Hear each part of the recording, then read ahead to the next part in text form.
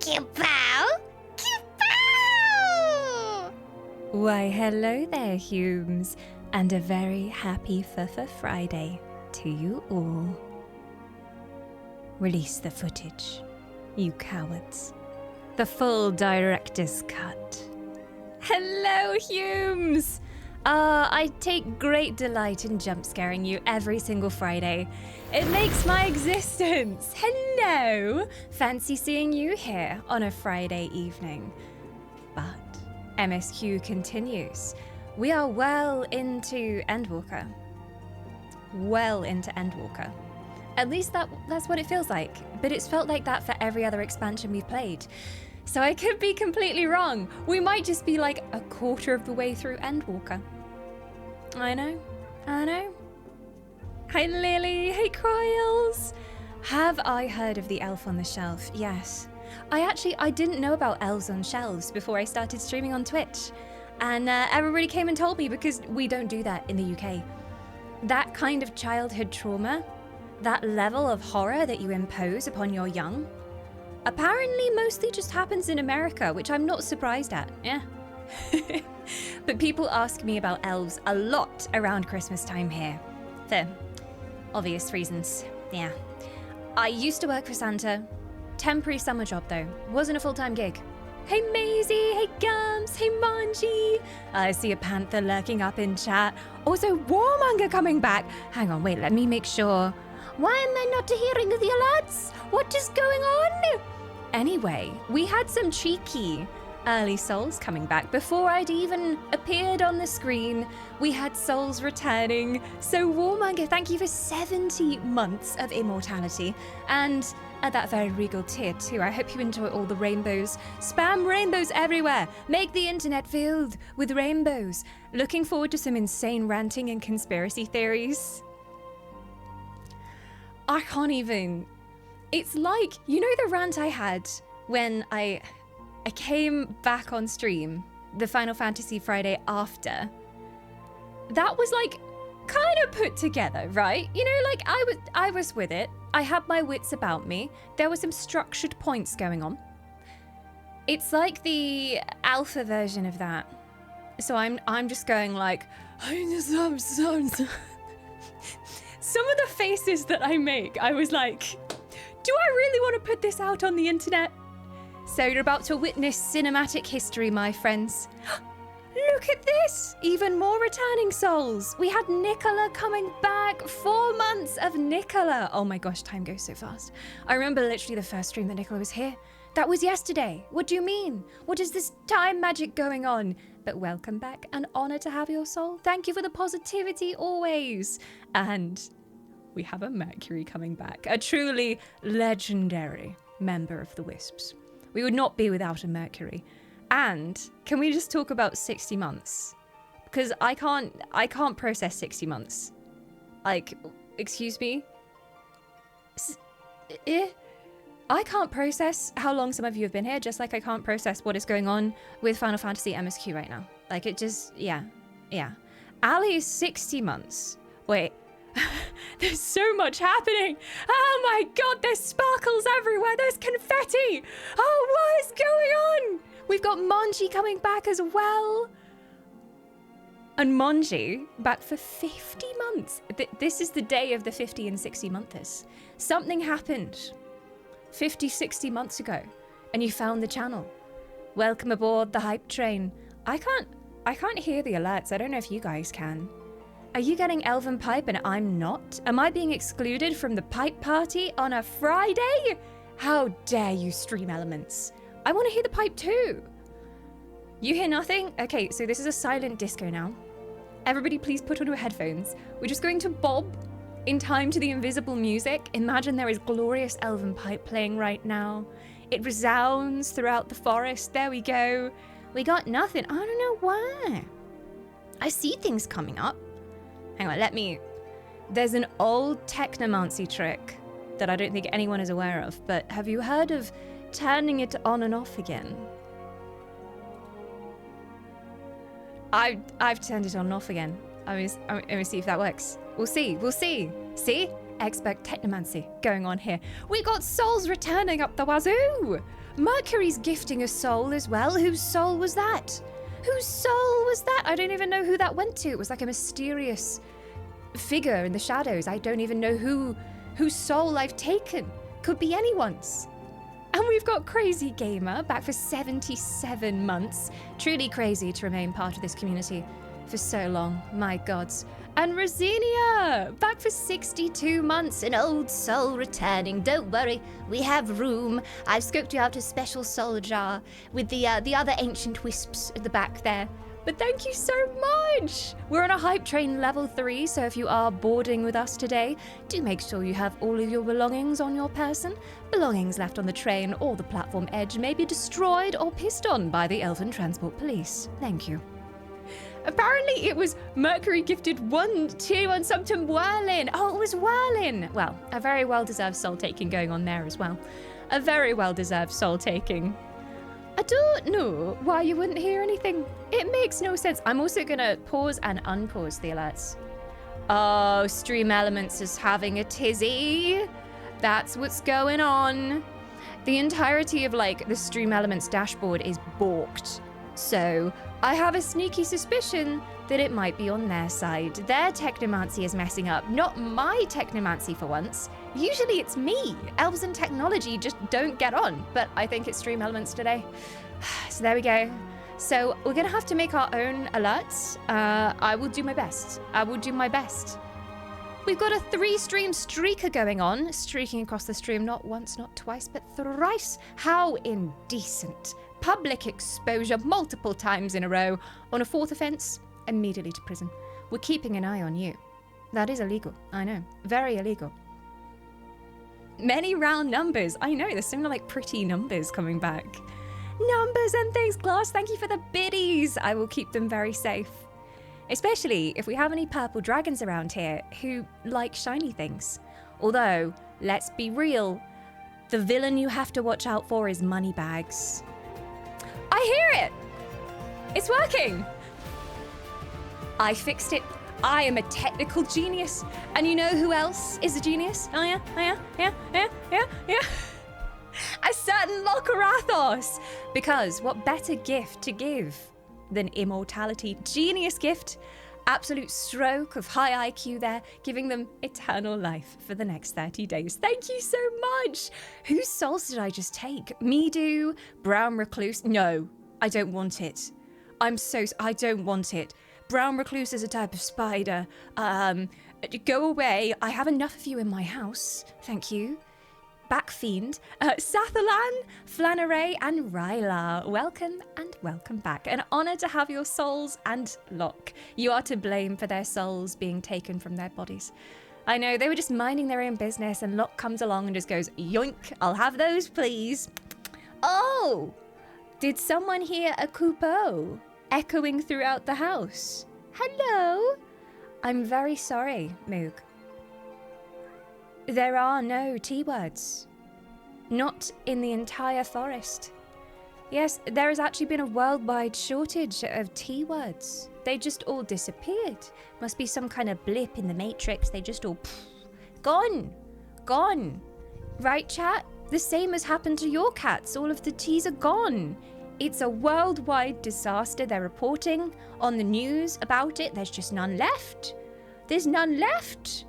So as soon as this unexpected time phenomenon resolves itself, you will have your treats again. I promise you. I said the word. Sometimes I wish there was a desk cam, because as soon as I say that word, her tail vibrates. I've talked about this a lot. It really freaked me out when I first adopted Mog, because I've never seen a cat do this before. Like, just tail vibration out of happiness. And you can tell when she's thinking about something that... She's opening the drawer.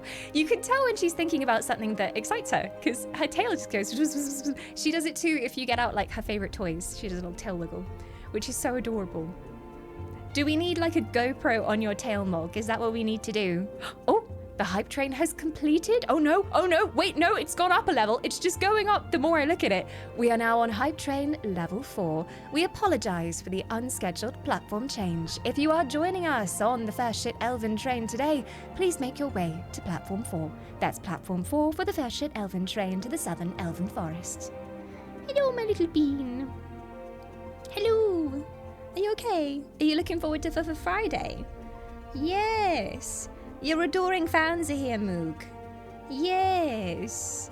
Please mind the gap between the train and the platform edge. I've always said if Twitch fails, I'll just be like, hey, British Transport, do you need anyone? See it, say it, sorted. I've never known if it's see it, say it, sort it, or see it, say it, sorted. I can't tell. If you see something that doesn't look right, contact the British Transport Police on 610... 16? I think it's 16. 610-016. He who smelt it, dealt it. That's how it goes. That's our like train announcements. And basically, they're trying to cover themselves as well. So if you fall down the gap between the train and the platform, they're not like held legally responsible because they warn you every few minutes on the train. Watch the gap, mind the gap. Take care. Don't fall. We are not paying for your expensive surgeries. It's not happening. How are your elven ears feeling today? I feel a certain something on the winds. There's a whisper of good games coming out in spring next year, and it fills me with joy. I honestly, like, after seeing all of these reveals, it's so nice to feel like positive about games industry news for once. I feel like there have been a lot of announcements that have happened, and the internet has just kind of gone into a tailspin and picked trailers apart and been really toxic and really negative. But it feels like after all of the Summer Games Fest, all of those announcements last week, everyone's just like, yeah, like everyone has something to be excited for. You might not be excited for the same things as me. We all have like varied things that we're really hyped for. Some of you, it's Persona. We've been talking a lot about Persona here. I still haven't played Persona. I need to play Persona. There were other people who were really hyped about Gears of War. There's a game called Spyro that I'm just like very normal about. It's alright, I guess, you know. It's alright. 6 out of 10. Perfect game. Hey, twin. Oh, bad day, poo-poo. Who made this so? I will fight them. I got a throat bubble. Oh, that was weird. I love when that happens, though, because your voice goes kind of like, Lilo on Stitch. But who made you have a bad day? I will fight them 1v1. I will send them a handwritten invitation, and we shall duel at dawn. Let me know. I will fight them. If it was just the universe in general, I'll fight the universe too, if I have to. Woohoo! Oh my gosh, we just smashed the sub goal as well. There's confetti everywhere. My gods. Thank you, everyone who traveled with us today aboard First Shit Elven. Thank you for joining the hype train. Please take your complimentary pastries with you. We do have lots of Lembas toast in the back carriage, if you can get to it fast enough. I don't know, it becomes a mad rush as everybody gets off the train. So there will be a dawn at Jewel too. Yeah, it's gonna get a bit confusing. If I put that on the invite, they might not know whether it's the time or the person they're dueling. Daybreak. Maybe we should say daybreak. That would make things a bit clearer. It might have been of my own doing. I've got way too many medical appointments to keep them all straight. Lists are great. I love writing a list, a good list of things. I'm such a scatterbrain. I know, it's really surprising. No one would ever ascertain this about me at all. I look very organized all the time. But I love Google Calendar is great for appointments because you can just see it really clearly, and like the day view is really clear. So highly recommend if you have like a bunch of appointments and it's stressing you out because you can't keep track of what is when. Human technology is great for keeping track of these things. Also phone reminders, they're magic. But yeah, I hope they all go okay. Medical appointments are so stressful. So stressful. I mean, I just avoid going at all. I'm like a car that hasn't had my MOT in like 10,000 years. I just don't go. And then we'll see what happens. If the car breaks down, that's how we'll know. Yeah. I have purple draft excluder. What? I also have purple draft excluder. I read that completely wrong. I was like, I'm so happy for you and your draft excluder. I have a purple draft excluder that I made called Spyro the Draft Excluder. You know what's fantastic about that? In the new Spyro, he's gonna be riding updrafts. At least from the exactly 7 seconds of gameplay footage that we got, he's gonna be like lighting a fire and riding the updraft. So it goes together so perfectly now because you have a Spyro draft excluder and he rides the drafts of the winds. It's meant to be. Did you make him from scratch? Is he filled with beans? I feel like we need to see him. We need a photo of the Spyro draft excluder. I've realized that I don't have nearly enough Spyro artwork on my walls. I need more. I only have like 5 Spyro paintings, so I need more. So if anybody knows any artists that make Spyro the Dragon fan art, I would love to support them. I need more. I need more. It needs to happen. I'm just a little bit excited about Spyro, just a tiny bit. A friend that hadn't seen any of the reveals because they were too busy with work, I texted her a few of the titles and she freaked out. Yeah, it's so unexpected as well, so many of the things that they announced, and so many of them are remasters or reworks of old games that we loved. And there are a lot of people in the comments as well of my social media videos who are like, I forgot this game even existed. Oh my god, just seeing his face brought back so many childhood memories, and that was the first game I ever played, and oh my god, I just forgot Spyro was a thing. So, reawakening many childhood memories. We need a Spyro mic charm for her. Yeah, I need something like hanging here. I have got Pondering Spyro, who I think he came from a school friend who just gave him to me and was like, I know you like Spyro, and gave it to me. I think he's from a cereal packet, but he's really cute, and he has this expression of like, he's like looking up like, he looks very cute. So he normally sits on my desk. He watches me. He might stick on there. If I got a big blob of blue tack, he might just about stick on there.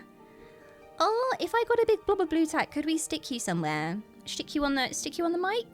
Yeah. Might need a very large blob of blue tack for this one. Yes. Yes. The friend is a big Resident Evil, Final Fantasy, Zelda, and Persona fan. Massive day for them. Massive. Oh, I love seeing the Zelda reactions as well. I would have watched the Nintendo showcase, but they just dropped it like the day before and said it's gonna be at 3 p.m. UK time. And I'm here in my pajamas editing videos. If I'm not on stream, I look like a total goblin, which you'll see in a second. But yeah, I just was not prepared for a Nintendo showcase. Neither was I prepared for Fable to drop all of that gameplay footage on a random Wednesday afternoon. Half an hour of gameplay footage. They were just like, here you go, internet. It's out, it's on YouTube. There you go. We're not gonna do this during a live stream or anything, but it makes sense because the amount of money they would have had to pay to have that featured during any of the showcases, and they wanted to give us a really long look at the actual gameplay and show us the actual systems, not just another cinematic. So I think it was a good combo, and also it being a video, so you can just like pause it, take in the details, look at what's going on. Still processing that. We watched it on stream yesterday and it looks so good. Praise be the Moogs! Queen Moogs, you are being worshipped. As usual. Oh, hello. Yes. Praise be. Praise the Moogs. Are you gonna sit down or are you loitering today? I think she might be in a loitering kind of mood. Sometimes she's super cuddly and she'll just settle down here. Hey Jam Jam, welcome on in. Praise the Moogs indeed. Blessed be the Moogs. She's now, no don't, she's stepping on Alphino. That's just rude. That's just rude. I'm sure he wouldn't approve. He doesn't mind you eating treats off his face. But not that. No, no. But Humes, we have something of great importance to do. The people have been waiting. The people have been clamoring. Release the footage, you coward, they cry. and we had a goal up for the full director's cut of me in bed around 6 a.m. I think it was mostly from like 4 till about 6 a.m. I was like in this state of trance, like, I don't even know. There is one section of this video that I want you to look at because I turn to the camera and my pupils dilate. What kind of crack is Final Fantasy XIV Online? Like, seriously. I don't even... Faye, thank you so much for 9 months of immortality. Welcome back. Welcome back. Good to have your soul. I'll keep it very safe. It's a very shiny one. I sense Fae energy in it. I've never trusted the Fae, but this one's a good one. Ah, the purest crack. I was going to say I'll make sure alerts are muted, but alerts are kind of broken anyway, so, okay, stream elements, whatever. They might, I think they're having some server issues, but it might start working a little bit later on, we'll see. But are you ready for the showing? This is the full director's cut extended edition behind the scenes. I never thought I would actually show this to the internet. I briefly, I think why I'm saying, guys, oh my god, guys, is because, like, originally I entertained the thought of putting it on Patreon because I was like, okay, maybe a very small group of people can see this footage. And then, yeah, I made the mistake of mentioning it on stream as well. So here we go. You're about to witness true unhingedness. You're about to see what the madness that is the Final Fantasy MSQ can do to a person. Final Fantasy music. Let us go watch the experience. Yeah. Hey, where did you go? You were ready. Where did you go? Are you, Hey, she's hiding. Ah! Jump scared! Okay, so I am whispering in this video. I attempted to subtitle it, but it could not keep track of what I was saying. And it kept, like, making Heidelin's name really weird, and, like, it could not keep track of anything, so I just gave up. So you're just gonna have to listen very, very closely. Use your best pointy ears, okay? If you can't hear it, let me know. I will boost the heck out of it. Yeah, here we go. I'm just gonna sit here cringing. That's my job, all right?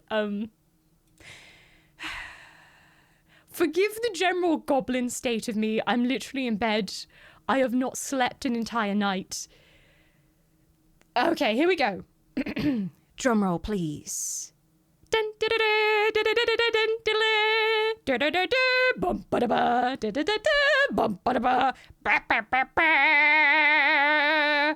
the clip.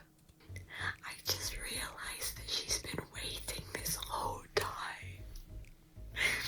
She's been waiting this whole time because we only just came back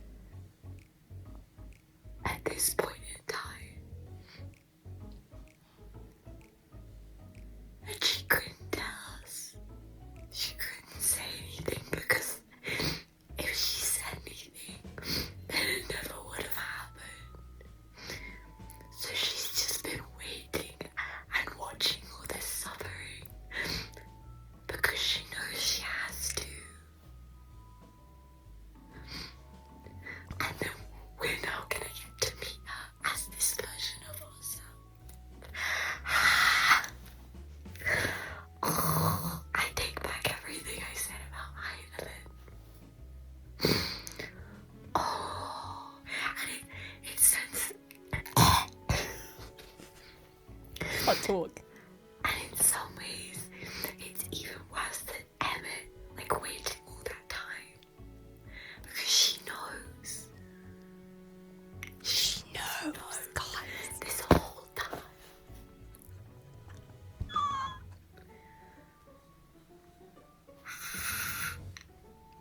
Oh, fucking video games, man. Oh, writing.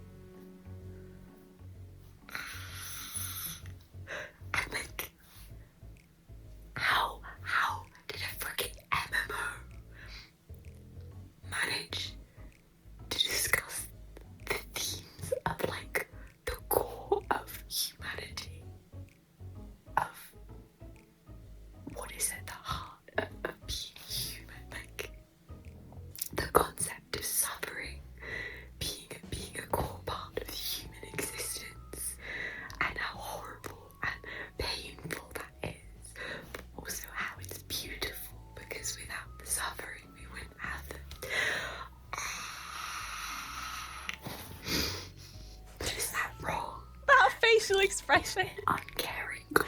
I'm sorry, can we just have a moment for like this specific facial? What am I doing? What am I even doing? Like, I think I'm trying to clear my nose. But is that wrong? And like, is an uncaring God that allows us to suffer? Like, oh, and if you look at every religion throughout the course of human history, like that's the core part of every religion. Like this concept of suffering and like holy suffering and in a video game.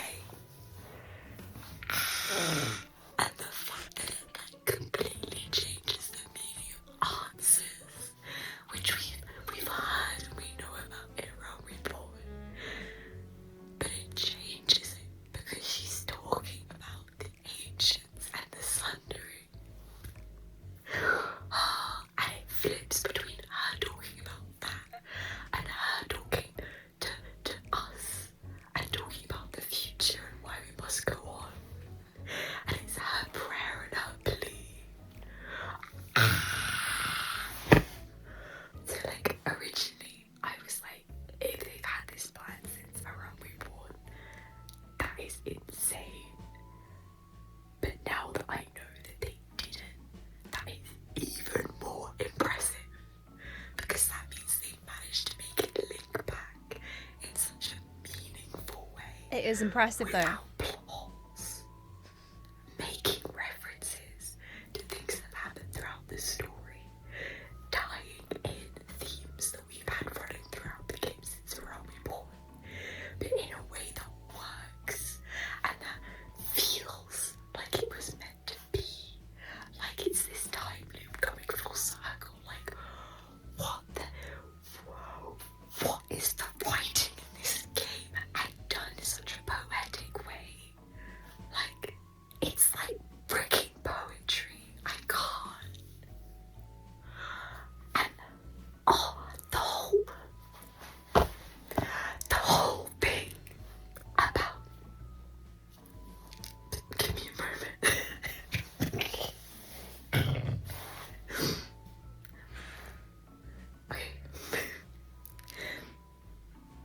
Full uncussed silence here. I'm loading. And Elvis being like Greek themed, and then that tying so well into the themes of like tragedy and fate because of Greek tragedy and the idea of the classic fated doomed Greek hero. Like the fact that everyone has these fates that they can't escape, and Hermes being the tragic hero of someone who wanted to do good and wanted justice and only wanted to do the right thing so badly that he ended up doing all of the wrong things. Literature.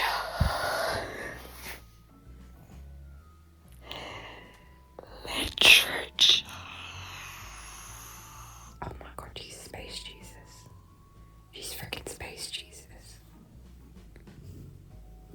This is where Morg joins me. Morg Island is Space Jesus. Yeah. Because to suffer is to live. A moment for my chins as well. She gives us freedom through suffering. Yeah.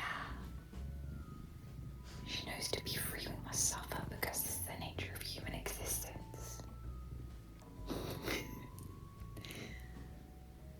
And she sacrifices everything. And she walks through pain and suffering for the redemption. Morg's are just of purring mankind. like, Mom, are you okay? Isn't that right, Moogle? Yeah, Heidelin is Space Jesus. Confirmed. But it's true. It's true because, like, what is at the heart of every religion is, like, the question you ask if you don't believe in God is, Oh, she's going on about God again. why would they allow there to be suffering? Why would they allow that? Who would worship such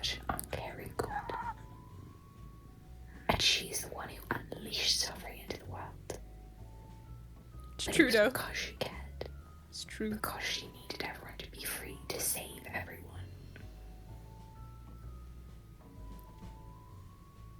And what is the one thing that religion always says in answer to why does God allow suffering? Because of faith. Because to prove that you believe in God, you have to have faith, and faith is a belief in something that does not have a clear answer. Fuck. Answers. Because faith is not hope. Faith is like believing without any evidence, without any answers. Fuck, Mark. Fuck. I'm sorry. I'm so embarrassed right now. Walk free, Mark. Walk free. Believe.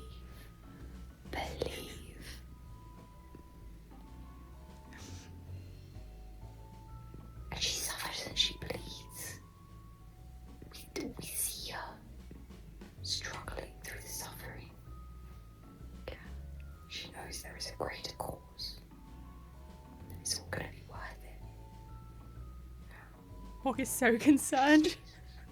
She's Jesus. I worked it out. I got you sus, Greenix. You just inserted Jesus into my crystal mother. It's Greenix. I forgot I said that. Why putting Jesus in my fantasy game? Take that Jesus out my fantasy game. So cute. She's very cute. I don't know if I'm overthinking. Look at my pupils when I look at the camera here, okay? And whenever I'm watching. But you know what Meteon is like when we first meet Meteon. And she doesn't just do it Oh wait, it's not this clip. It's one that's like this at the end. once. I'll let you know. Every time she meets someone new, she says her like little lines of like, I wanna hear your thoughts and like feel your feelings and like what. And at this point, I leave bed and I go back downstairs and I check my own VOD.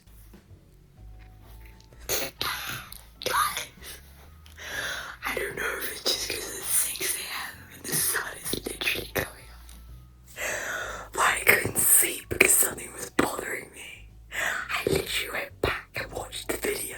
And you know when we first meet Meteor, right, the very first time.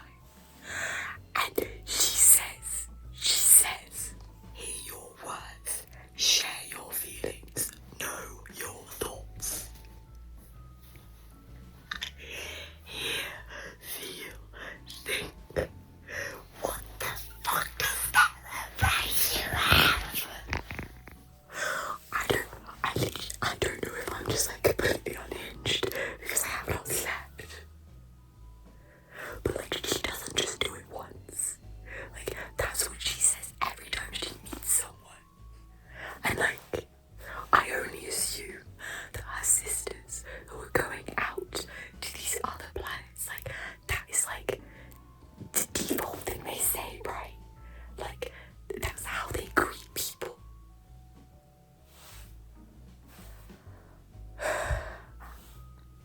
And not only that, like what if it's like literally Heidelin has been trying to warn us this whole time? What if, So bro? that was like always in the back of our brain, like when we meet Meteor. Like that's why something was familiar about those words, because it was a warning. It was a freaking warning, like this whole time. But she couldn't tell us directly.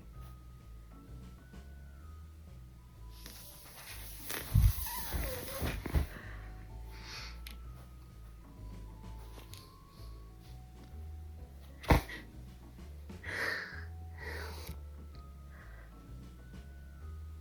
think this is just a piece of footage of me thinking. I just need to go to sleep, I don't know. Watch my eyes. I was watching back the footage and I'm like, what the? I want to take this moment to confirm that I have never done drugs in my entire life, but the MSQ of Final Fantasy XIV Online is probably the closest that I will ever come. All right. Let me see if I can find it. Okay. It's the last clip. Just watch my eyes as I look at the camera. Oh, maybe I just need to go to sleep. I don't know. There you go. I've now put that on the internet. I'm sure I'll never regret that. Ever. Yep. Can I get a BAFTA or something? Or do they hand those out for theory videos? There you go. I saw some people mentioning, if you would like, I will upload the full video to Patreon. In case you want to put yourself through that again. Also, my phone was really low on battery. And also storage. So I kept having to like do another recording and another recording because it would say low on storage, low on storage. If my phone had not had low storage, I think that rant would have been like genuinely half an hour. But there you go.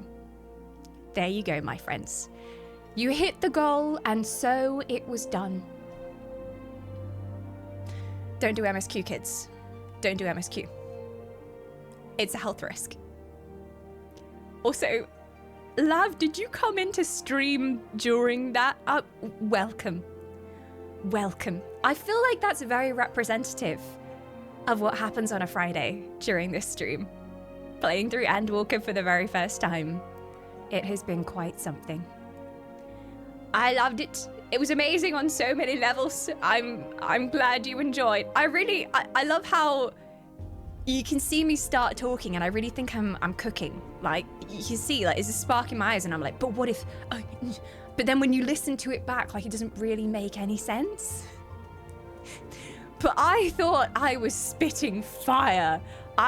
Especially, you know, when I was talking about Greek myth, I was like, oh yeah, like the Odyssey, yes, it's all coming together, Greek myth, the Bible, Bedbrain always thinks it's solving world problems while it gibbers. It's like when you leave a note on your notes app in the middle of the night and you think it's the best idea you've ever had, and then you wake up in the morning and it doesn't make any sense at all. Still too soon to weigh in on it, but the experience is very valid. I just want you all to know that you did this to me. You did this to me. You convinced me to play this game, and I'm not sure I can ever forgive you.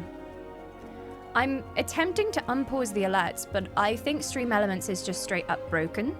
I will try rebooting like the whole program, but I can see that a certain someone has returned.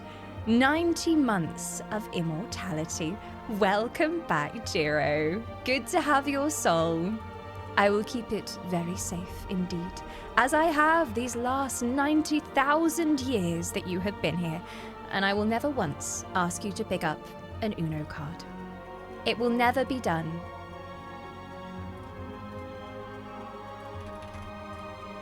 I would never do such a thing. I'm not a monster. We MSQing? Oh, yes, we are. Friday is MSQ day.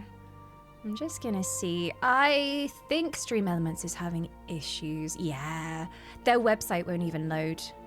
So that's how you know. So, if anything happens alerts-wise, I will try and keep my eye on it. But if anyone resubs, just throw some hype in chat so that I definitely see it. If anything happens, because the alerts are not going to play, because Stream Elements is poo-pooing today. For some reason, the entire site is just dead. Feels like more with every Uno card joke you make. Such a burden to carry so many Uno cards, but someone has to do it. Walk on, my friend. Walk on. Believe. Dawn, you're the main reason I started playing Final Fantasy XIV. Am I an influencer? Finally, after 10 years, am I a proper influencer? Look at that. I have influenced. There were a few people who joined during our sponsored Square Enix streams, and they're now getting to the same stage I'm at, which is crazy. Like, you've just completely blasted through the story, which I can't even fathom. I'm a trendsetter, yes. Total trendsetter. Slay. Red is well ahead of me now. I can't believe you've managed to get past me. I'm just slow. I guess if I wasn't playing this on stream, I probably would just sit down and play it every single day. I wouldn't be able to stop myself. It's like trying to resist watching the next episode of a really good anime after you've just finished an episode and accidentally binging through an entire season. Like, I would do that if I wasn't so committed to playing all of MSQ live on stream. But I am. I'm committed to letting everyone view my existential crisis in real time. I do feel like they should just rename this entire expansion to Final Fantasy XIV Online Existential Crisis. It would be more fitting. It really would. I continued from halfway into Heavenswood in January, and now I'm ahead of you. So speedy. But we best get into game. So we can cry some more. I'm trying to remember what's actually going on in MSQ. We're in like an in-between bit where we were in Labyrinthos and we were helping people prepare. So there's a bit of like background Sharlayan lore going on at the moment. But I have a feeling we need to go and see a certain Crystal Mother. Maybe she will have the answers that we seek after all this time.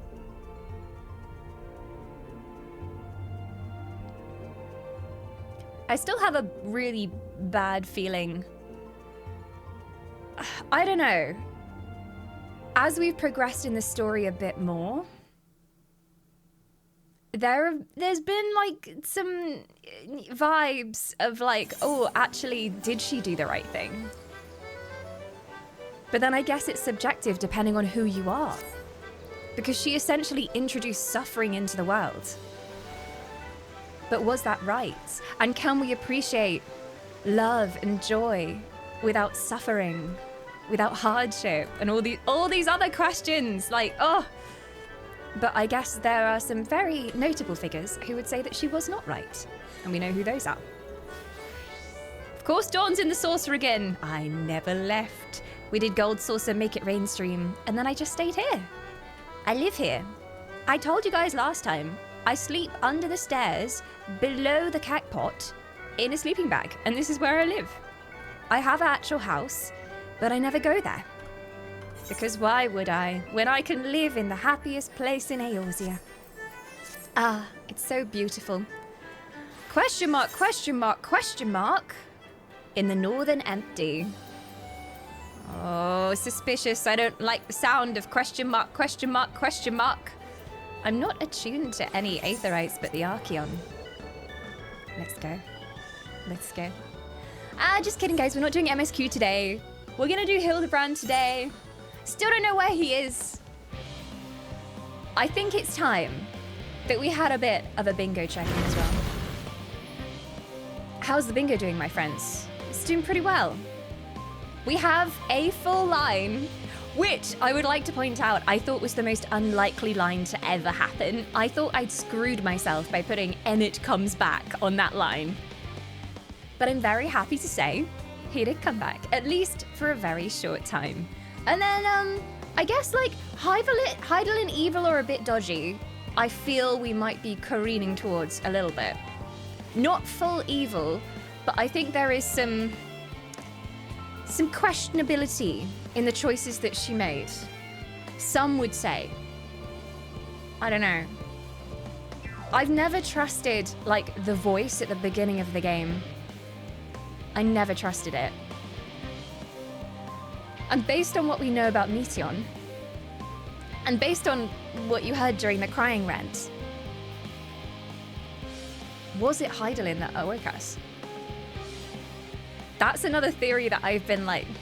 I mean, we literally saw Heidelin in that first cutscene, but like... It was just too perfectly, like... Here, feel, think?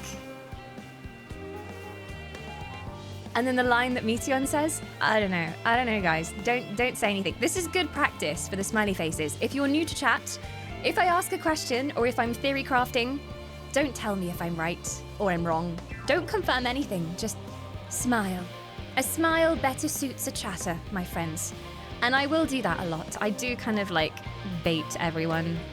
I'm a horrible person. I don't mean it. I'll usually say, actual question, guys, if I actually mean it. I'm still stuck on Meteon being a real name. I had to get used to it because I thought it was going to be like Meteon. But Meaty, I've got to say, every time I say her name, I think of a meatball. And I can't get it out of my brain. She's a little meatball monster. But the bingo's doing pretty well. I don't know if we've had a long, boring political cutscene, despite having a Sharlayan council cutscene last stream, because it wasn't boring. I think they're just doing a lot of work on like making every cutscene interesting. And we haven't had that typical like everybody standing around a map ranting about blah blah blah that we had in A Realm Reborn and parts of Stormblood. Like all of the political cutscenes are really like action-packed, and like everything they're doing with the camera is really cool.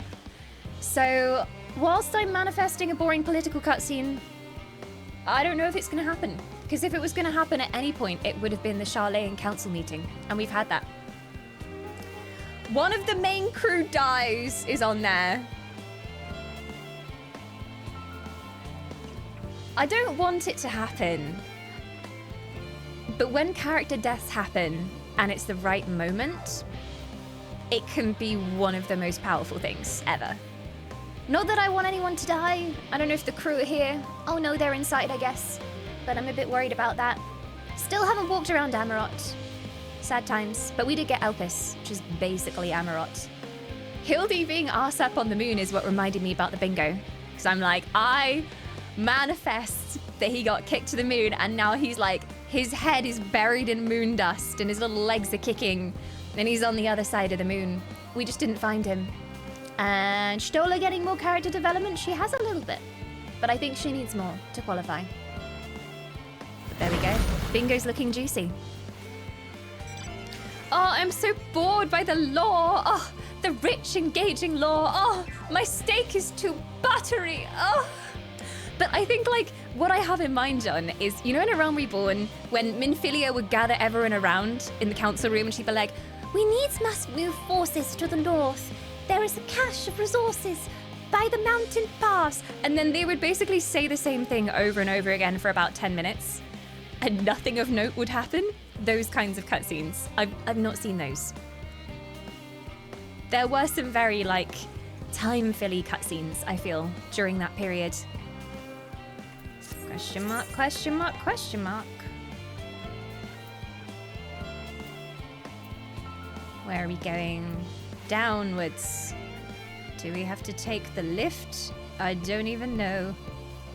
I'm just gonna walk this way. But then I think that was very much a product of the games industry in general at that time.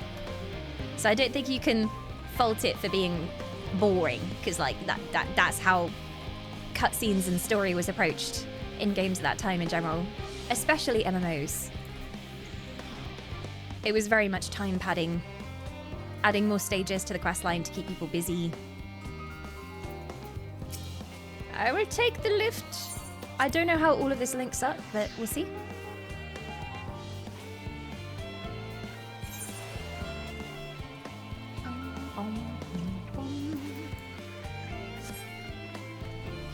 Go, Petey, go!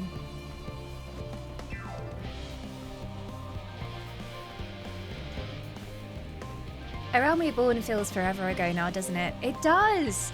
I mean, for me, it was actually quite a long time ago, because I've been progressing very, very slowly through the story.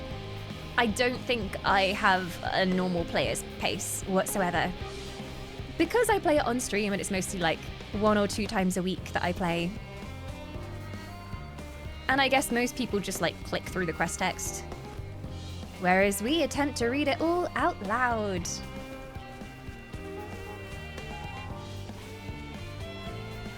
I was saying earlier, but I think if I was just playing this off stream, I probably would have burned through the story in like a week. I would have just been like, oh my god, give me more of this. So it's been good, really, that I'm playing it on stream, because it forces me to pace myself.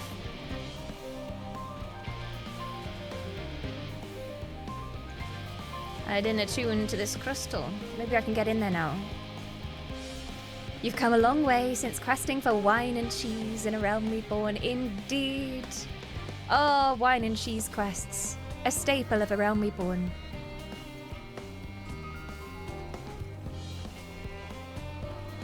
...2019 for me that I played a realm reborn. And then after that, I took a small 6-year break. 6-year break! Just a little vacation, just a little holiday. You were only away for a second. Worry not.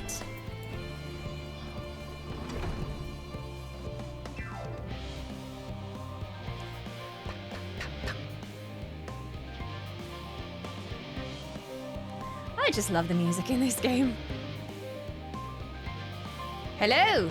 Oh, the Wabbits. I'd almost forgotten about our Wabbit adventures last stream. Seeing Urianger with these tiny Wabbits is adorable as well. Muffins. I wonder if this is how Puddingway felt the first time Urianger made pudding. Though I'm not sure that actually was pudding, come to think of it. Something seemed a bit, off.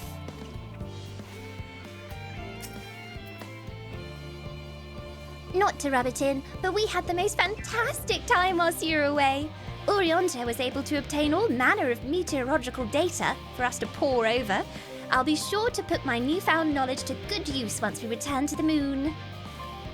It's my duty to make your journey as comfortable as possible, though there's no telling how long it will be. 100 years? 1,000?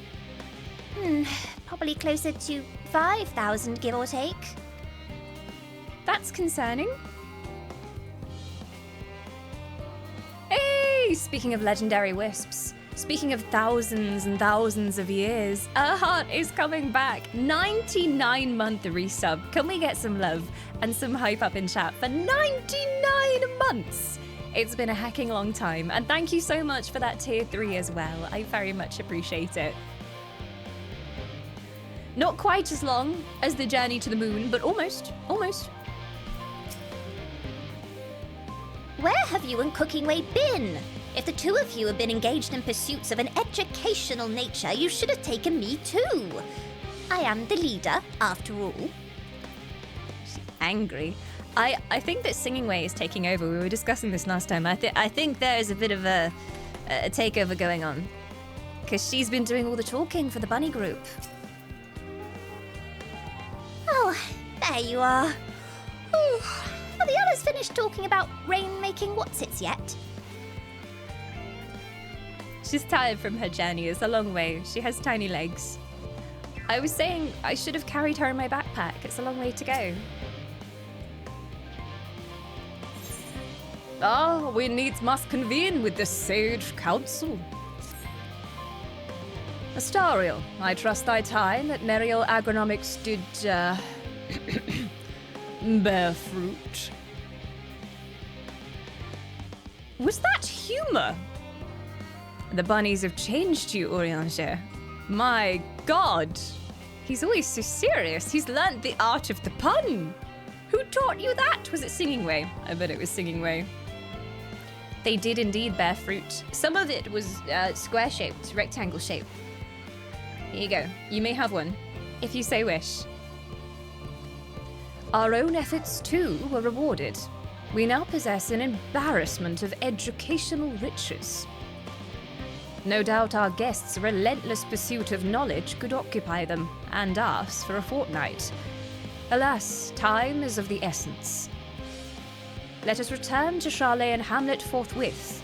I shall gladly attend to each and every Loprit there, should further questions within my power to answer arise. Don't say the word answer around me right now, dude. It sets me off.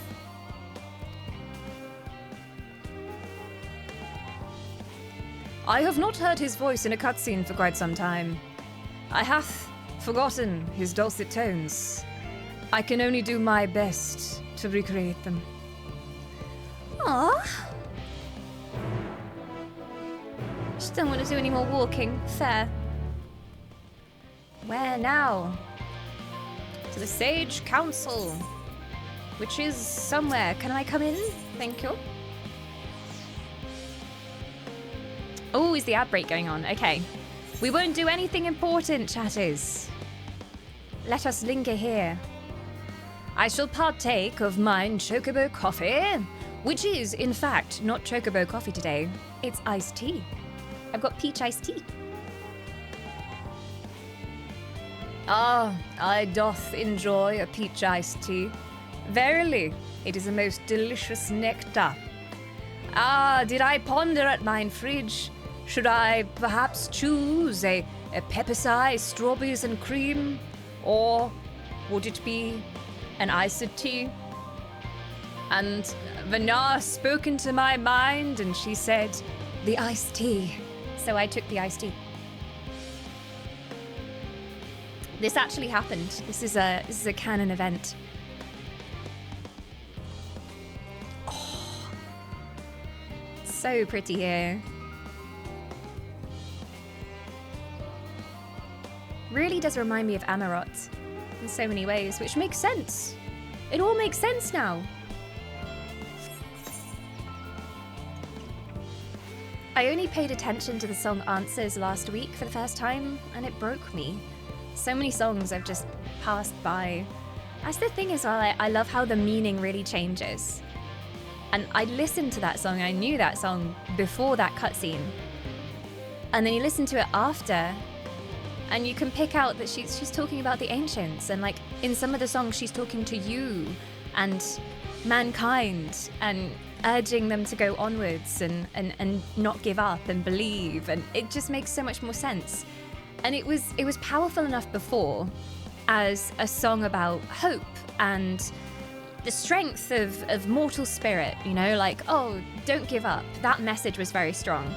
But then when you combine it with everything that we know after that cutscene, like there's a sadness in it too, and like letting go of things in order to carry on, and the cost of love. And it's like, oh, so good. Hello. I now understand why Answers makes people cry. Because I always just assumed like, oh, it's a lovely, hopeful song, and that's why it means so much to people. But it's so much more than that. Greetings! Oh, we're having a fashion show going on. Oh my gosh, you be careful with that thing. Wow. Wow. Slay. With Lalafels, I always try and look at your outfits. But it's really hard because you're so short and I'm so tall. Like, even if I zoom in my view, I can't even see you. I have to sit down. Come here. I love the blue tones though. Lovely. Very coordinated. I have some stuff to give you for the house. Oh, for the FC house? How kind of you. I have many inventory slots spare. Many. At least like 5. It's practically echoing the room in my inventory. I'm so ready for the World Lalafell Day Parade. Well, Tiny Xenos is. Is this an official in-game event? Or is it like a fan-organised parade? Ooh! A banquet table. Ooh, 10 out of 10 would drink poisoned wine from that banquet table. Crystarium mechanical till. Ooh, can we do a little farming area? Baker's show window. You know me too well. Even more bread for the FC. Thank you, that's very kind of you. We'll go back to the FC at the end of stream.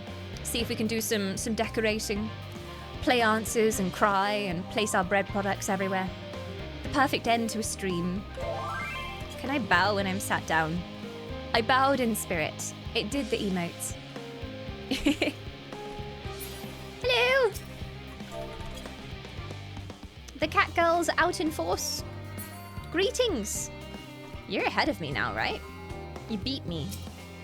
Also, I should probably put my actual Endwalker outfit back on. I can't apply glam plates here! Okay, well, gold saucer fit it is. No matter what happens, at least I will look fabulous.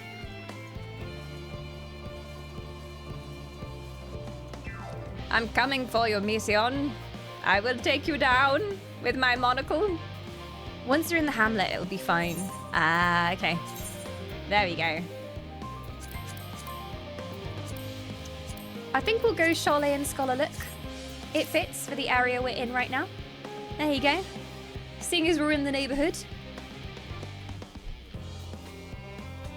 Greetings, Chocobo Keep. I probably should talk to you. Who actually uses the Chocobo Porters? Like, surely no one uses them. Because you get Chocobo at such a low level. There's no reason to. I guess they're good if you want to go AFK and travel somewhere. But then Aetherites, why wouldn't you? Hello, what you up to? That was ever so delightful. And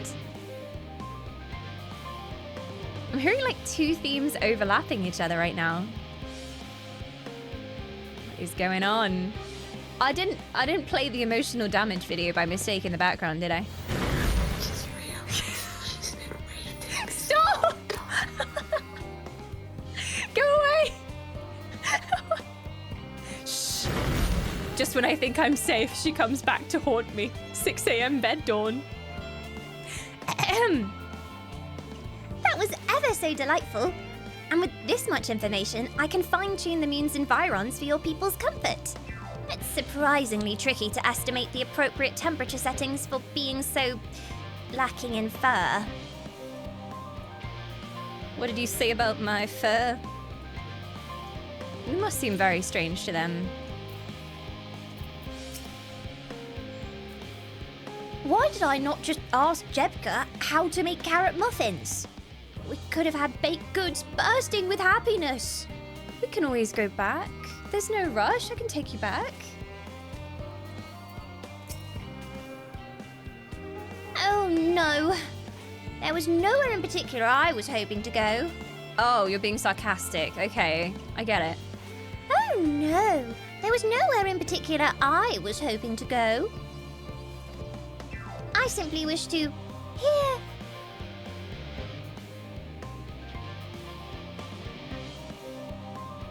Don't you start saying things like that. Okay. I simply wish to hear, see, feel, and think as much as I possibly can whilst we're here. What is that look for? What did I just say? You're fired. You're also corrupted by Meteon. I don't trust you. I guess, you know, if they're formed from Hydalin's love, it makes sense why they would say that. But then why does Hydaline even say that? Right? Hydaline is Meteon.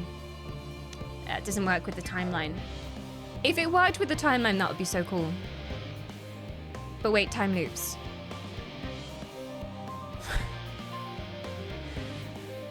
I need a button I can press, which just puts up the maths woman overlay on the stream. But yeah, that would be a cool twist. Meteon becomes Hydaline, alright? Doesn't work with the timeline at all. But there you go. I need my tinfoil hat back.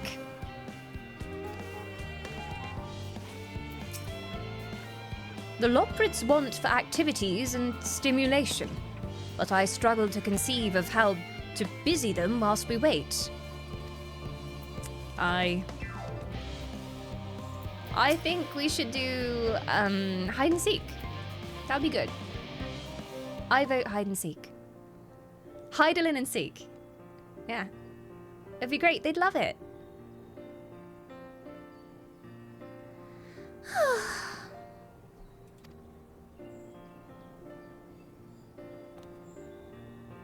Yes, Astariel, that was indeed me verbalizing a sigh to express my emotional state. Do you want to know why? Something tells me that you're going to tell me anyway.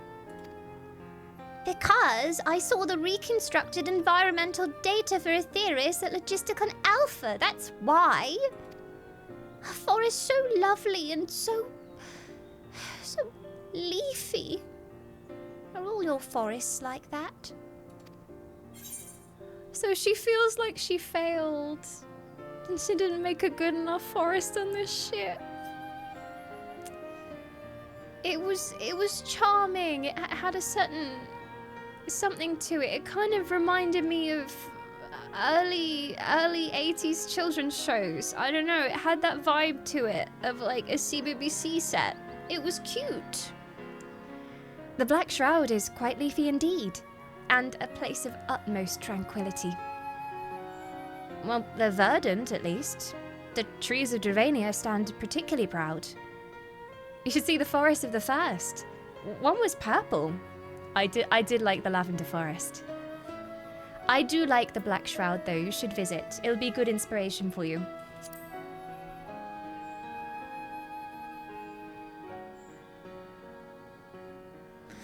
Gasp! Gasp, I say. With a star so wonderful, it comes as no surprise that you're reluctant to leave it behind. I was a fool to think otherwise. To assume that the moon was something worth being proud of. How ridiculous we must seem to you. Trying so hard, yet achieving so little.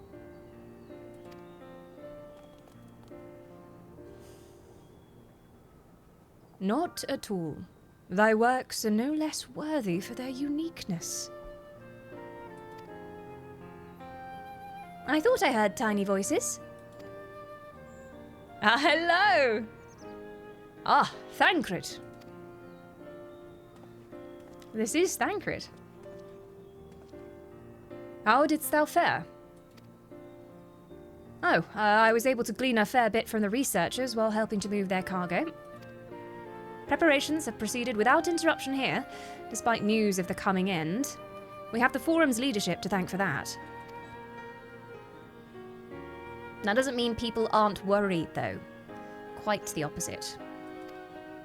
Knowing disaster could strike at any moment, they hurry to complete their work, equally aware that a single error could be the difference between life and death. We can hardly tell them that there's no cause for concern. It is literally the end of the world, so that would be lying if we were like, yeah, it's fine, it's just the end of the world. No big deal. Like, there's no need to panic. Perhaps not. Though aided by our goodly growing way, we may yet find other ways to lighten their burden. Me? Be of use to people? I'm honored that you would think me so capable, but I'm not sure I'm up to that challenge. Nevertheless, I believe in thee. If you say so, I suppose it can't hurt to try. I passed someone moping in the Western Plaza that looked to be in need of a helping paw. Perhaps you might start with him? Surely the mere sight of a cute little bunny will brighten their days. 'Tis as good a place as any. Come.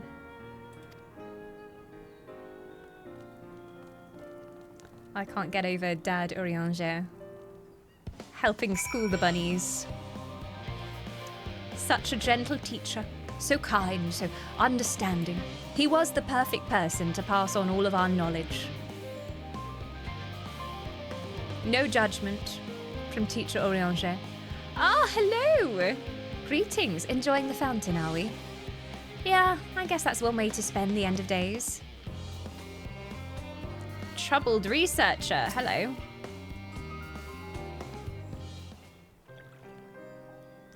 The sad music.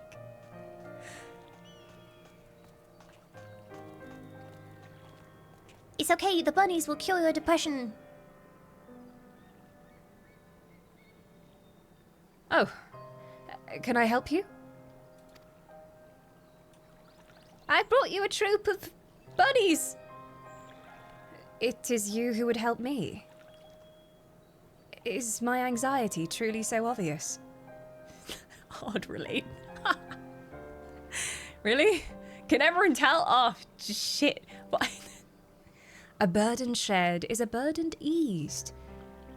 Pray, tell us of thy troubles. Those little fellows do look like good listeners. I'm an engineer, you see. And what they say of the ship, that it's the sum of decades of Allagan ingenuity, that it's built with peerless Allagan technology. It's all true, but... I know that none of that's a guarantee. We've never before launched a starfaring vessel, let alone flown it in the great expanse. All the tests we've run have been on the ground. Only operational personnel and cargo will be aboard the first voyage, but even so, if it fails us then, what can we do? And if it doesn't, it could fall apart on the next flight, or the one after that. We've done everything we can to prevent that from happening, but it hardly matters. We thought the Aetherburner's design was flawless too, and look how that turned out. Thou art familiar with these most daunting technologies, and thus dost thou hold the power to allay his fears. Oh, I'm not sure about that, but, well... Maybe you could tell me if there are any aspects of the ship's design that you're especially worried about? Our ability to walk about and perform tasks, for one. I've devised a means by which to employ gravity, a spatio-temporal spell, to regulate the environment. But what if it's not strong enough? What if everyone floats away and begins crashing into things as soon as we've left the star? She knows. Aha! Gravitation. Maybe I can be of help after all. Up there is not so different from down here, you see. The same rules apply, and if you consider them as part of one great big cosmos rather than separate places... Are they going to talk about physics? In-depth chat about physics. I suspect both parties shall find comfort in this conversation. We shall not be party to it, I'm sure, because it will be far too difficult for them to explain.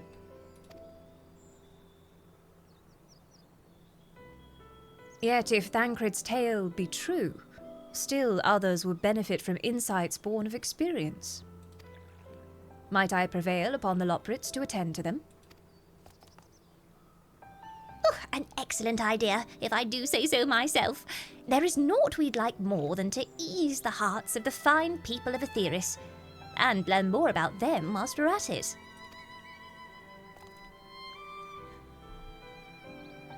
Full glad am I to hear it. Gather thy companions and bring them hither. This is going to be the fountain of learning now. Astariel, thou hast a gift for finding souls in need of suck. I very much do. Thank you for acknowledging that. Pray, seek thee out the distressed and the apprehensive, and inform them that help is at hand. I shall await them here, that I might introduce myself to... Yeah, you're Loprit matching them. Okay, that's your role here. Loprit agency. I shall await them here, that I might introduce each to a suitable Loprit. I shall go, I shall find souls in need of suck, and I shall return. Oh, I do so look forward to that. A place for every Loprit, and every Loprit in their place. That's a reference to something, and it's the back of my brain. A place for every Loprit. Every Loprit in their place. What is that a reference to? Oh, it's gonna bother me. Bum, bum, bum, bum, bum, bum.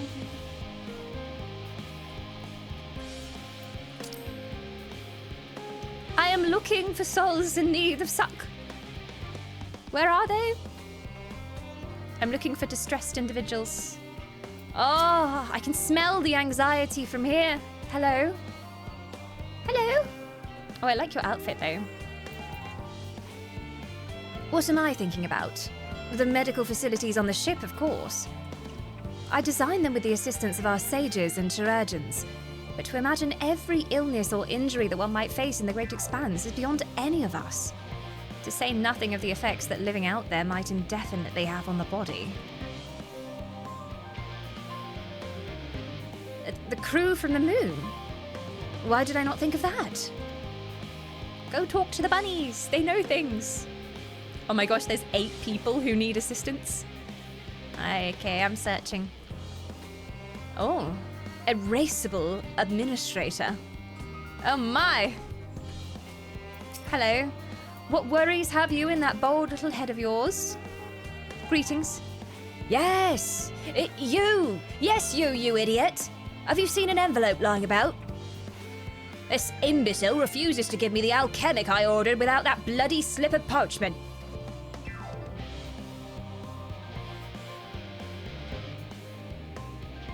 Some people respond to anxious feelings with anger, not distress, fury.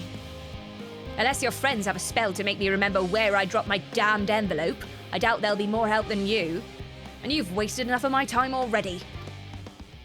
It would be unfortunate for all involved to inflict this man upon the Loprits. True, although I kind of want to see what happens. Did I drop it on the path? Did I leave it at home? Why in the 7 blasted hells can't I ever find things when I need them? Ah, see, it's not anxiety, it's ADHD he's got. That's what he's got. All right. Sorry, I'm only looking for people with anxiety. Oh, a capricious researcher.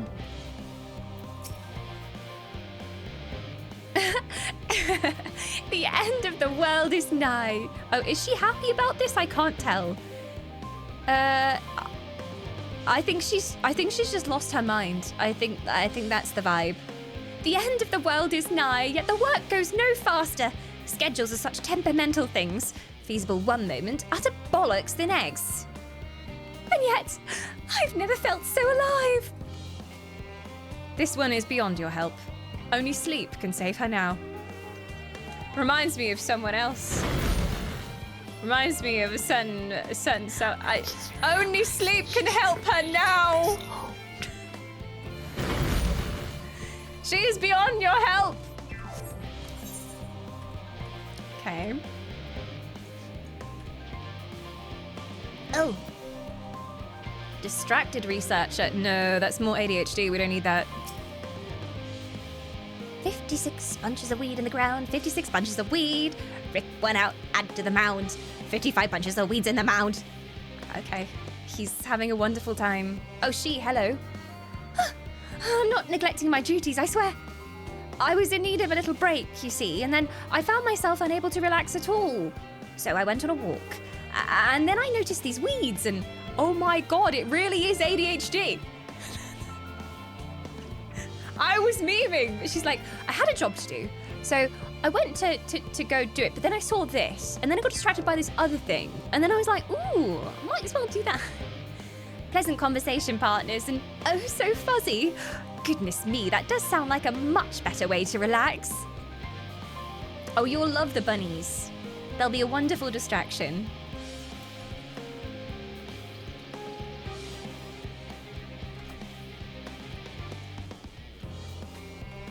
This is researchers. Half of us have ADHD. It just makes sense. Sharlayan, the ADHD capital of Eorzea. Oh, this person is harried. Why art thou harried, fine sir? Blasted assistants. Where have they gone off to at a time like this?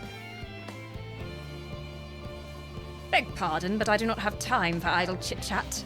I need to reconfirm that aether levels are consistent throughout the vessel's machinery, and it seems I shall have to do so single-handedly. I swear, when I find those assistants of mine... Calm down. The Loprits are willing to help. Why didn't you say so? At least they won't moan about how they checked 24 times already and haven't slept in weeks. Lazy sods.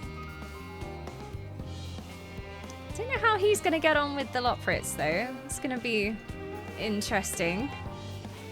Maybe his anger will calm. They're therapy Loprits.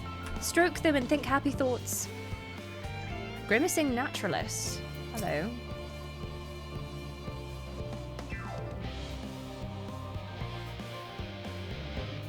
My face.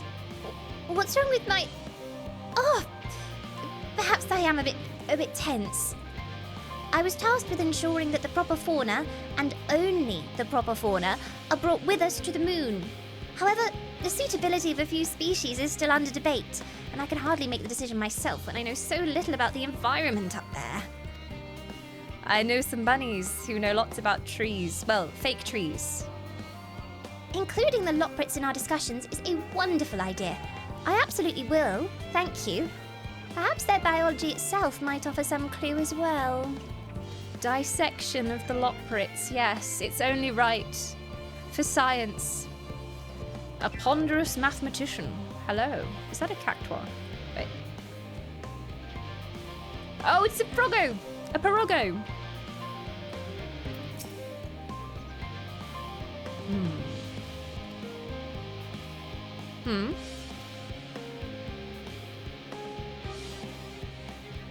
Consult our collaborators?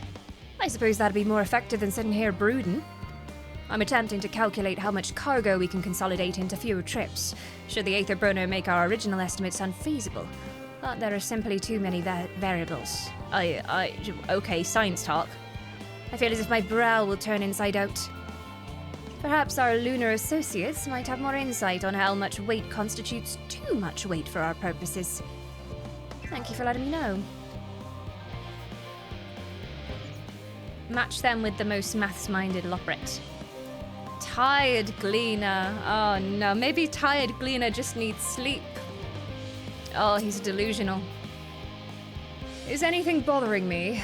Well, I've been loading cargo for bells now, so my back feels like a void sense played it as a piano. Oh, my feet and knees are drums and cymbals too. The Gleaner seems fine, if in need of a break. Have a Kit Kat. Take a break. Where haven't we looked? Oh! This one might be too far gone. Are they crying? Just leave me to my misery. The forum can appoint someone else. I apologize. I simply don't know what to do. How am I supposed to pilot the Ark if I'm already falling apart under the pressure? Oh, you're a pilot. Oh dear. That's not good news. Do you know a starship pilot that I might speak with? Truly? Well then, there's no time to waste. They can help me prepare for this monumental task. Dry your tears, my good man. Help is on the way. Therapy, Lopwits. Yeah, Talking Way. Talking therapies with Talking Way. That would be the best therapy session. They would be incredible therapists. And you could just like stroke their ears at the same time, so soft. Plus, they're just like aggressively positive. So like, I don't think it would be possible to be negative around Loprits, really. Okay, a few of them have assembled. I need 2 more, I think. Trauma way. But then that backfires because the whole idea of the Loprits is they're born of Heidelin's love. And they're born of like, you know, some aspect of humanity that is good, right? So can they also be bad things? Don't they have to all be good things?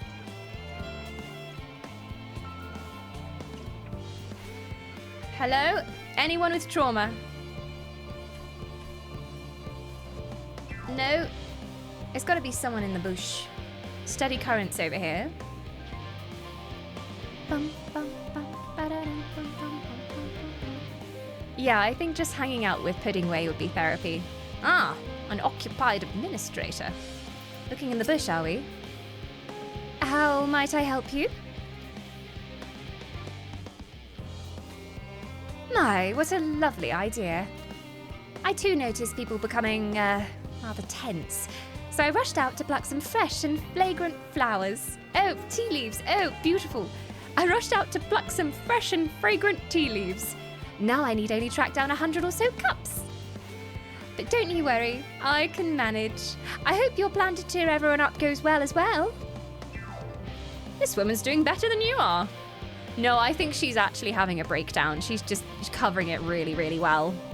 And she's avoiding some task that she needs to do by making 100 cups of tea. I don't think she's okay. I think she needs some help. Yeah, she's dissociating massively.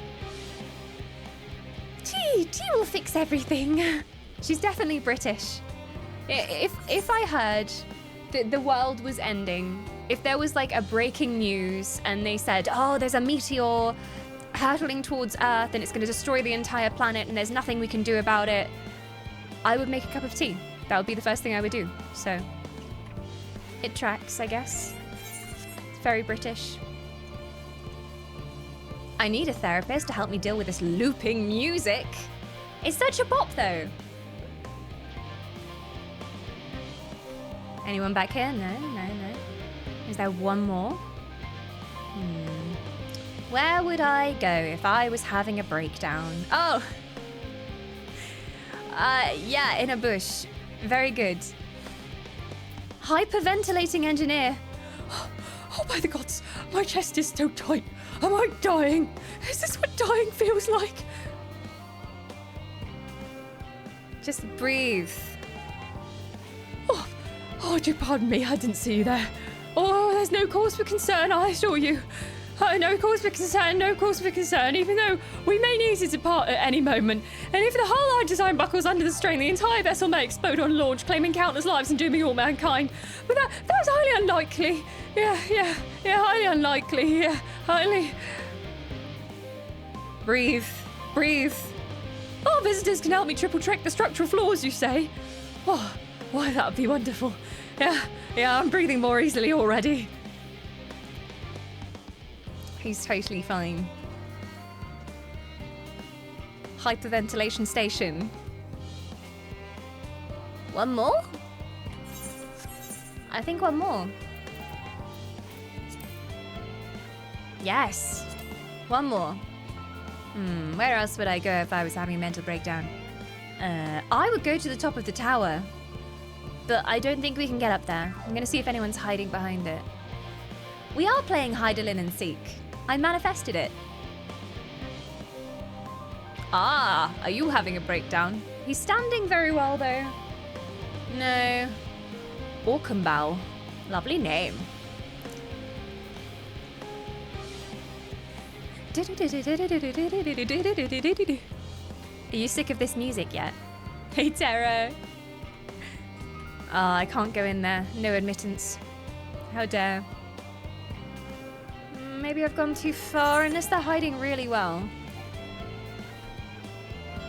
This is an excellent hiding space behind that pillar.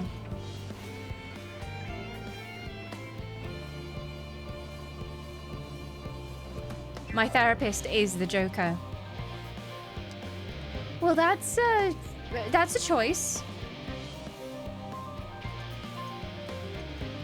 I guess it's one strategy to have someone who's like more messed up than you are. And then that will make you not feel so bad.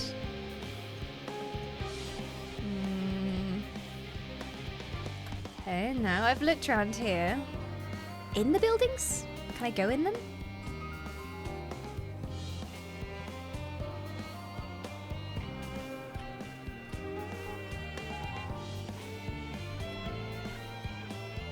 No.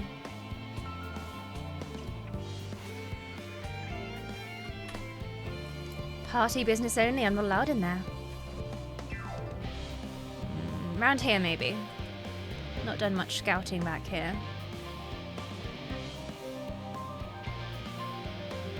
I'm looking. I'm surprised one of them isn't on the roof. Nope. No. Unless the walkway? This goes a bit further. It goes beyond the wall. But I assumed they were all in this area. Ah!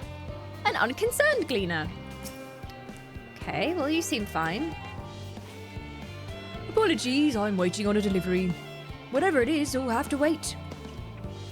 It seems this gleaner is too busy to chat, for his benefit or otherwise. He's fine. Okay, so he doesn't need my help.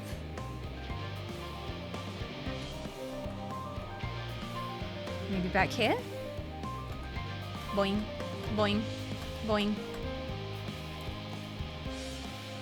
We already found one person here. I've probably gone past them like 5 times by now. PT? Help me look, PT. Do you see someone in need of assistance? I'm gonna go between the buildings as well. Anyone distressed? This is the PT Mobile. We provide frontline medical assistance. That was where the grumpy guy was. That's a good idea. Use the tallest mount possible. Yeah, she's like a walking watchtower. It's got to be over here. Because I have thoroughly scoured the other areas. Aha! Hello. Wonk. They just get a massive pink flabby ass landing on their face. Hello! Are you in need of therapy? Oh, a calm researcher. Worries, worries. No, I believe I'm fine, thank you. I've been confiding in my colleagues and it's helped a lot. Can't recommend it enough. Are you lying? She already has all the support she needs. She's got a good support group. It's what everybody needs. Friendship. Well, it wasn't that one, PT. Good try. Does it actually extend out this way? No, it's got to be in this zone. Okay, I'm looking out. Looking out. I'm improving optics by removing the hair from my eye. Hello. Skeptical. Have you heard anything of what's going on the moon? I've no doubt that we can make it up there, but the searching for a new star part sounds like an awfully vague plan to me. I asked the forum, but they'll only tell us what our collaborators... Oh, they'll only tell us that our collaborators have everything under control. Forgive me, but I don't feel particularly safe wandering through the sea of stars on gods know what, made by gods know who. Would you like to meet them? They're bunnies. Does that give you more confidence? You mean to say that I can speak with them directly? Amazing. I hope they like questions. They like giving answers. Indeed. The inner caverns of the Gobu's buttocks are like a great expanse. There is nothing but dynamis in there. Indeed. That's where she stores it all. I did it, Urianger! I found them all! You could have helped me. Behold, Astariel. Through thine efforts, word hath spread throughout Labyrinthos. Verily, to a far greater number than we anticipated. Livingway doth gather more loprits as we speak. I shall assign each in accordance with their skills, that new bonds of friendship might be forged. Should greater matters require not thine attentions, watch over them, I prithee.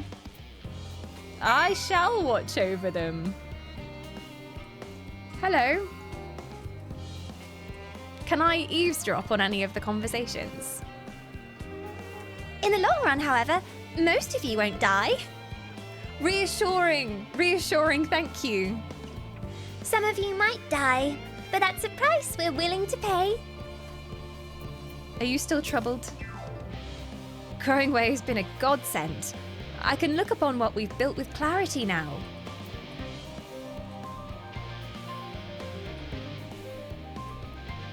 It's fine to admit you're scared, you know? It's okay not to be okay. Oh, look at the therapy bunnies.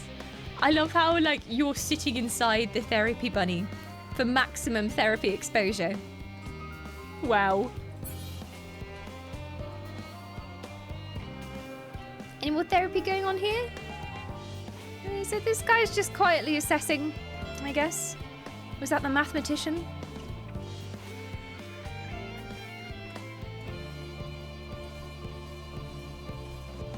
Oh, Growing Way, hi. Astariel! He said he was glad we spoke, and he thanked me. It was all worth it, wasn't it? Even the mistakes we made. Because now we can tell them what not to do. All of those times I blew up my brethren. Oh, it was all worth it.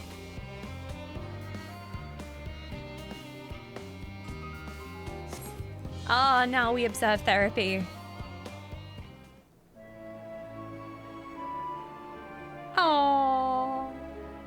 Look at them all. Bonding. Xenos just drops down. He's like, hello, I need therapy. I heard there was a therapy session. I have an obsession with 1v1ing everyone. And I'm so pretty. I just can't help it. Oh, finally some rest. Why, I haven't spoken so much in, well, in forever. Nat away, nat away, nat away. Hello. Lively, isn't it? The town is abuzz.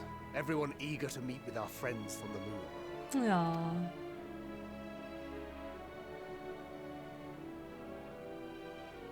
Twould behoove you to consult with Sleeping Way. As our moon's pilot, his advice should be most pertinent. Uh-huh.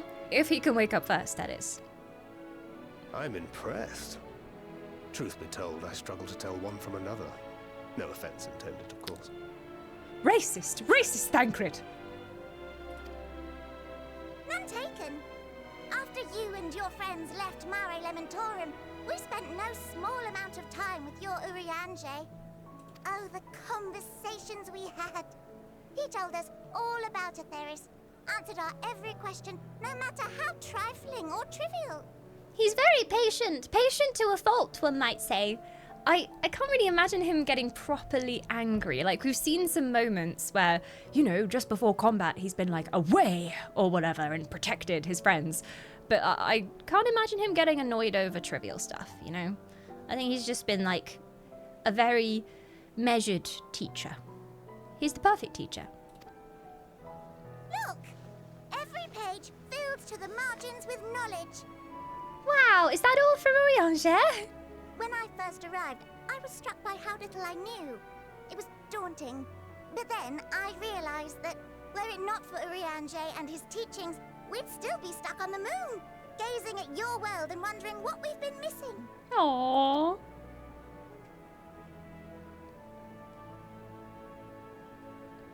What a man. What would they think if they could see Urianger now? I dare say they'd be more than a bit surprised. And impressed, no doubt. Master Louisoix, Minfilia, Papalimo, and not to forget. Mumbrita. Hello there. Oh there. Heard there was a visiting expert who we might bother with a few questions. I take it you'd be the one. Hello there.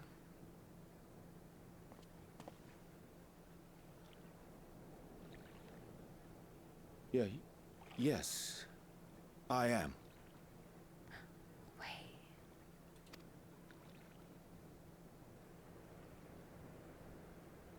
Is that... Wilson and Blovida, Sharlayan's foremost researchers in the field of teleportation magic, and Moonbreeder's parents. We're meeting Blow, Mummy. I'm so sorry I made fun of your name when it was first told to me. Your daughter was extraordinary.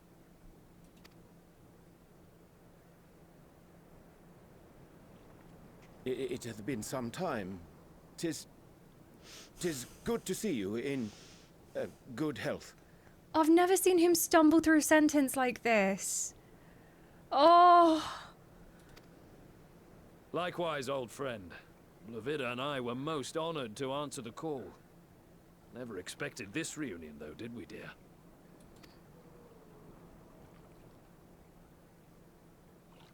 I'll say, the nerve. Sending that letter, then running off to the gods know where. Oh!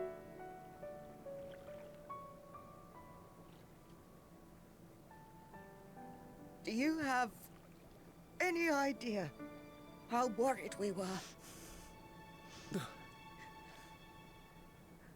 I'm sorry. 'Twas remiss of me not to deliver the news in person. No, more than that. 'Twas I who... He blames himself. Our daughter was disillusioned after Master Louisoix left her behind. The day the Scions called upon her was the happiest I'd seen her in years.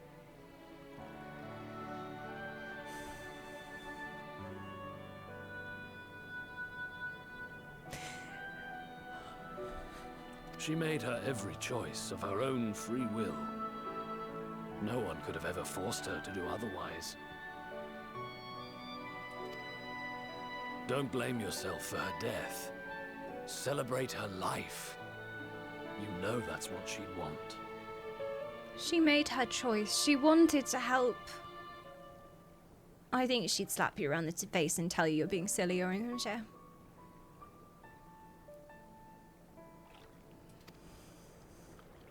If there is one thing we resent you for, it was that we could not be there to mourn her with you. He had to send them a letter? Reading the words you penned in that shaky hand, we must have cried as much for you as we did for her.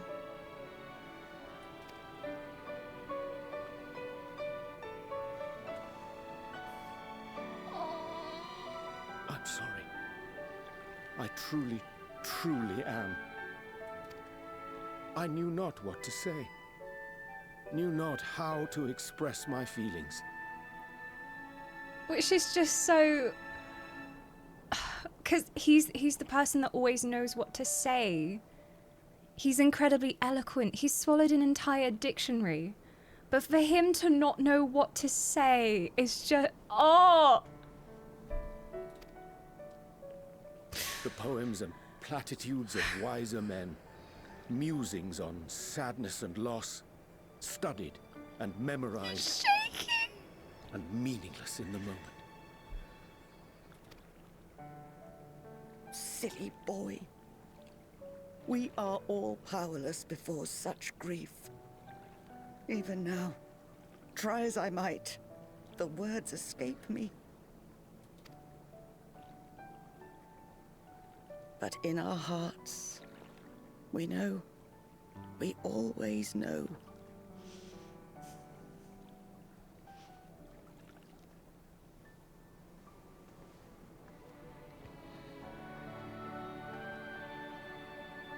I remember when you were young, how the lads teased you for choosing the company of books over others. But yet they were best friends. Oh, Our moon didn't take kindly to that. Be nice to Urianger, she'd shout, and give them a walloping. No matter how many times we scolded her. So we offered a suggestion. Rather than starting fights, why don't you be the bridge between Urianger and the others? She had to mull it over for a while. Arms crossed, brow furrowed in intense thought.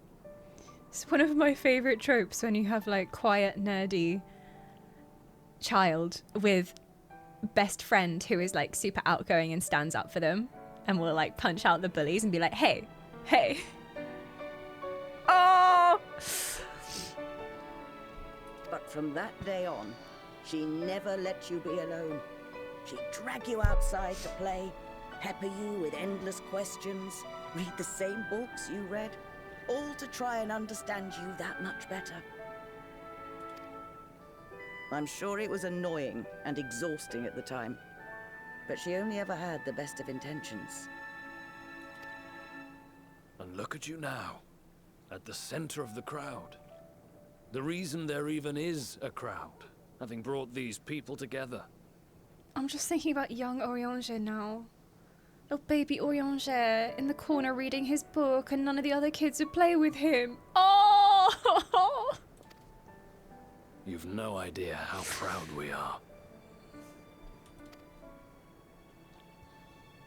To see the boy, our daughter, trusted and believed in more than anyone, grow into the man she always knew he could be. She would be so proud of you. And he's done so much since she left us. He didn't give in to despair, he carried on. I can see her in you too. Feel her. She walks with you wheresoever you go. So thank you, Urianger, for being who you are.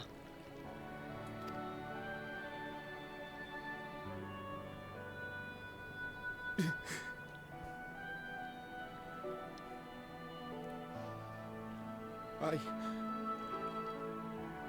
think I can feel her too.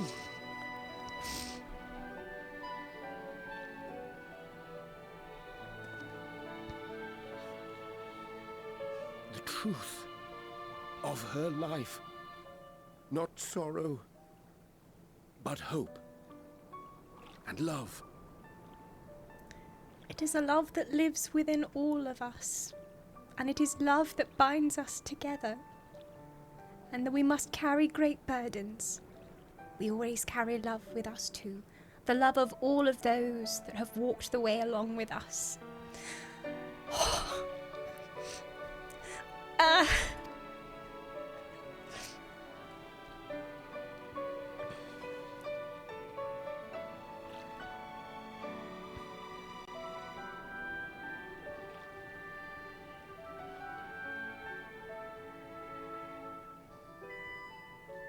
This moon breeder. She was important to him, wasn't she? I don't know, I guess you could say so. Maybe like a tinsy tiny bit. You could ask the man himself. Tell us about her. I feel like we haven't really talked about her for so long. We should talk about her. Celebrate her. Oh, no. But watching this exchange reminds me how much I've yet to learn about your world. And its people. Do you know of grief? I guess you don't. Grief is love. You can live here your entire life and hardly learn a thing. And that's why it's too soon for this to end.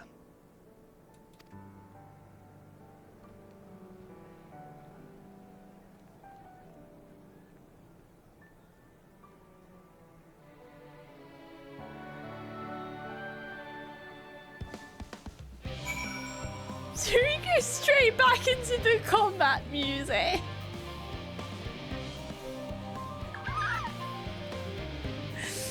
Oh my god.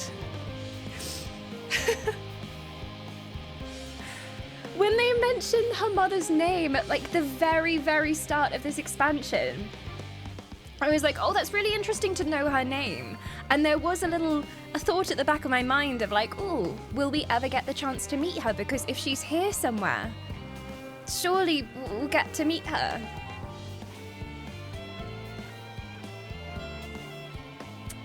But just the love and the fact that they're so proud of him. And they don't resent him. They acknowledge that Moonbreeder would have been proud of him too. And she would have done things exactly the same if she'd known what was going to happen. Because she made her choice. Urianger just shaking as well and hugging. Oh, and he's not someone who really shows emotion. He just kind of is very measured always. And there's never really any extremes of emotion. So to see him just break down like that.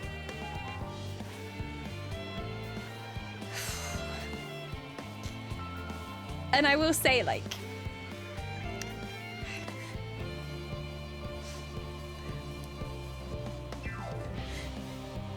the whole of Endwalker hits so much harder when you've lost someone you love. And I lost someone, like, in the middle. So, yeah. So, like, everything they're talking about and, like, just this idea of carrying them with you is so beautiful and so lovely. Because I guess as well, like, in this world, you have Aether and we have Akasha emotion, and that emotion is a real powerful thing. So they are literally carrying them inside of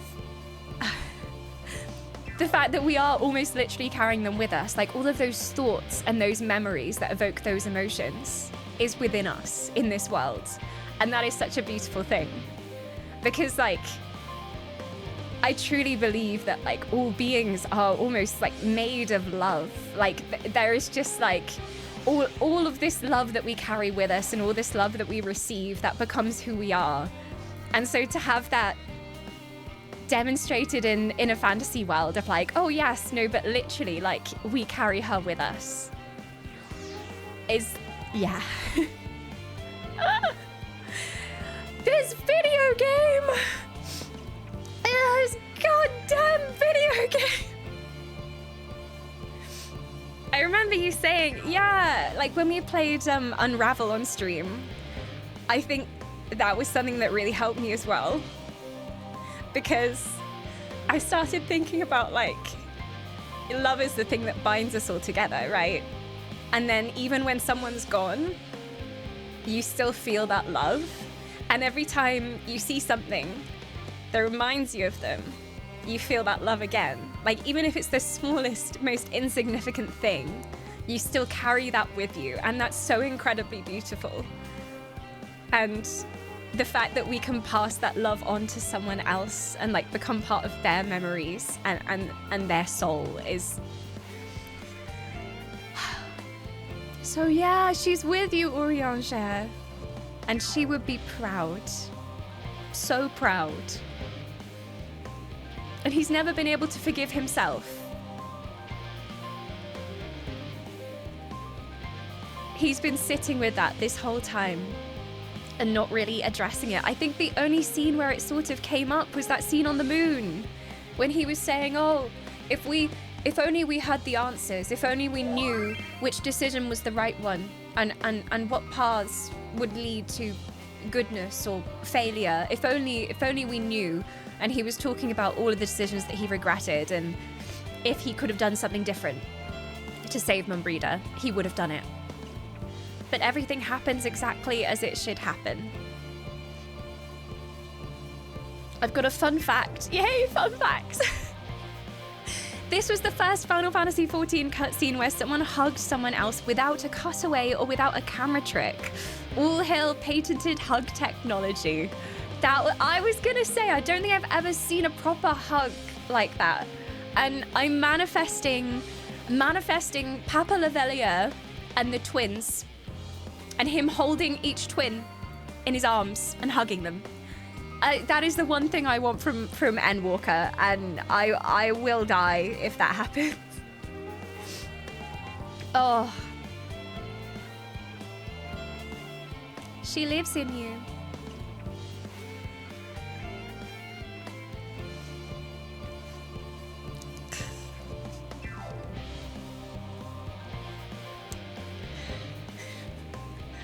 This game makes me feel things.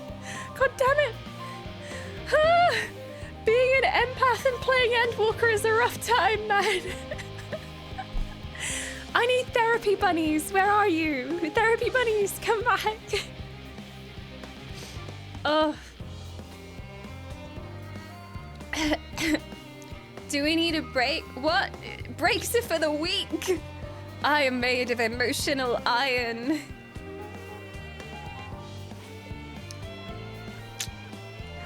But yeah, she goes on in all of us with everything she gave us. She gave us great gifts indeed. Yeah.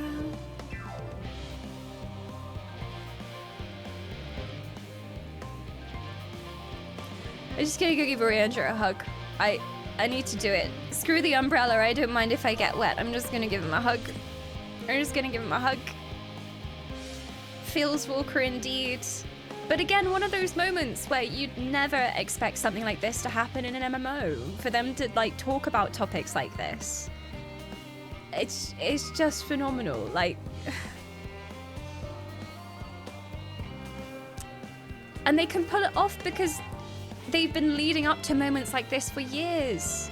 So all of that guilt and weight that Urianger has been carrying, he's carried it for expansions beyond expansions.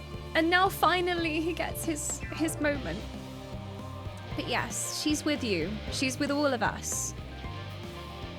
So cute that they used to like play together as children as well. And that they were best friends.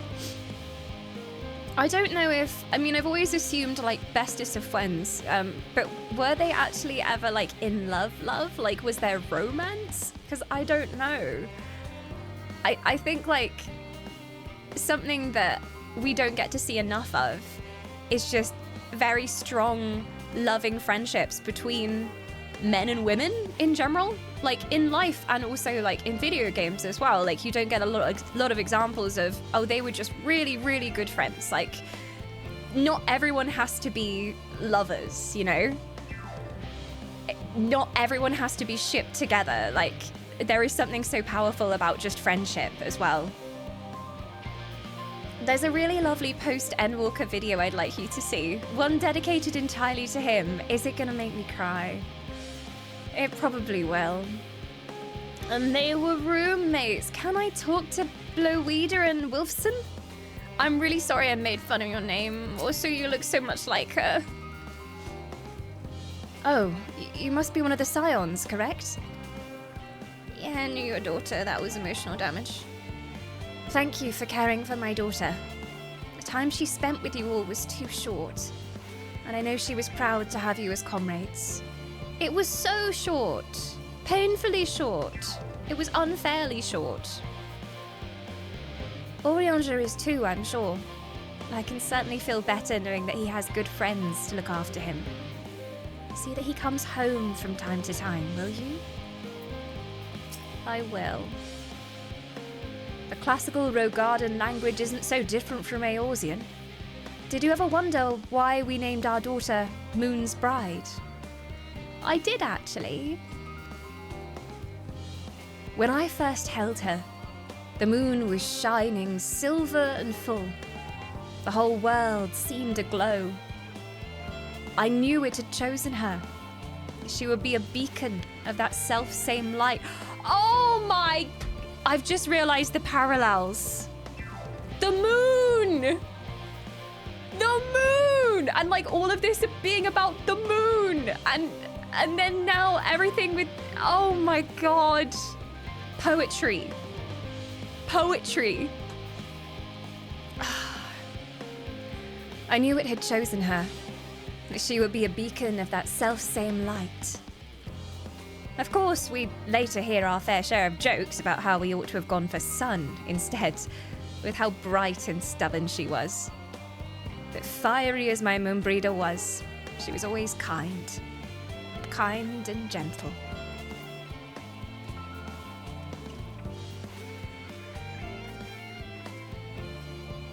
But you can be kind and gentle and also have fight in you. Fight for what you love. Fight for what matters. And that's what we're gonna do. To the end. To the end. There's even more depth if you know that Urianger's parents didn't take care of him. They essentially abandoned him for their research. Blowweeder and Wolfson took him in. I was gonna ask about that because it doesn't seem like he has that kind of parental force in his life. I was gonna ask if he was an orphan, because it very much seems like he looks to these two as parent figures. Does anyone know the translation of the parents' names? I wonder. I wonder. They thought of this from the very beginning, or they just wrote it so well that it matched up.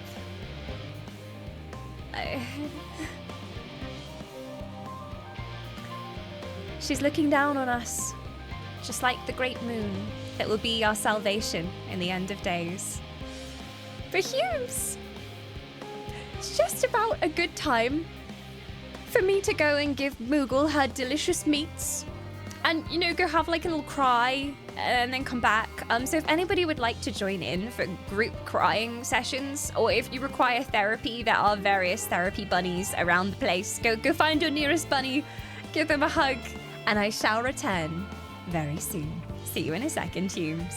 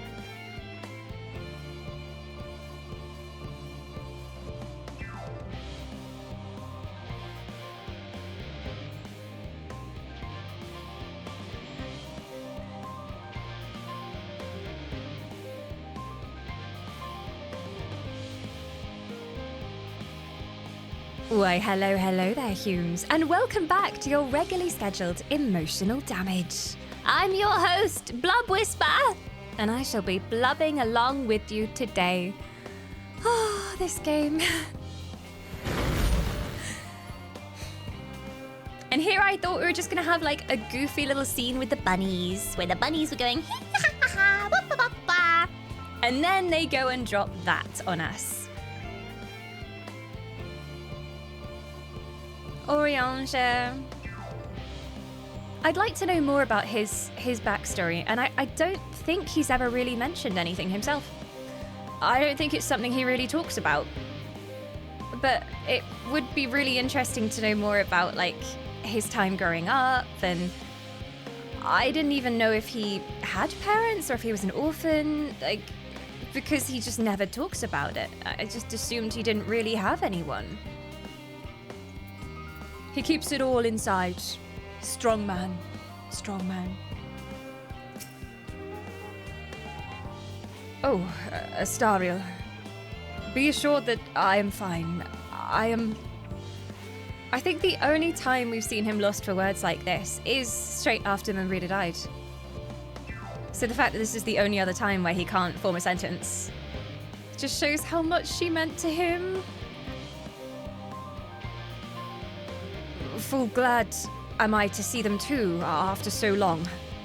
Gladder still it was in your company. As difficult as it was to accept their kindness, it would have been far harder had I faced them alone.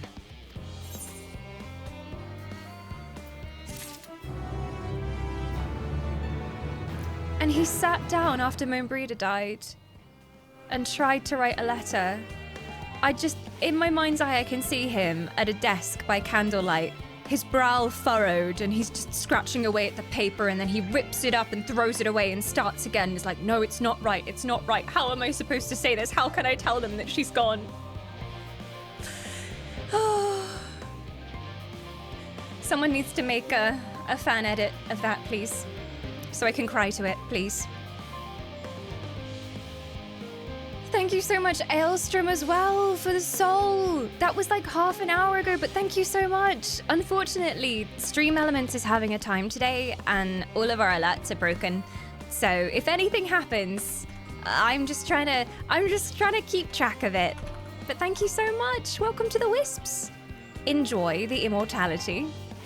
Once again, 4-month resubscription, so the immortality is looking good on you, I must say. I guess we carry on. Can I talk to any of the bunnies about this? I was so busy asking questions about Aetheris that I never thought to ask more about Urianger. We were the same. We never stopped to ask the strange cloaked man in the corner if he was okay.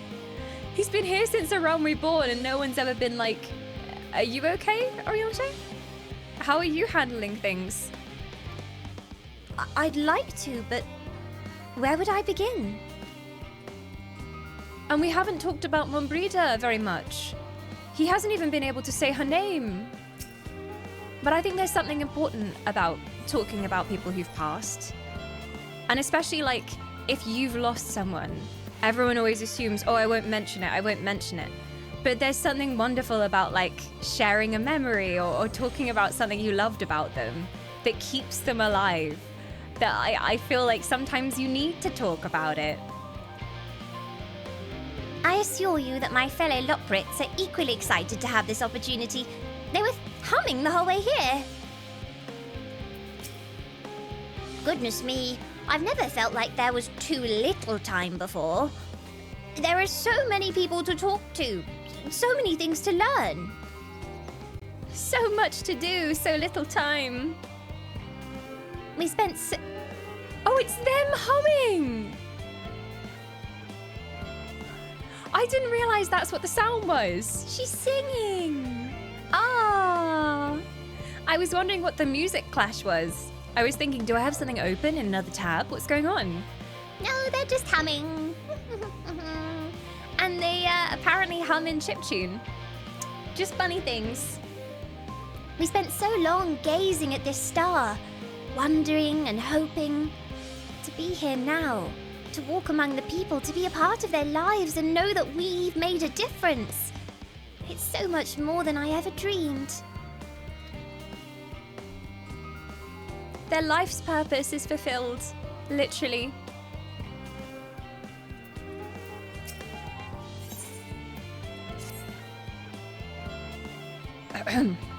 Thou hast my gratitude for lending courage to the Loprits. Not disposed to rest on their laurels, several of our guests have elected to accompany my countrymen to their stations. Some few may still come here seeking counsel, and so I shall remain to aid them as need be. If thou art needed elsewhere, do not let me detain thee. As a matter of fact, I was hoping you might check on Alice. Last I saw, she was struggling to carry an enormous pile of boxes out of the West Gate. I could go myself, but we both know whose help she's less like to scorn. Not to mention that, much to my misfortune, I can think of several other things I ought to be doing. Until later. Oh, he's off too.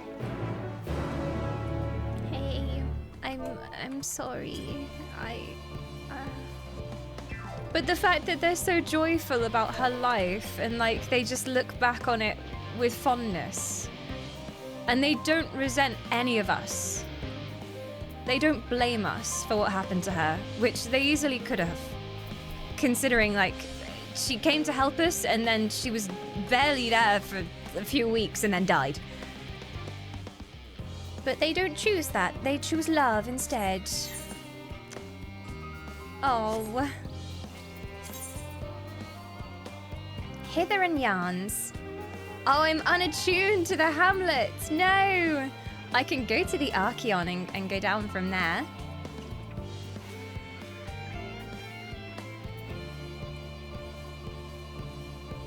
Where am I? I need to attune. That's the hamlet. Oh, okay. I was like, oh, I need to attune to that. I'm right next to it. Let me go lick the crystal for you. To please chat, I give this offering. There we are. The crystal's literally right next to you. Where? Where? I can't see anything. What do you mean? There we are. Actually attuned to a crystal. Oh, we gotta go down the bridge.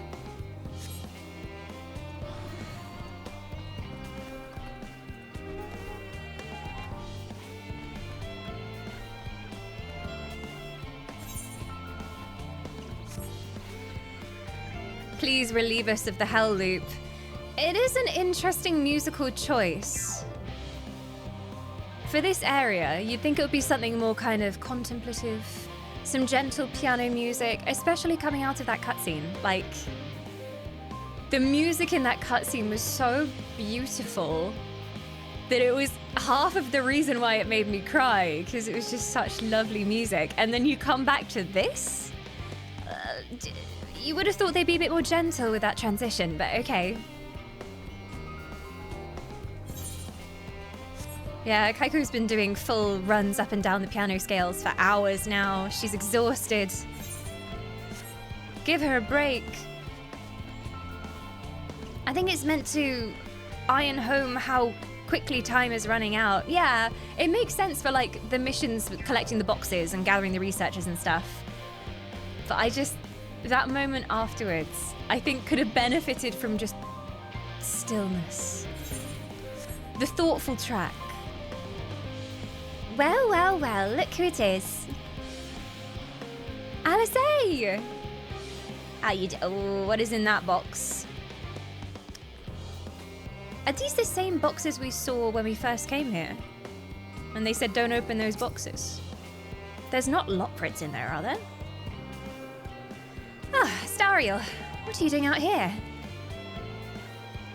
Usual shenanigans. No, I don't mind if you help with the boxes, but it's far from the most exciting of tasks. Are you sure? I love boxes. I am an appreciator of a full box and a full inventory. Well, I appreciate the assistance. We need to get these to Aporia. Time is short, of course, but they're full of organic specimens and samples. So try not to be too rough with them. Alphino should be waiting for us when we arrive. I'll see you there. Okay, I'm definitely gonna get attacked on the way. Oh no. Oh, don't trust me with this. I'm wearing my heels. How am I supposed to do this in heels? I look chic even carrying a box though. Okay, follow the path. Keep away from those things. Not gonna walk in the radius of those. What is that? I thought it was an aetherite to start with. But it's just blasting out noxious fumes. Oh god! I hate it. Leave me alone. Thank you. I have Lalafelian guards on duty. An escort. Very useful.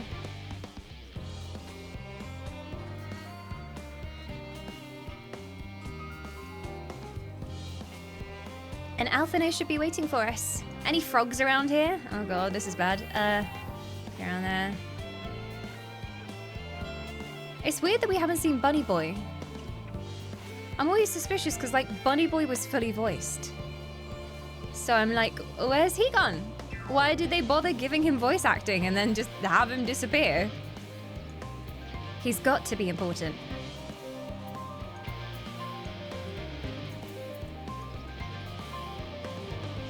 Hello. Delivery for Alpha Note. Do you have the code? Let me just take a picture. All right, there you go. Oh, you're helping with the crates. Wonderful. You can put that there with the others.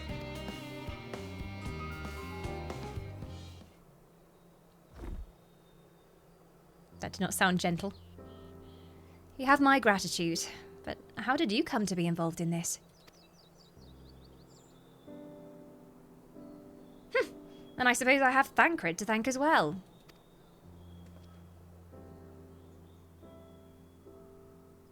If you're wondering why we were tasked with bringing these boxes to Aporia to begin with, so was I. It turns out that this is the base of operations. Of sorts. Those with the final say as to what's included in this ship's manifest can be found here. Father included, I suspect.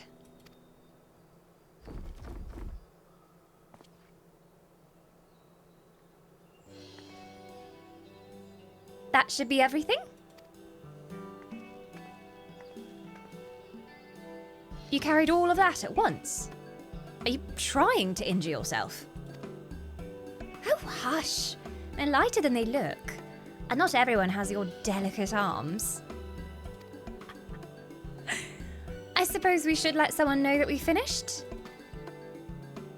Stick arms Alfie, that's what they called him at school. Master debater, stick arms Alfie. Theopoldin's in the courtyard. We can report to him. Why don't you come along? You should get credit for your assistance at least. Considering where we are, we might even learn something interesting. She's also got the same stick arms. They have literally the same model. Look in the mirror, Alice. Such shades. Alfie comes back in Dawn Trail and he's just got like full biceps going on. The comment got to him so much that he hit the gym hard. Only ate falcon eggs and rocks for like 6 months and then came back for Dawn Trail. I do wonder, like, if their model is going to change at all. Because they will grow up, won't they? I don't know all the specifics about how elves age in this universe. It's going to be a while, but they will, surely, at some point, like, become taller, look slightly different, because they're children. Oh, look, a big shiny blue thing. I wonder what that's for. Anyway. They have a massive growth spurt. Yeah, they just like stretch the model. Look, they grew. They're getting taller. I can't imagine them without the ponytails though. That would just be wrong. God, so it never ends, does it? What can I do for you? We've brought samples from the Sharlayan hamlet. Series 110? The crates are by the entrance. Ah, thank you. I had expected one of my colleagues, but we are dreadfully short-handed. Just a moment, though.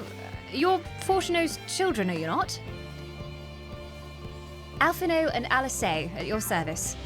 You're well acquainted with father, I take it? Quite. I've been friends with your parents since our days at the studium. I remember when you were yay high, waddling hither and thither. Clearly, it's been quite some time since we've met. 'Tis good to see you again, wielding your father's knowleths, no less. You knew our parents when they were young. What were they like? Pray, spare no detail. I should like nothing more than to regale you. Alas, I am meant to be in charge here, and reams of paperwork want for submission. Oh, I want to hear the stories too. I think Daddy Fortuno was, I think he was probably a lot more relaxed, you know? I bet he had a wild youth that he's just never told you about. Your dad was a total dickhead. Absolute bane of my fucking life at school, I tell you. He used to doodle all over my textbook. We can help you with that. In exchange for the sort of stories our parents would never willingly divulge, of course. Very well then. There happen to be 3 sets of documents in need of delivery. So, how about you each take one? Excellent. A document for a story. I want my background lore. Wait, right there. They've never been so motivated to do work, ever. Thank you. You'll find a forum representative waiting to collect these near the southernmost structure. I hope I haven't kept her waiting too long. Never mind, Alphino and Alice. I'm certain they'll be back soon enough. I want to be here when you tell the story. Don't tell the stories without me. You better wait for me. You just told me where I could find her. I did not listen to the instructions whatsoever. It's a very good thing that I didn't, like, go into delivery driving or something, you know? Probably a good thing that I didn't, like, become a pilot or anyone who needs a keen sense of direction. Hello. Are you not one of the scions of the Seventh Dawn? I thought you were meant to be working on the Aether Burner. I am working. I'm working here, lady. Take this. Take it. The Apollon's paperwork. I was beginning to worry he'd misplaced his quill. I appreciate your help in seeking these documents to my hands. I appreciate your help in seeing these documents to my hands, at least. As for your other task, pray, keep this between us, but I sincerely hope you scions succeed. The Exodus is, without a doubt, the most monumental undertaking in the history of the Forum, and so we must be circumspect in all respects. Risk is a privilege we cannot afford ourselves. At its heart, however, Sharlayan has ever been a nation of the curious. It would be a tragedy indeed if we were the ones to stymie your pursuit of the truth. Keep it between us, though. She doesn't want everyone to know she's fully in support.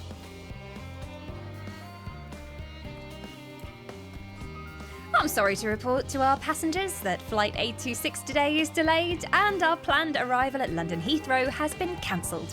We're instead landing in Narnia. Lovely weather in Narnia today. Absolutely wonderful. We've got an eternal winter. You'll love it. Give me my story. Quick and efficient. I dare say you have a talent for this work.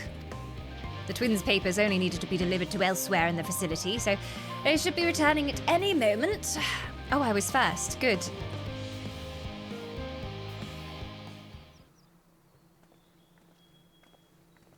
Ready for the goss?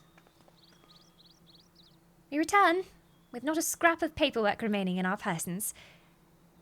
Ah, okay, she's showing off, okay.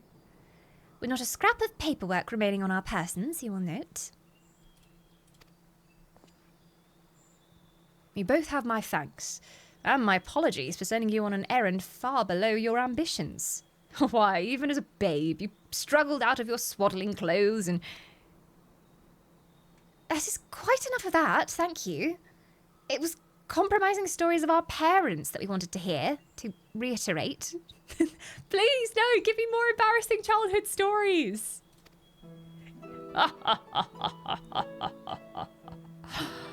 Oh, of course, of course. I've known your father for so long. I must have something. Can you give me something, like, really embarrassing? Like, most embarrassing moment of his existence. I can't even think, but just anything. We need something. Well, as you know, part of why the Levelia name garners such respect in the Sharlayan is your family's storied history. Like that time your father ran naked through the docks. You too can trace your ancestry directly to those who came aboard Nyan Krep's Hope, a lineage few can claim. I've never thought much of it myself. It's not as though our forebears founded our nation. They were simply there when it happened. Nevertheless, it has traditionally been a point of pride. 'Tis why Nyan Krep's pronouncement, "Renounce the ways of war and pursue enlightenment through knowledge and reason," has ever been our family creed. Knowledge and reason, yes. Until your grandfather's time, aye. Archon Louisoix looked not to Nyan Krep's words, but his deeds. He asserted, in defiance of his peers, that choosing to save the great and small from the rising tides was the mark of a founder's virtue. Perhaps it was his expertise, his knowledge of ancient prophecy and the fall of civilizations, that led him to conclude that to eschew conflict at every turn was to consign mankind to his doom. There will ever be conflict, and calamity will follow. Thus, to ignore the plight of those one might conceivably save is not wisdom. It is indolence. You remember his words well indeed. Archon Louisoix lived by that personal creed, and used every means at his disposal to bring succor to those in need. Sharlayan or no. Good words to live by, I would say. No one loved and admired your grandfather more than his son. Yet Fortunato could not reconcile Louisoix's deeds with the philosophy of their forebears and his peers, a philosophy in which he believed so fervently, yet made a pariah of his father. Fortunato agonized over this contradiction for much of his life. God's father.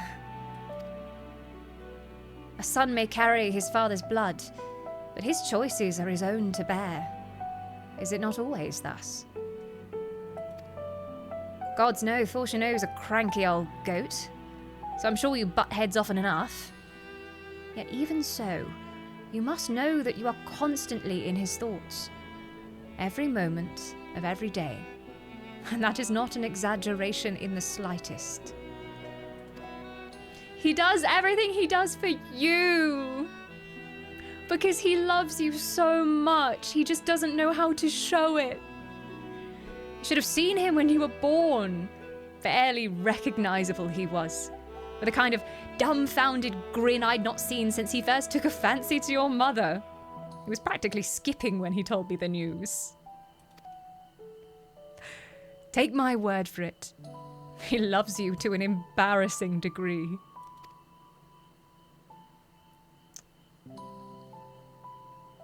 But he's also frustratingly single-minded. Once he's decided that a given action is for the best, he'll stay on that course no matter who or what opposes him. A profoundly annoying habit when you're on the other end of it, as I'm sure you'll agree. Stubborn. It's good to be determined but not be stubborn. Like, it's okay to believe in something, but you have to be able to listen to others.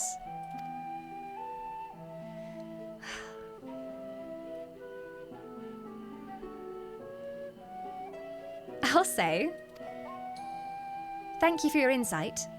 When next we meet our parents, I shall mention that we spoke. Try not to get me into too much trouble now. I need the forum on my side. Speaking of which, I ought to be getting back to work. I have to make sure those specimens you brought make it to their proper places, or the cranky old goat will have my hide. We shall speak again later. Cranky old goat. I'm just gonna call him Goat Man now. Hail, you three! Who goes there? Catboy! Hello, Graha. Graha! Surely Kokol hasn't... I forgot about Kokol! I just, like, wiped Kokol from my memory. Oh, it's all coming back. Was he Kokol Crackhead or whatever he's called? Graha! Surely Kokol hasn't driven you out of the forge already? For better or for worse, no. However, he has set me to a task that requires more than my single pair of hands, and here you are. I could use at least one of you, but I won't object to more. Take 3! Oh, they're busy. Unfortunately, Alice and I have prior commitments, and we have delayed too long as it is. What about you, Astariel? Can you spare the time? I'm really busy. Perfect. Shouldn't take long. I'm so busy. Can we go for tacos after? Much as I'd like to press Theopoldin for more revealing tidbits, we should be getting back to our tasks.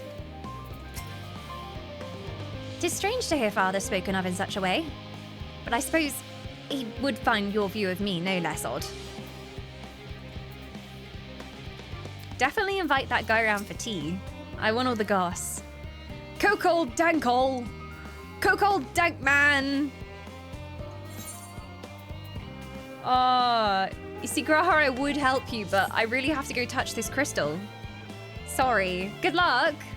You got this. I'll touch it. There you go.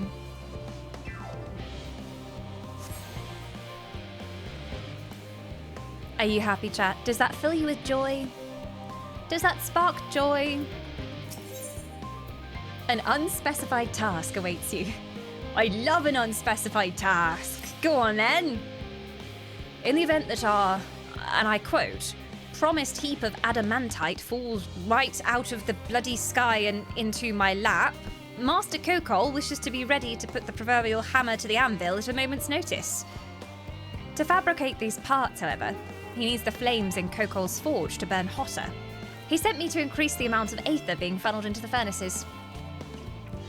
The flow of fire-aspected aether in Labyrinthos is regulated by an elemental reactor south of here, to which I have borrowed the key. The adjustment will require 2 people to carry out safely, but I can explain the process when we arrive. This is where we part then. We'll see you in Sharlayan Hamlet once the adamantite arrives, if not before. Cheerio.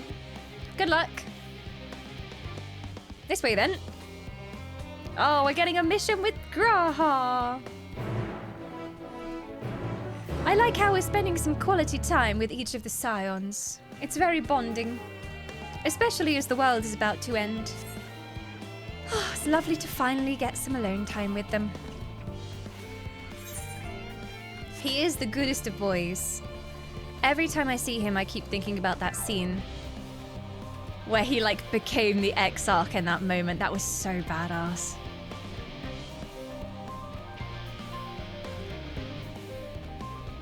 If the Exarch wants to come out anytime, I wouldn't mind, I'm just saying.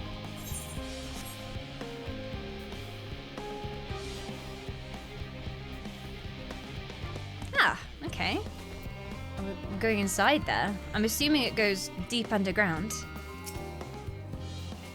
The reactor is housed within this facility. I'll be the one to go inside and adjust the fire aether output. When I do, a rather large amount of water-aspected aether will issue from the vent at the top. I expect this to attract at least a few elementals, which we would both rather not be drawn into the reactor itself. Trust me. Can I ask that you put down any that draw too near? They'll pose you little trouble, I'm sure. I'll put him down. I'll defend the point. Wait here if you would. I showed you my X-Arc, please respond. He doesn't get his X-Arc out for just anyone, alright? Only for very special people. Hey, Pip! Alright, I'm defending. I'll keep an eye out. Let me just go stand here and loiter. You can count on me, Taco Cat. At this point, though, he's Burger Cat. And Appa is Lord. Ah! Multiple things. Oh no! How terribad!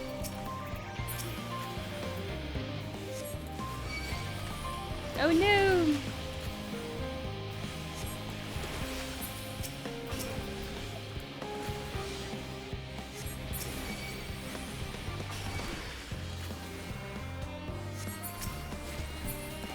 Easy enough to get rid of. Is that all you got?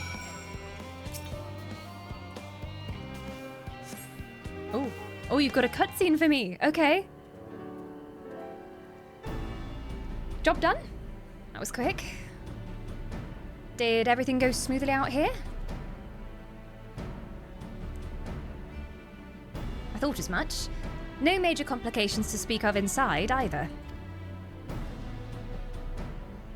And the water aether appears to be venting properly. Very shiny. I expect Kokol will have seen a difference in his forge flames by the time I return.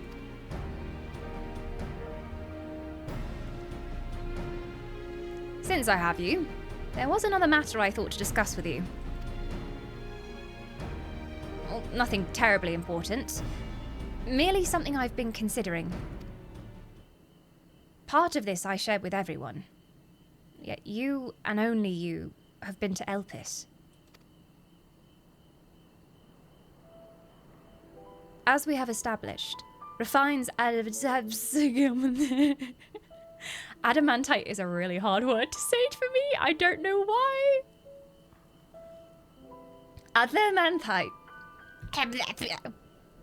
As we have established, refined adamantite is a product of Alag. Of the Empire's twilight years, in fact. It was a material which saw much use as part of the Allagan's efforts to extend beyond the bounds of this world. Dalamud, of course, being the most prominent. Of those who would push further, expand Allag's empire to encompass the heavens and the stars above, perhaps the greatest was its famous technologist, Amon. We know of Amon, don't we? Amon wanted to travel the Sea of Stars.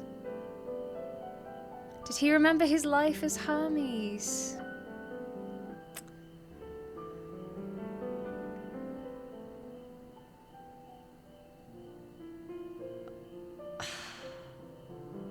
You're gonna make me feel sad about Hermes again.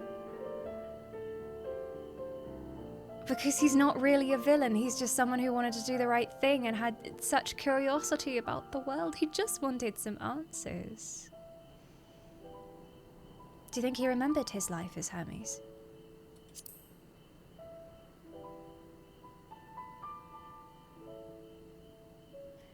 I believe he had his own reasons. There's no evidence to suggest that he retained memories of his former life. He only joined the Ascians once the Empire was all but dust, as you know. If not his memory, though, what drove him to pursue the idea with such fervor? This may seem far-fetched, but what if souls, like minds, have a personality, so to speak? A natural disposition towards which they're inclined? Like some of the Akasha remains behind, maybe, clutching onto the Aether? Emotion? We know with relative certainty that it was the gross decadence and inexorable decline of Alag that moved Amon to resurrect Emperor Zonde. The Empire's people spoke highly... I thought we were going to say spoke highly of death. No, well, they liked death and destruction, yeah. The Empire's people spoke lightly of death and destruction, experimenting on those they deemed beneath them to fill the emptiness of their hearts. In facilitating Zonde's return, Amon provided these languid souls with the means to free themselves from the mire of their own indolence.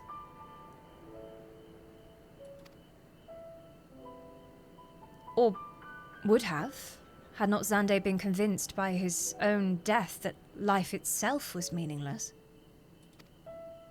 Amon's desire for his countrymen to conquer the heavens could only be a means to the same end.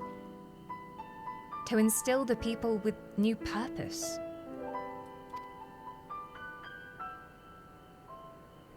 Like Hermes before him, Amon was appalled by how those around him lived, but could never bring himself to believe that those lives were devoid of meaning.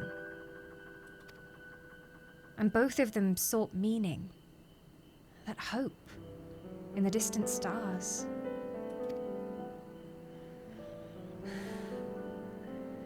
Such is my theory, anyway. So they were both just trying to do what they thought was right. To find answers.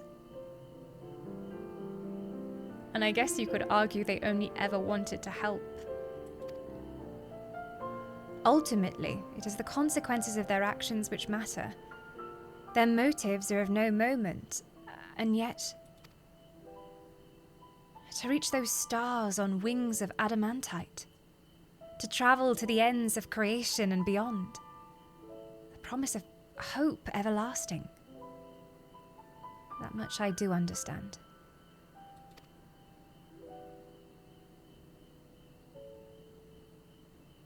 But enough musing for now. Why don't we see how Kokol's getting on? Oh god. But yeah, that would make sense. And as well, like, if that was actually true, then that makes everything with Emmett even more heartbreaking. Because it would have meant that, like, in the way that we acted, he could see his Azam. Like some part of them remained. All those times he looked at us and he was like, and like shook his head and was like, no, no, no. You know, like there were times when he had this look on his face and you could tell he was thinking about something and he'd never say anything. Oh.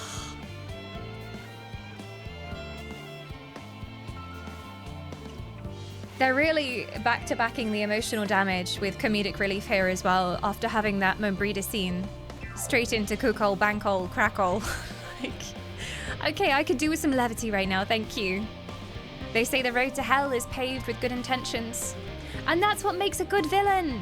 I always rant about this. Regulars will be like, oh god, here she goes again. But it's like, you can't just have a mustache-twirling villain whose motivation for doing something bad is just, I like being evil. Killing people is fun. Like, it kind of works to some extent if you have someone who's truly, like, unhinged and they've just, like, lost their grasp of reality and they just have no idea of what is right and wrong anymore and they're, like, truly cuckoo bananas. Like, that's the only time that works.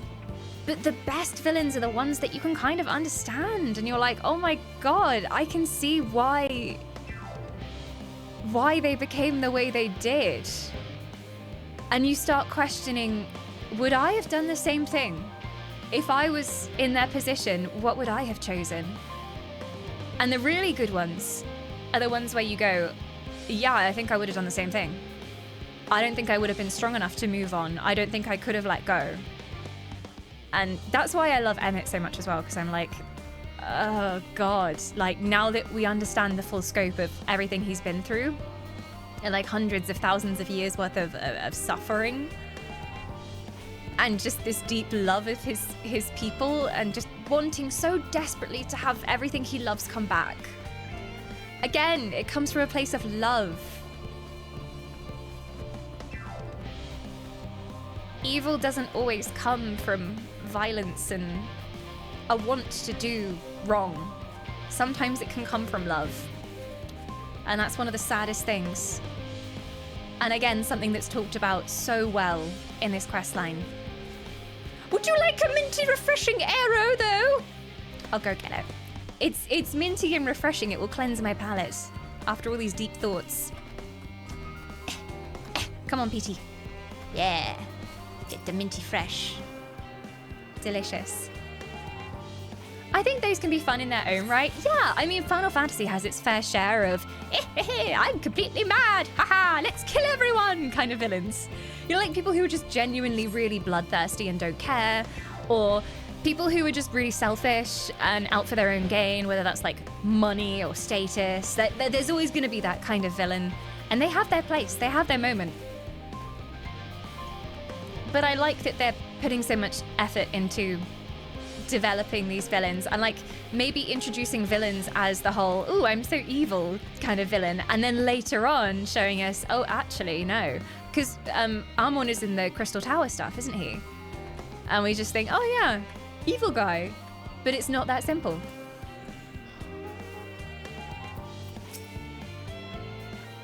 I did thoroughly brief Kokol on refined adamantite's history.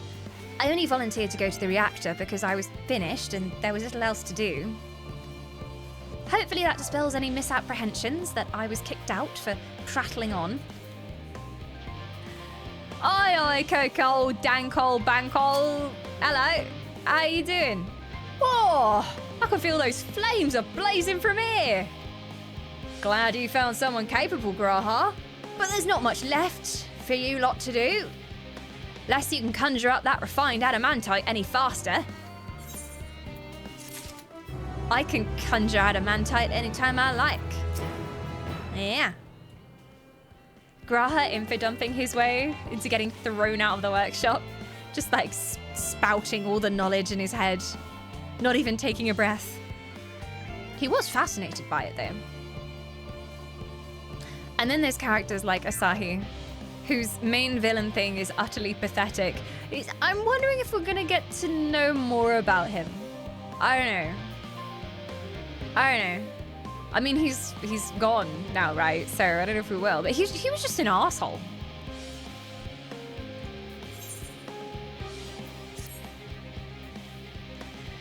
I trust you to deliver on your promise, I do. Only... I hate waiting. I want that adamantite and I want it now. We share your impatience, I assure you. Is there truly nothing else we can assist you with in the meantime? I wish. This sitting about's unbearable. Pity the foreign frowns on recreational explosions. Well, so long as they can't prove it was premeditated. Get you gone. I've got mistakes to make. He's just gonna blow some stuff up because he feels like it. Well, in that case, I suppose I should go and return the key to the reactor. I'll have one more look to make sure that nothing has gone wrong, unintentionally or otherwise. I'm certain there are better uses for your time, however. I will join you in the Sharlayan hamlet anon. Go, Bankles! Gonna set off some explosives. What kind of explosives are we talking about here? Any smoke rising from the building behind me will be entirely unrelated to what I didn't say. Got it? Got it, mate. Got it. They will have no evidence to use against you in court. I will not witness this. I'm now wondering if smoke is actually going to come out of that building. I'll look back as I run away. Got an aetherite to take though, ain't I? Long way away, won't catch me bloody walking all the way over there. There, take the teleport, I say. Wait, is there a massive fucking aetherite in front of me right now? Oh shit, could I use that? Oh well. Kokol and his trustworthy hair. He's got some style, I'll give him that. Maybe not grace, but style. If you wait here, your companions are bound to turn up sooner or later. Loiter. Just gonna chill. Waiting. I should have gone back to the bunny therapy. Still waiting. Ah. All set, I take it? Stola! Where have you two been? Haven't seen you two in ages. We finished what we could. Delivered supplies, tracked down escaped animals. Trivial tasks as they may be. Did you chase any sheep? I just want to see a Sinian chasing a runaway sheep. It's my dream. Hi, everyone. That's enough, don't you think? If there was anything more important still undone, that would be a problem in itself. The vessel is essentially ready for departure. All that remains is to load the final batch of supplies and see everyone on board. Once we've readied the ether burner, that is. Are we gonna go on this first mission? Didn't they say they were gonna do a test launch? With no personnel. Ah, had a feeling we might find you all here. Hi. I don't know how they just really brought the group together in this expansion, and every time everybody shows up together, I just feel like, oh, my friends are here. Like, there's just this feeling of togetherness, the band assembling. Our consultations with the Loperates, too, have run their course. Pleased I am to say that our researchers' concerns have for the most part been allayed, though some insist on making adjustments to the very end. Ah, we should rein them in regards to that. I'm sure everything's fine. But yeah, I think like we had this sense of being a team in previous chapters of the game, but like nothing this emotional about the crew. For their part, Livingway and her peers have graciously offered to stay and keep the people company, lest any lingering queries go unanswered. Oh, very good. All that remains is to wait for the refined adamantite.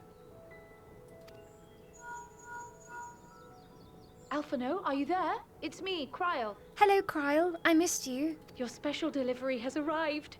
Round up everyone and come to the harbour at once. Oh, thank you. Speak of the devil. Let us go at once. Everything's going a little bit too well. A little bit suspicious. It's been a while since I've heard the malevolent music. Oh, I thought we were getting an Ascian scene then. Okay, it's fine. It's fine. It's just the pensive music. Forgive Father. the intrusion, Master Fortuner. I bring urgent news. A great commotion has broken out in Scholar's Harbour. Your presence is requested with all speed. Commotion? What dost thou mean?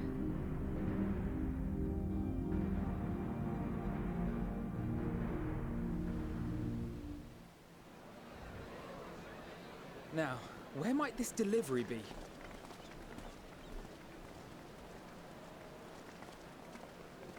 Oh.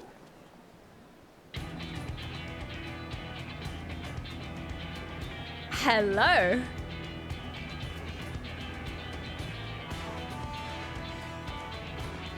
We know that boat. We know that airship. I'm sure it's very important, but we cannot accept these without the proper permits. Oh, regulations, you see. Surely, these can't all be.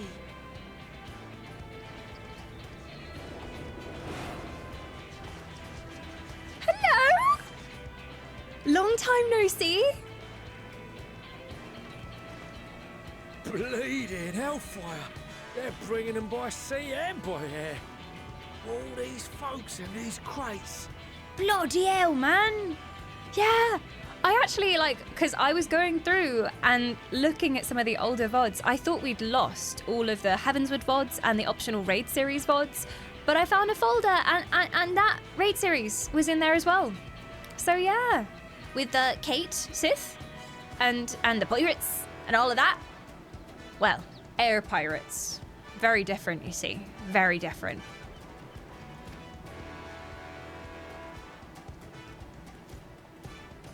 And more on the way. Got your adamantite right here. A bigger haul than any of these sorry bastards brought, and that's no lie. Come on, it's not about comparisons, eh? Those two are getting down so well. Yes, because you were charged with seeing the shipments from Gridania and Uldar here, along with your own. Give credit where credit is due. You tell him, Emma. Sounds like the sorry whinging of a sore loser. An hypocrite to boot. Ain't no way a scrawny whelp like you took a dozen steps inside a Dalamant shard. All right then. Go on, have it out here on the docks then. Throw it down. I'll have you know I went all the way to the entrance. Furthermore, 'twas my contacts that enabled us to enlist the cooperation of the Sky Pirates. Actually, yes, he is technically correct. Left you outside so you wouldn't get anyone killed, did they? Well then, credit where credit's due. You did a right fine job sitting on your ass. Take that back. Make me. I will not stoop to your level. Oh my god, him and Coco Bankole going back and forth. They'll just be like, oi, oi, oi, oi, oi, in Cockney rhyming slang. Party. Hancock, cockhand, cockhand! How I've missed you.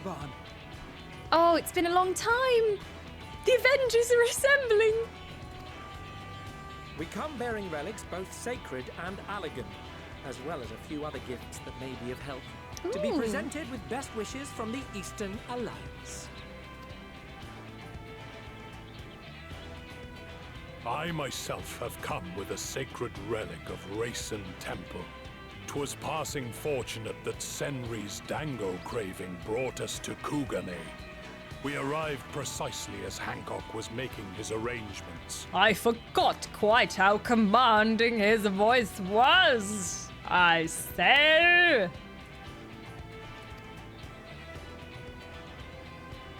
Upon learning of your need, we made haste back to Hell's Lid, with our dango, never fear, and consulted with the other auspices. All consented to the lending of Tenzin's legendary Phoenix Blade for this noble cause. And most importantly, they got their dango. No one worry. They have their dango. Suzaku and Seiryu were nevertheless worried that it might be lost in transit, however, and insisted upon accompanying me to Onakoru, where I had intended to entrust it to our Confederate allies. I thought instead to give it over to Hancock when we chanced to cross paths yet again. But alas, Seiryu remained ill at ease, and ordered me see the blade into your hands personally, or die trying. He got told. We did, of course, need quite the impressive vessel to get it all here in time. This is very impressive. Does this happen even if you didn't do the raid series? Have been more than helpful. 'Tis an honor to join the Warrior of Light on another adventure, they tell me.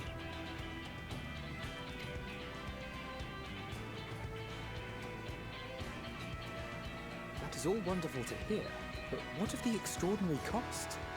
I shudder to think of the ransom we must pay for such a bounty. It doesn't happen if you don't do the raid series. Oh, that makes it so much more meaningful. I love that. All of those things I did. Fret not for your coin purse, young Alphino. Lord Lolorito looks ever towards the profits of the future, and thus the East Aldenard Trading Company went to some lengths to reduce the financial liability. Of course. And since the Scions funded the entire venture, not a gill need be rendered up in compensation. Everything is already yours. I don't understand how this... Is this something to do with cryptocurrency, Hancock? Just say yes, Elfie. We funded the venture. When? Don't let the name fool you. This coin keeper knows a thing or two about spending. Oh, we know who that is. Miss Moneybags over here. Have you been investing? When it comes to capital investiture, a sprinkling of gil here and there will not do. You need enough savings to make waves when it really counts. Okay. Which is why frugality is paramount. Well, a certain little peach knows how to put money in high-yield savings accounts. She's made a few investments. She's made some savvy financial choices. Don't underestimate her. Wow, I feel like Tataru should become the icon for some kind of bank. She should be the mascot for a bank. Like HSBC should have Tataru as their figurehead. You know, like this is Tataru's choice of bank. Tataru approves of this bank. We also have the benefit of a generous patron. Generous being rather an understatement. Oh? She has supported us from the shadows since the very founding of the Scions. We even had coffers to fill. Mother! Ameliance. Melance is making some wise investments. I remain, of course, an entirely neutral party. I simply thought our family's coffers were needlessly full.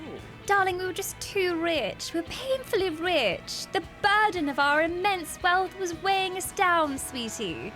I thought, like, why not do something with it? I can't hold all of this money. I'm just so privileged.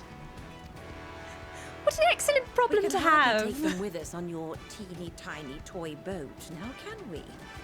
And would be a shame to leave all that hard-earned wealth unspent. The world is going to end. We may as well spend.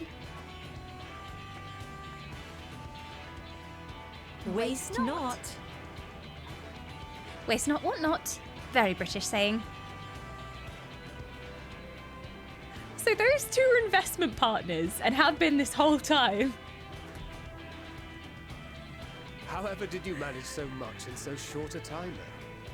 We expected word to reach only a fraction of our allies. I knew she was sending care packages to the twins, but I didn't think she was such a savvy businesswoman. Did I not tell you I have my ways? You again! Erenville, you were involved too. What? I was wondering where you've been. I received a letter from Cryo after we parted ways in Labyrinthus. Yes, we parted ways quite some time ago. I assumed it would be important. She explained what the Scions were trying to accomplish, and why you might soon require the services of the Gleamers, spread across the world as we are. I pray you do not interpret this as a betrayal of Sharlayan. I accept that the Forum's aim in pushing us to our limits was to preserve what knowledge we have, and I bear you no ill will for it. Yet, in collecting that knowledge, what I came to appreciate most about our star is that there remains so much we do not know. That is why I chose to help the Scions, to combat the obliteration of those countless undiscovered wonders. I held no illusions that they would be less demanding taskmasters, though, rest assured, if I had, I would have been sorely disappointed. He just hungers for knowledge. Don't hunger too much. Didn't work out well for a certain someone. To make a long story short, the whole of the guild ship cooperated to ensure your call was heard far and wide.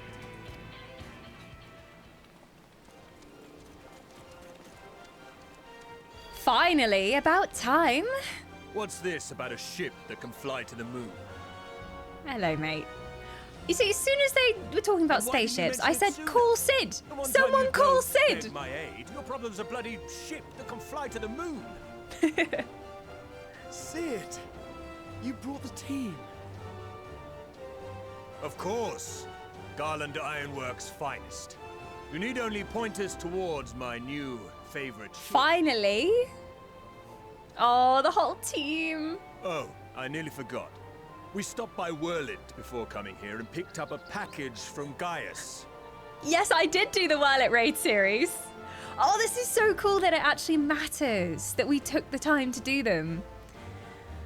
A package from Gaius, you say? Was it emotional damage? He's still of the mind that actions make for better penance than words, contrite or otherwise. So we offer none of the latter. This was the first theme I ever heard, actually. Because this is the theme they use in Revenant Wings as well, which was my first Final Fantasy. So it makes me very nostalgic. Airships in general make me very nostalgic, because that whole game is set on an airship, and you're going between different flying islands. But this theme,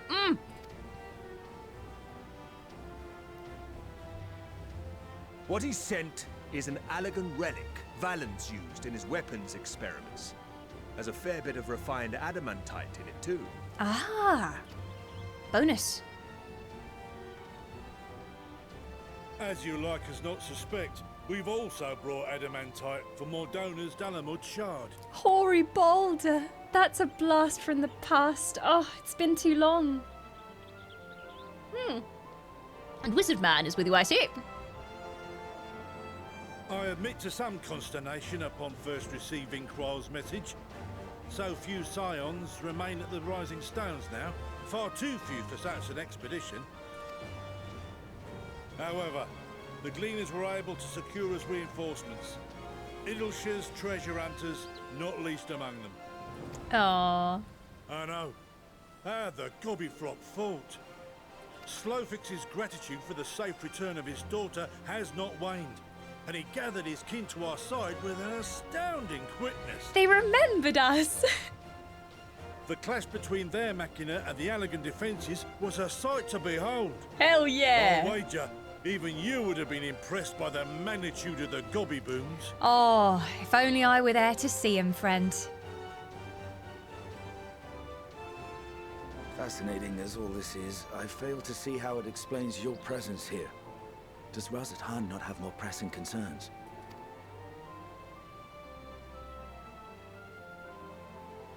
We do. Yet averting the final days would be the most expedient solution. That, and I am indebted to you.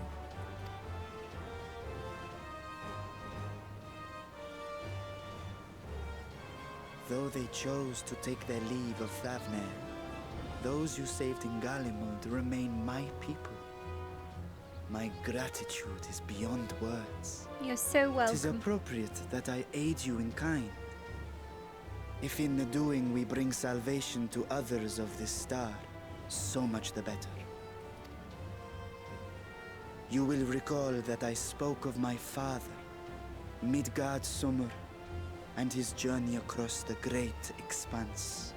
As he traveled betwixt the stars, his resplendent scales drank of the ether in those nigh empty surrounds, and imparted to him the strength to persevere. Thinking they might further your cause, I called out to my kin for consent. I saw shadows. His answer was on... silence, as ever. Ah. Until? Tiamat and Hrisvelgre, however, responded favorably to the suggestion. I saw 3 shadows on the pavement. My sire, too, stirred from his slumber long enough to speak and say, "Very well." Oh, they're just birds. I think those are just birds. Thus have I brought you his own worm scales. I'm excited by seagulls, apparently. And seek a worthier fate for us all. Scales, yeah, that will do. We don't need natural dragon. It's fine. Scales are good. Yeah, thanks. You'd be hard-pressed to find someone else so familiar with the unique properties of dragon scales. So I invited myself along. Oh, good. You could do with a trip. After everything you've been through. Look at me. This is so unbelievable. I've gone right back round to believing it again. I know, right, mate? Right there with you. Forget a 6% gain in efficiency. With all these goodies, we could get 7, no, 10, no, 14 bleeding percent. 14? Holy shit, man. Think of how far we could go. What we could do with that much power. What we could blow up. Just him behind, so unimpressed. Keep blowing shit up. We can't be having that. Stop it. If Kokol is duly convinced, then it must be true. In which case, the science end of the bargain has been fulfilled. Would you not agree? A deal's a deal.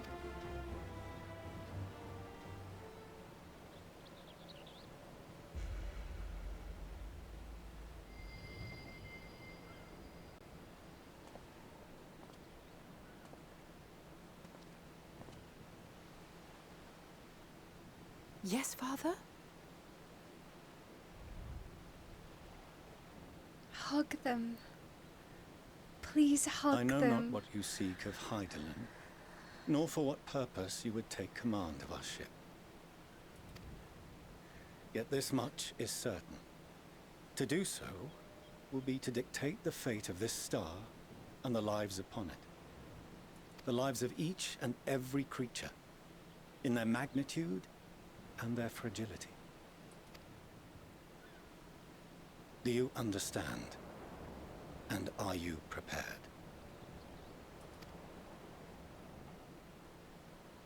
We have seen and we have felt how much each life shapes this world. And so we are determined to abandon none. We understand what is at stake, and we are prepared to bear this burden. They've been fighting to protect it for so long already. Yes! Yes! Yes! Then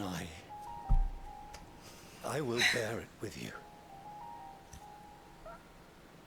I beg you, share your struggles with me. As family.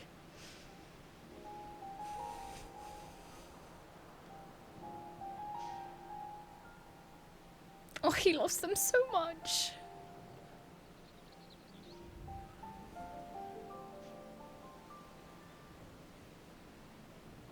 You grasped my fingers with such tiny hands the day you were born. I thought my heart might burst. It was love and happiness beyond expression. Overwhelming. And a conviction so powerful that I trembled with something close to rage.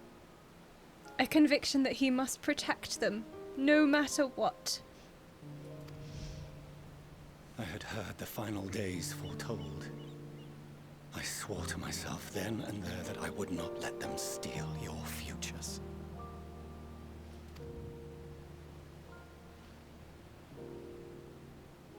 The great exodus would succeed, must succeed. No sacrifice or sin was worse than the alternative. If anything gave me pause, 'twas mine own father. The Archon Louisois openly decried Sharlayan's policies, a perspective which I regarded with increasing disdain as I grew older. Yet even as part of me thought him a fool, perhaps I also hoped that he, of all people, would devise a brilliant means to save my children. A naive hope, but stubborn enough that I could never bring myself to keep you apart.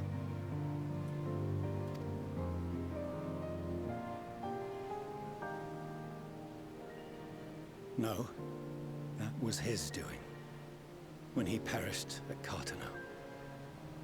As we pulled that twisted slab of Dalamud from the sea, I remembered the warmth of your newborn touch. Chastened, I vowed never again to suffer any interference in my mission to protect you. No matter that you yourselves wished otherwise. Detest me, fight me tooth and nail, I would suffer it, and more, and be satisfied so long as I could force you onto the ship. So long as he could save them, anything was worth it.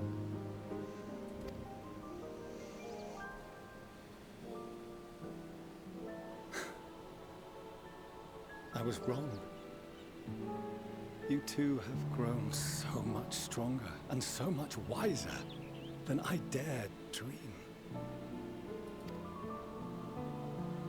You have earned the right to walk your own path, and already begun to do so.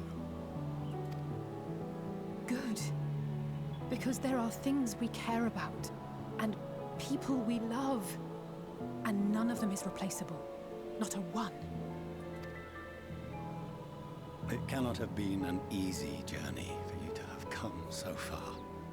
No, but it was worthwhile. We shall be glad to acquaint you with the finer details someday, once this danger has passed. All that we have seen and heard, that we have felt and learned in our travels. Ours is not a kind world, but it is beautiful. always. And it is worth protecting.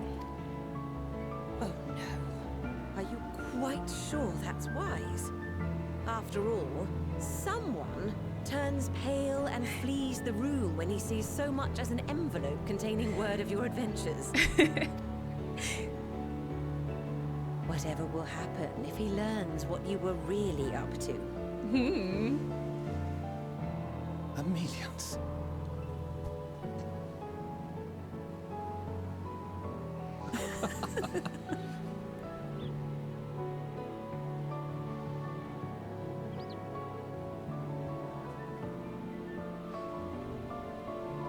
Though I have wronged my children most gravely, I owe you an apology as well. I have such a weakness for like the stoic man who shows no emotion, who suddenly reveals the soft squishy parts of himself, and you can see how much he deeply loves everyone else, especially his wife. Like, oh my gosh, the way he just said Emilions, and it was like, oh, the yearning, the love. I assumed that it was the Scion's influence that made them so keen to charge headlong into danger. Yes, we're a bad influence, sorry. Yours, in particular. I'm a terrible influence, yeah. They never should have followed me into battle, I'll tell you that. I see now that said influence instead brought them together with the many fine people gathered here today. In which case, I hope you continue to guide them. –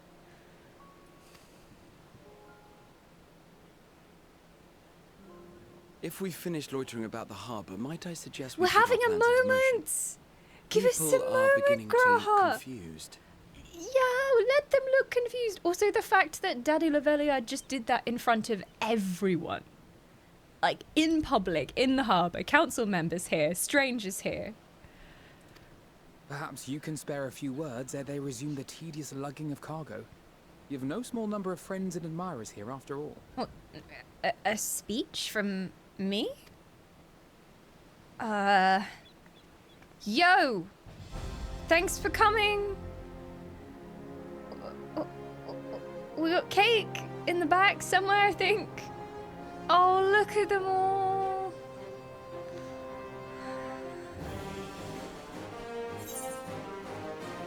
Lend us your strength.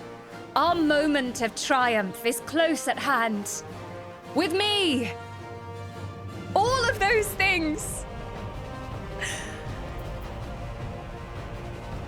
Lend us your strength? I mean, they have lent us their strength throughout this story.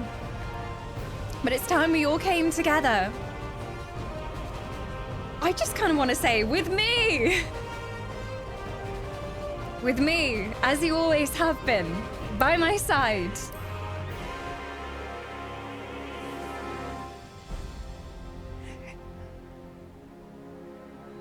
Whoa, great speech! 2 words, wonderful! I'm such a talented speaker.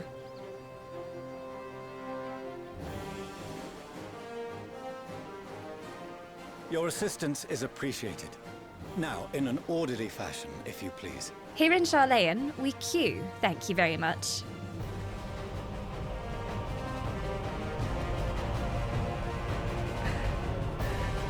Oh! My heart is so full!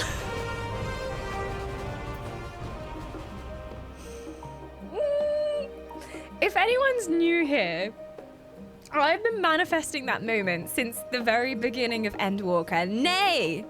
Before Endwalker! I have wanted him to hug his children and tell him how proud he is of them this whole time. And every scene where there might be a little inkling of that happening, I've just been screaming, hug your children! Hug them! But it kind of finally happened. It wasn't exactly a hug. It was a placement on the shoulders. But for him, that's like a deep embrace. Dawn, can I talk to you about something? Hit me. It's gonna be law, isn't it?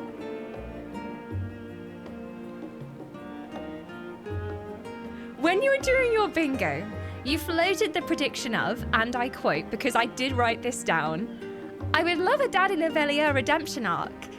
He has to finally realize that his children are right and has a little breakdown and cries and hugs them both." But somehow it never made it to the bingo board. I will say though, what did make it to the bingo board is redemption theme.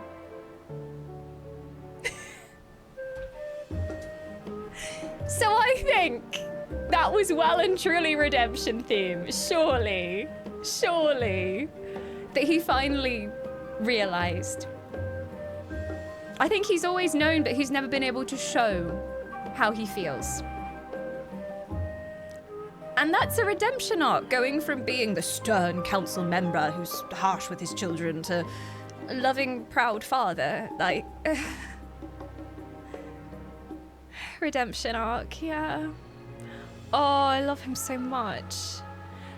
I can't believe I'm saying that, given how when he first sauntered into that council scene in Gridania, and I was like, what an asshat. I hate your dad, guys. He's such a dick. And now this is happening.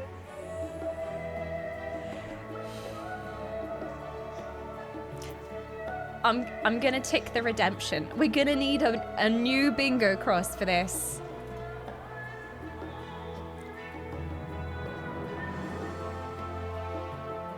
Oh yeah, oh yeah. Now we just need a long, boring political cutscene to complete that line. While you got this up, put another stamp on Urianger does something hot. It's back to back to back Urianger doing something hot has happened. That was such a lovely scene though for everyone who we've known throughout our adventure to come together. And that's something that I feel like only Final Fantasy is able to do, because it's been literal years that I've known these characters.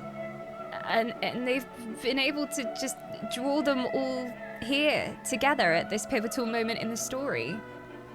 And that means a lot. And the fact that we did the raid series and that's why they showed up, and that was a part of my story because I decided to take the time to do that, well, on the advice of the Lalafell Council, of course. That was so cute. And the fact that he just loves his children so much. Oh, when he was talking about holding their tiny hands and how he knew from that moment he had to protect them, like... Speaking of tiny hands, I'm very happy to say I am Auntie ×2 today. And I am their guide mother, so like their godmother. And she's named after my grandma. So, yeah. So, Endwalker being about like loss, but also hope and carrying people with you. Yeah. So there you go. Oh. Yes. I've been promoted from auntie to godmother now. It's a status increase, yeah. And like all this talk of like the people you love never leave you even after they're gone. And then like hearing that and seeing that in Endwalker and then hearing what her name was, and I was just like, that's so lovely as a way to like carry them on and like have their names spoken every single day so they never truly leave us. Yeah. I am so glad I invested in waterproof mascara for these streams. But yes, I think I get what Daddy Levelia is talking about. I think I understand. Yeah. Oh. 2 emotional damage attacks in one stream. It's back to back to back.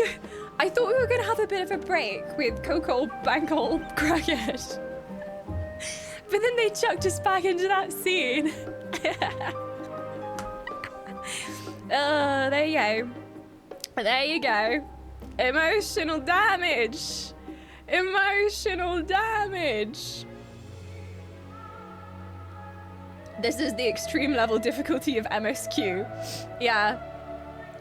With the things going on in my life while I'm playing Endwalker, it does feel like the difficulty has been set to extreme for emotional damage resistance. And I love it. I love it. Dawn, did you have an end time in mind for today? Ooh, is this a good stopping point? Normally I would say around 10, and it is exactly 10. But like, if there is a good stopping point, I don't mind going on till 11. I say I don't mind. Ugh, I will force myself to play more of this incredibly well-written story. Oh, God. Personally, I think a little bit further, but that's just me. Council, please convene. Please convene, Council. Please convene. Dancole Council. I don't know if he's a member of the council, but there you go.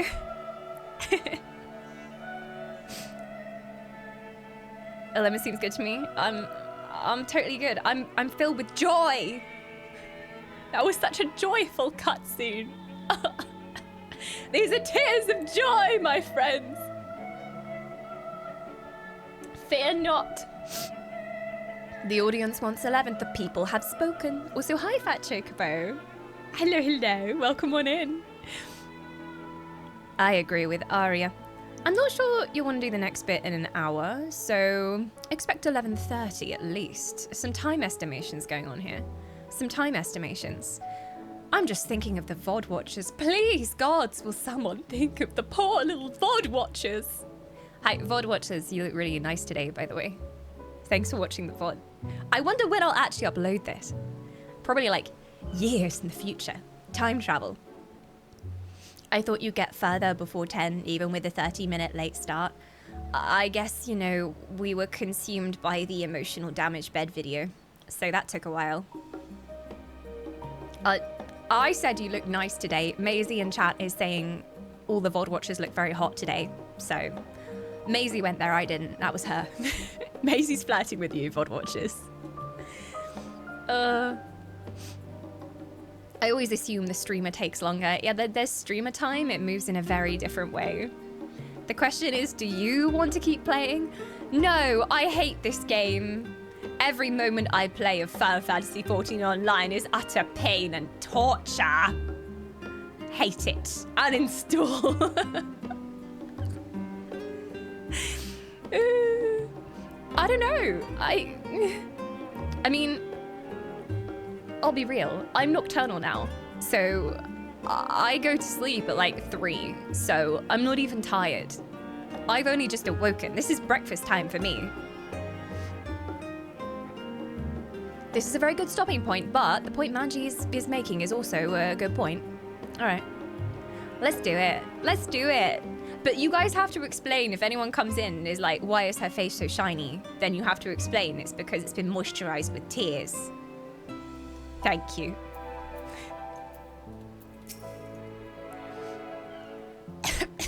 Ugh, my throat burns from directing so many people to Labyrinthos. But that only proves we got our money's worth. Investing. I apologize for not informing you earlier of Aaronville's involvement. He was something of a contingency plan. Thank goodness we had him and his fellow gleaners to hand, though. It would have been monstrously difficult to locate Sid and transport the Hanish delegation here otherwise. So much coordination, and I didn't even have to oversee any of it. It was just all happening. It was all happening.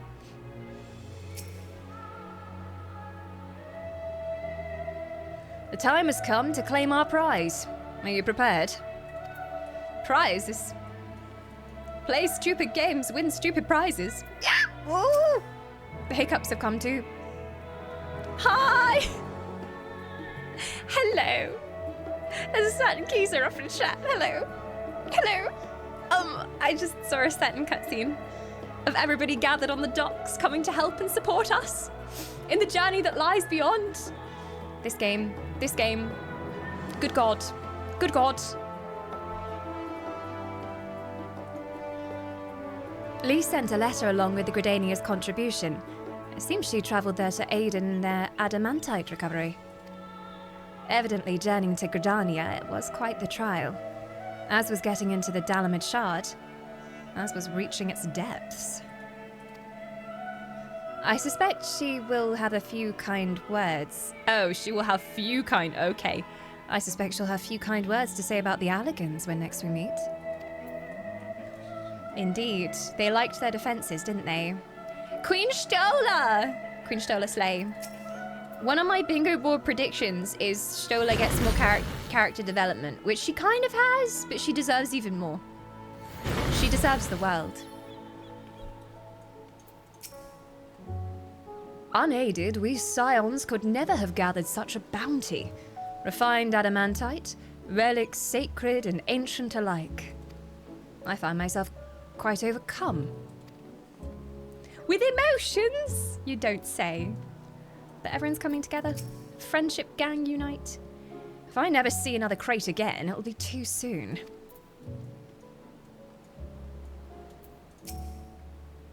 I had no idea how massive a weight it was until he lifted it from my shoulders.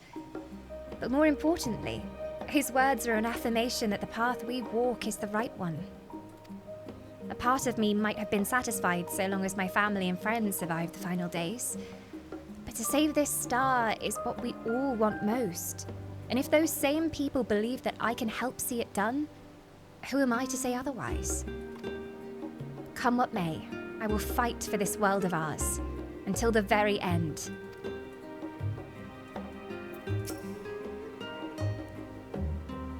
We finally managed to clear the harbour, which means the rest is in the engineer's capable hands. Meanwhile, Father has issued us an invitation. Tea? Can we go for tea, please? I've been manifesting like a tea party cutscene with Mummy and Daddy Levelia and the kids, sharing childhood stories. As was agreed, he will reveal the means by which Hydaelyn may be contacted. MSN? WhatsApp? I think she probably uses Facebook. I don't know, she strikes me as a Facebook kind of gal. We are to meet him at Aporia when we're ready. Given the vital knowledge she holds, I suggest we leave without delay. It transpires, however, that the Forum's method for speaking with her is not without risks. I am curious to hear what those might entail, but regardless, be warned. Risks? What? Most of those who arrived with the adamantite have offered to stay and see to any remaining tasks that need doing.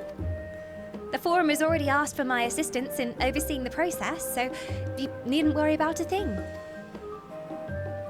She's got it handled. She's economic goddess over here. Thank you, Tataru. We're off to Aporia then. Aporia? And off they walk. Tataru, do you want to talk about your investments? She's got some money in crypto, I just know it. Tataru coin. I don't want any of you getting hurt, but I do hope you'll wring as much information out of Hydaelyn as you can. For all we know, this is the one and only opportunity we'll get. I'll wring all the information out of her. I'll see if she's got any spare money as well. I'll bring it back for you. Can't wait for the reveal that Tataru is a primal. I wouldn't be surprised. We manifested her in her cuteness. Did you fill out that application I sent you? I saw it! I got up so late today, guys. I got up so late! And then I basically woke up and then it was time for stream. So thank you. Thank you for sending that my way. I'm very interested. Very interested indeed. They might be looking for content creators for a certain Fable game that's releasing next year. And I was like, yes, please. The gates have opened to apply to be involved in the game launch and stuff. Wishing us both luck for it. Manifesting. Yes, please. I was able to manifest Spyro, so I also choose this to become a reality. Well, before I go on, after all of that emotion, I doth find myself in great need of a tinkle of high velocity. I shall return. Thou shalt also tinkle or find thyself a snack. Dry thine eyes if the cutscene also made thee filled with tears, and I shall see you in but a moment. Be right back, Humes.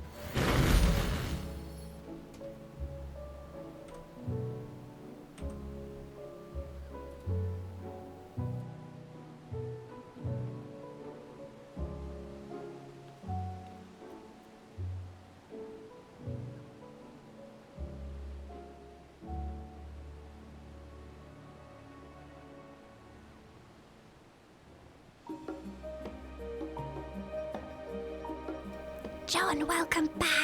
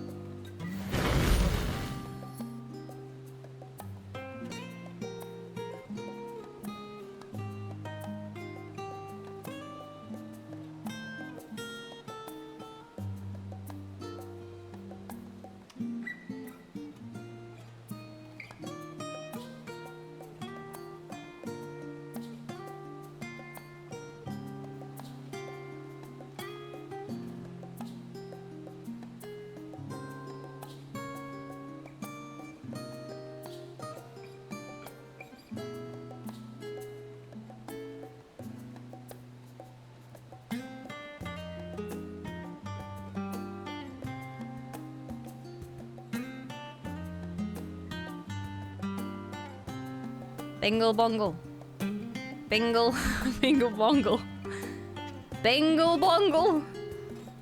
Bingle bongle? Bingle. Okay. We're having like triple technical difficulties going on today. I keep having this thing with my beloved Stream Deck Plus, which controls our audio, where that whole program just crashes as well. And that's how I quick mute alerts and stuff, and also turn my mic on and off. So, not so good. Not so good. Hopefully, we're all good. Now. Okay, no, I'm not gonna press that. It's a bad button. Okay, good. As long as you can hear me, we're all good. And 'twould appear thine situation is rectified. We have our very own Urianger up in chat. There you are. Yes, the Techno Pixies hate me today. All of them hate me. Where are we to go now then? Bonds of Adamantite. Bonds of Adamant. Is that a literary reference of some sort that I'm not cultured enough to get? Bonds of Adamant. Streamer's having an emotional breakdown too. Oh, this music again? Okay, yeah, I know exactly where we're going. Oh, Fortuno. Oh, since they're all soft and squishy now, can I have a hug? Since you're giving out hugs, oh, I knew you would do it eventually. I knew you'd take the step to open up to your children. Oh, look at you. Also, I've only just realized that, like, Alfie and Alice, they both wear their little ponytail. And is that kind of after their father? Because he has a little ponytail thing going. I know it's a popular style in Sharlayan, but it also feels like both of them might have tried to sort of emulate him because they look up to him and they want his respect as well. Could be, could be. Before you go on, Dawn, I have one more thing to give to you. I can't see you. Are you underneath his skirts? Oh, you're over here. This is what happens with Alafels. I felt when we went to the moon that you were sadly lacking in an appropriate outfit. It's Cosmo suit, Coffer! Are you gonna make me international? I was gonna ask when we're on the moon if there was like actually an official astronaut outfit. Oh my god, there is. And it has little ears for being an Ellison. That is adorable. What? They made room for my very important pointy assets. Thank you for the design consideration, Square Enix. Oh yeah. Wait, is it dyeable? Oh my Urianger is. You know what I'm gonna say. How would that look in metallic pink? I will be the pink Power Ranger. Although pastel. Oh yeah. You could just make a Halo cosplay with this, to be honest. Just do that, the helmet, make it all green. Maybe wear something other than a pair of panties, and boom. Beautiful. Thank you for the suit, though. It'll come in useful if we're jetting off to the stars. Hopefully not right now. We've got a bit of time to prepare. Astariel, I've already shown the others inside. You still want to speak with Clara Lane? You will still want to speak with Clara Lane. She has the key to the lift and can send you down after me.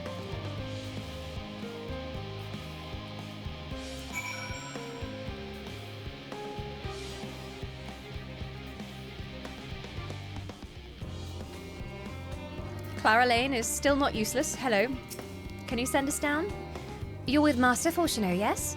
Just step inside the lift here. To the lower levels again.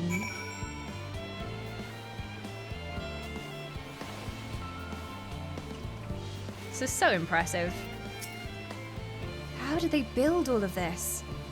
From here, we proceed to the heart of Labyrinthos, and its most closely guarded secret, Thalmazane. It marks the beginning and end of our efforts, whence we delve to seek audience with the star, and whence we will embark on our journey to the heavens.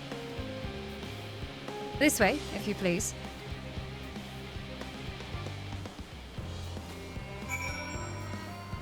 Closely guarded secrets, eh? I thought we were past secrets at this point. Is this where they keep the spaceship then? Thalmazane?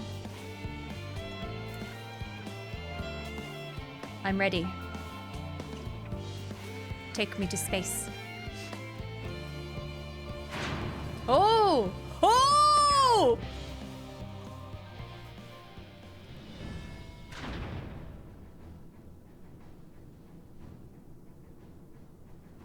It's an actual spaceship? This is now Mass Effect.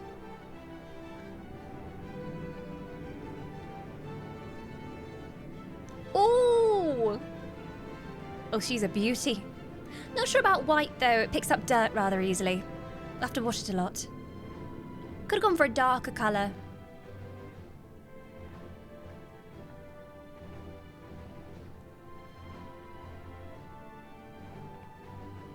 You know, it's smaller than I was expecting.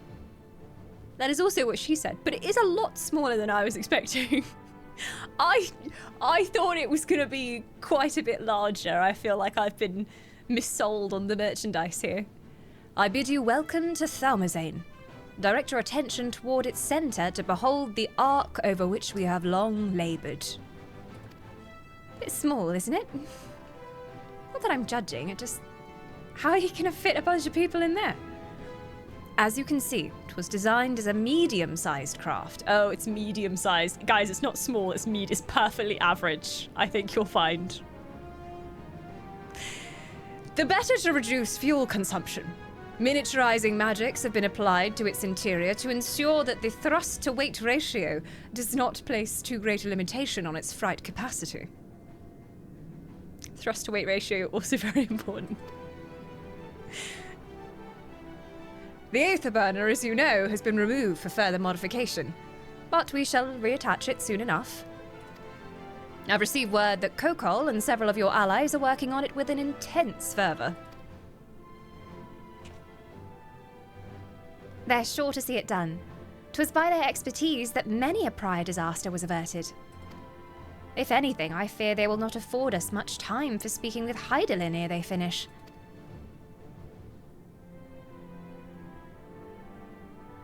Point taken. Let us move on. I must warn you again, however, that even with the benefit of our device, to treat with her is not a simple feat. Sacrifice required? Let's use Kokol Bankol. Burn Kokol Bankol. I'm sorry, I'm so toxic. You feel it too, don't you? The ship is impressive, but it pales in comparison to the vast primordial power beneath our feet. 'Twould seem enchantments most advanced have been woven into the ship's very bones. Wolfson and Blowweeder were doubtless called upon for their expertise in teleportation magics. It was the Allegans who first combined the mechanical and etherical sciences into a revolutionary discipline.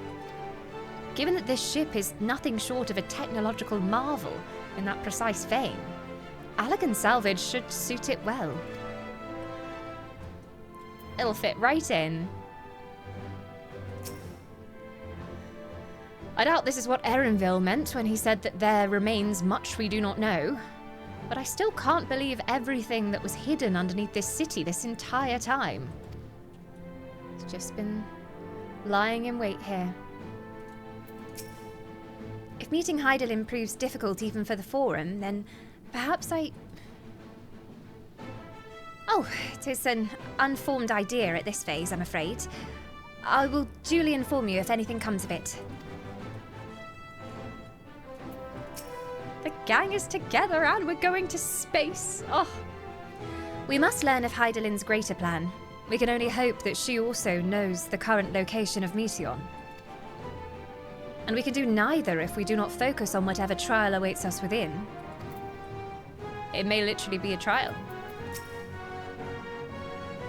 I can well imagine the zeal with which they've been working on the Aether Bernie.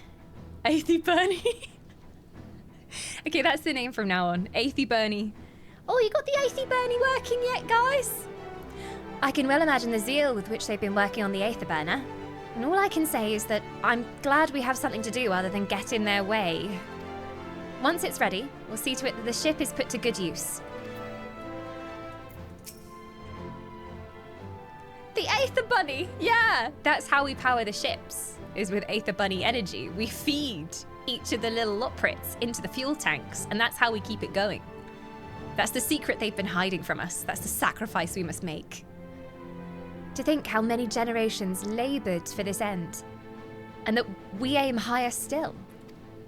We must spare no preparation, and that means speaking with Hydaelyn, no matter the cost.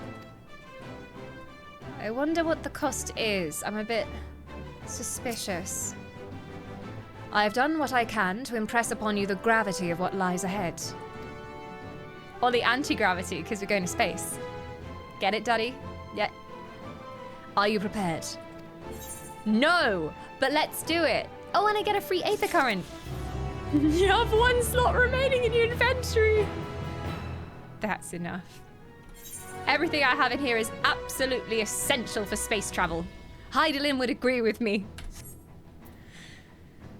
Okay. Let's do this. Her children, one and all. It just has the crystal as the thumbnail. Oh, God. Okay. We make for the lift at the center of this chamber. Come.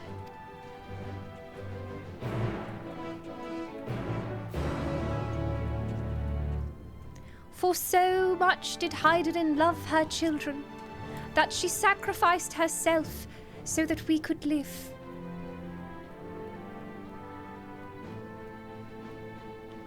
I think I'm going the wrong way. Wait, no, direction's unclear. Center of the chamber. Okay, yeah. You mean just walk directly forwards? Is that the...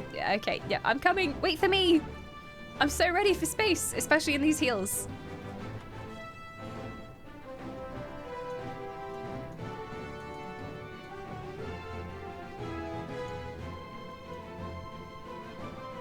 Hello, friends. Who are you guys talking to? Loitering, I see. I know, I've gone the wrong way again. Did you forget you have a map at some point? Oh, wait, you're telling me I have to walk all the way around? He said there was a lift. I assumed it would be somewhere easily accessible, but no. Sharlayans just have to make everything hard, don't they? All right, we're going for a walk then. I'm getting my steps in. It's fine. Just gonna say, if the world was in trouble, I would not trust you with your sense of direction. Follow me! The ship to our salvation is this way! Hurry, everyone! And then I would just lead you into a random forest. I will say, I generally have a pretty good sense of direction in real life. I always remember where the parking space is. That was always my job when I was younger as well. Like, I would always know where we were parked.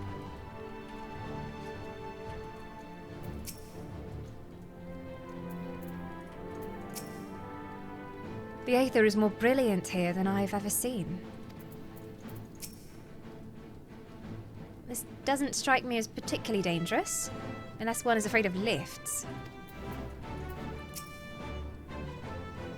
With the ship in the way, I didn't even notice this was here.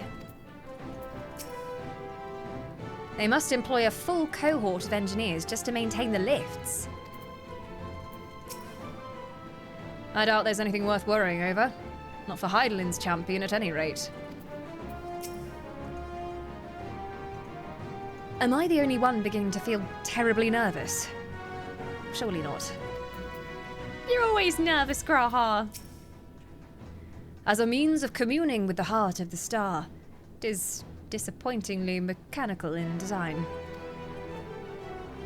I was expecting some wizard shit, I'm not gonna lie. But it does just look like a lift. What the heck is this gonna do? As you all know, alongside our physical world exists an ethereal plane, what we refer to as the ethereal sea. At the heart of the star, the physical and ethereal are one and the same. I'm sorry, I'm just laughing because at the very beginning of Endwalker, I was like, There's something in the center of the earth, I'm telling you. I had my tinfoil hat on and I was going on about there being things in the center of the earth. I was right. At the heart of the star, the physical and ethereal are one and the same. Thus, the deeper we go, the easier it becomes to pass between said planes. We utilized this principle in constructing the anti-tower, and once more here in Thalmasian.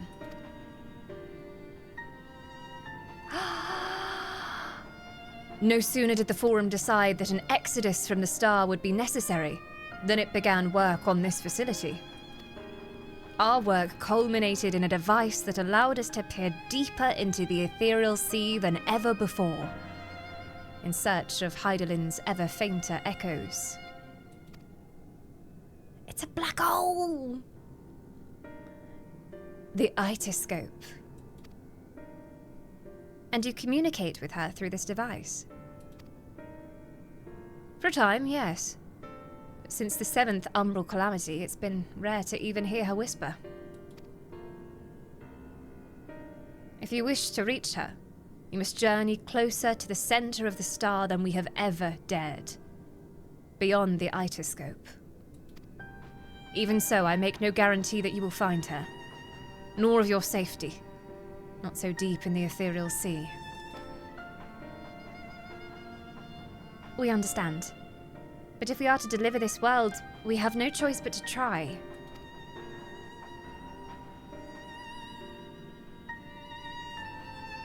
Is he gonna let them go? I know. I only wish we could do more than observe your progress from afar. The Aitascope's ocular lens, by which we may peer into the ethereal sea without placing ourselves at hazard, lies above us. Through it, we can watch you and guide you. Oh, that's cool! In those swirling depths, there are pockets of aether so dense and turbulent that they can unravel one's soul. If we determine that you are a risk of coming into contact with such a pocket, we will recall you with the teleportation magics. To that end, it would be best if one familiar with the composition of your souls remained here to assist in assessing said risk. Otherwise, there is an increased probability that we will extract you too early. Or too late. Anyone know my soul really well? Any volunteers? Please, allow me. I've thought upon this much, and in truth, I do not believe that I am fit to join you in the trials ahead. The events at the Tower of Babel drained me, yes. But even before that, your capabilities far outstrip mine own. This is no time to have a weak link in our vanguard, no matter how much she may wish it were otherwise. You're not weak, Kryle! If I assist in the manner that Master Fortuno has laid out, however, I may still be of use. Will you trust in me to do so? I can think of none that I trust more.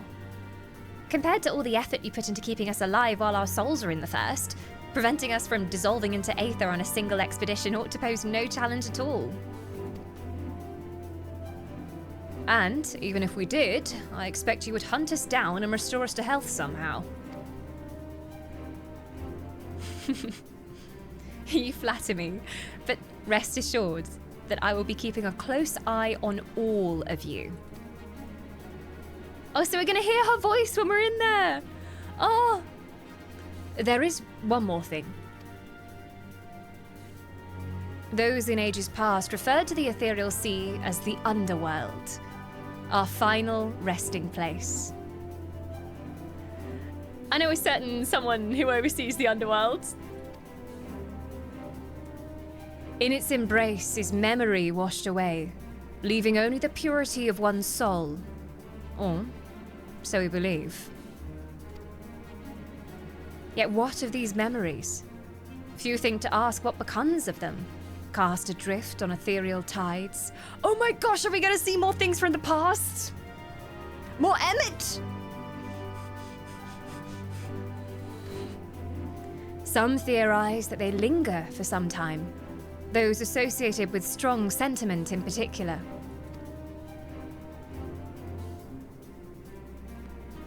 In those depths, memories of the departed may even coalesce around you, for hatred or for love. Thus do I caution you to be wary, but also to have faith. Remember those who did gladly extend a hand to you, that they may lift you up once more. Have faith, walk free, believe.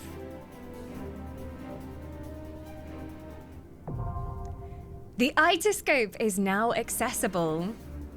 Wait, is it an instance?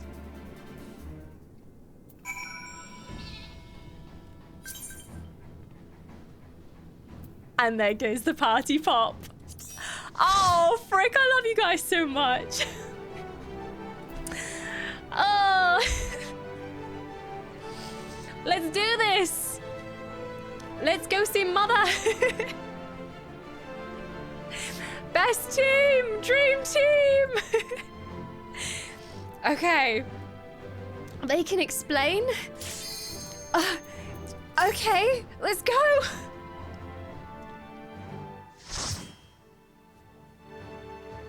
We're coming, Mother! We're coming!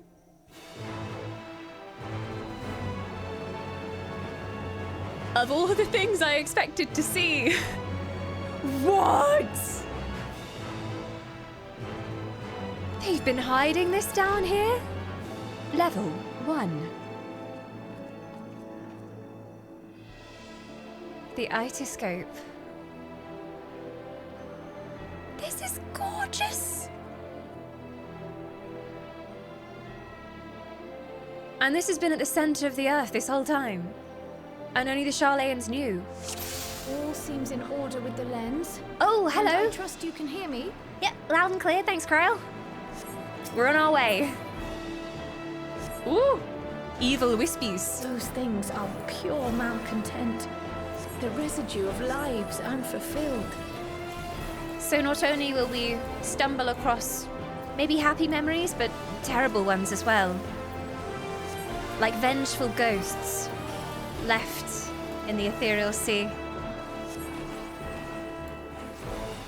Like those shades we saw on the moon, but even more manifest, I guess. My God.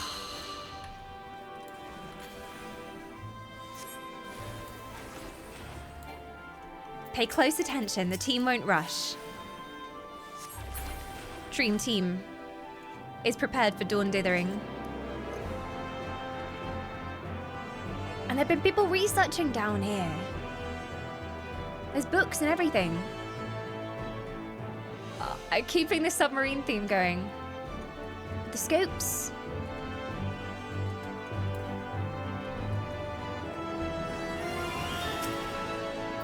This music. There you go. You got the obligatory dawn going. The music! But seriously, the music!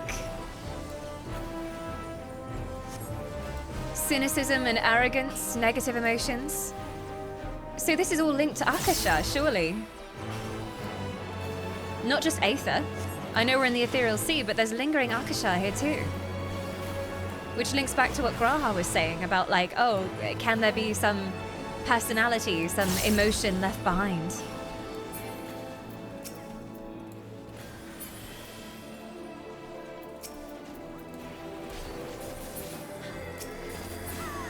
Did it just make a horse noise? It sounded a lot like a horse. Really haunting models with all these faces stuck together.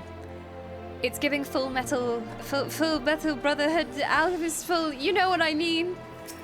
Full metal brotherhood alchemist. That one, you know that one anime?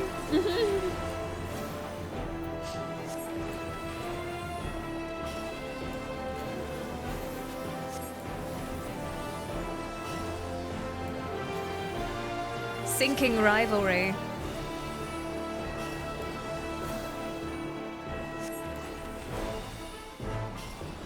Yeah, it was full of metal and contained alchemy. There's some horrible monstrosities in that anime.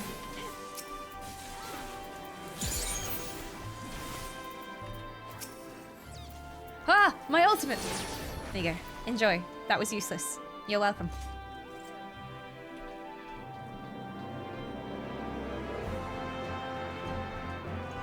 What is this? Wisps! It's wisps!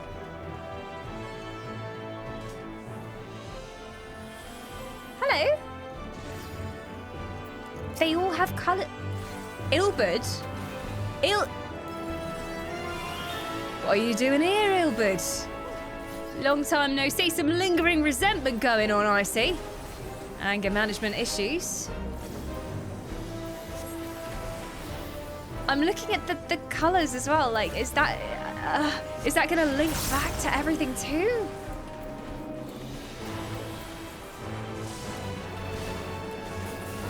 Slop it. Ilbert was right, you know. About what?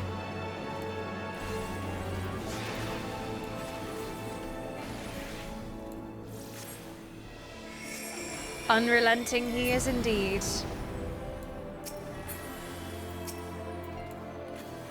There you go, stab. Oh, I can't stab. Okay.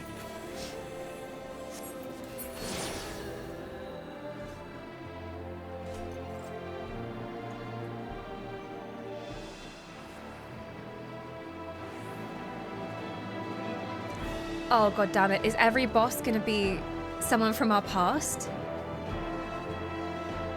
Are they manifesting around us because of our own energy? Livia the Undeterred. You cannot take this from me. Never will I surrender my devotion, my love.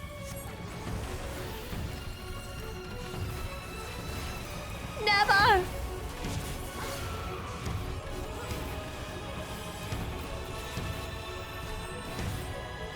Theo, welcome back.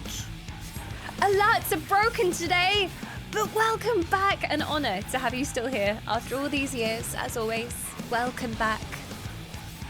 Foxman has returned. Nature is healing. Bear my pain unto my enemy's breast, Aglea. Okay. She's super chill.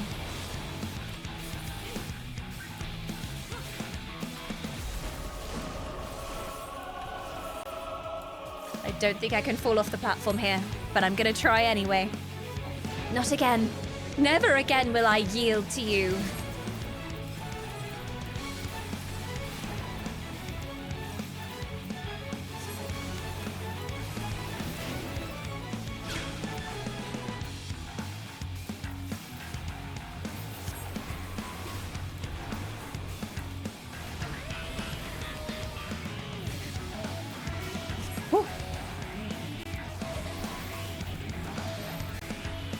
Oh, it's on me. Stucky. Nice, nice, nice.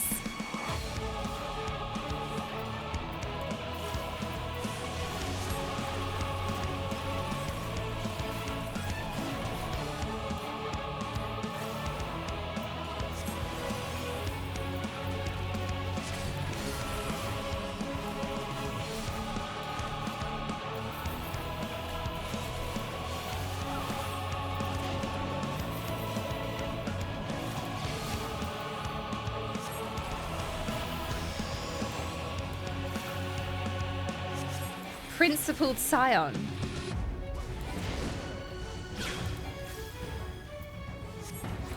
Chat saying I missed something back there. I was too focused on Ilbert. But the other one that was with him? It wasn't Moonbreeder, was it?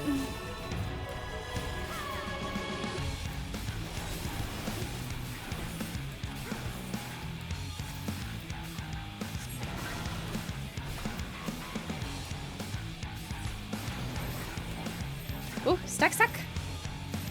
On me, on me. It was not Dawn. I saw the wispy thing. And it was orange. Orangey yellow. But that's the only other thing I saw.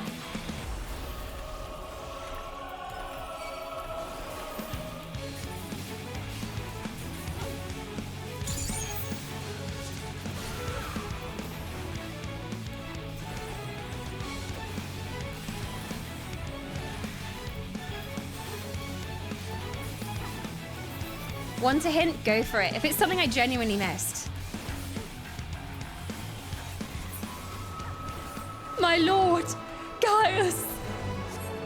And down she goes. Follow the flow of ether. Tiny black mage. Wait! I didn't see him though, if it was him. The ether is too dense. Was it just a suggestion? I'm losing you. Of...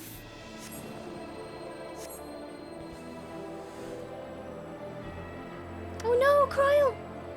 We'll be okay, don't worry. They hinted at it, there was a staff, and there was text on screen as well. Oh. I can tell that this is going to be non-stop memories and emotional damage. Hence we say pay attention. I'm paying attention! I mean, I was very distracted by Sloppy. Sloppy garnered attention.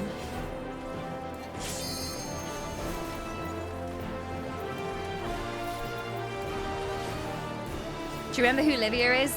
Vague memory. Back in Gaius times. That was a long time ago for me, though. Livia was the one that I always said was evil Princess Leia, right? I called her evil Princess Leia because I was convinced that like the entire Empire was Star Wars characters. All the Imperials were Star Wars characters. There's another of those yellow ones down here.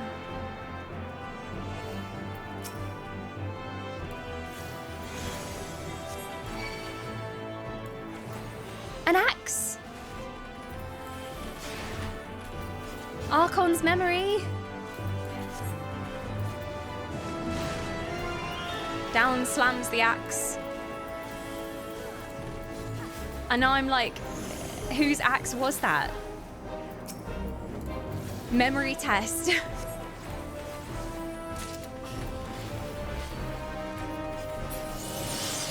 When I think of axes, I think of Ardbert. But that wasn't Ardbert's axe, as far as I could see. In a rush of familiar delight, the memory of a kind-hearted knight takes form. Well, we know who that is. We know who that is. He's protecting us even here. Oh, don't hit me with that. Can we stay with him? Why do we have to leave? I'm gonna linger here.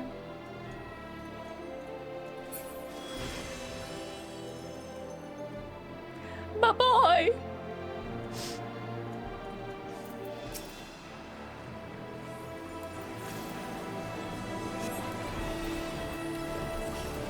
If they were actually showing us shades of the characters and they were appearing beside us, I think that would get me.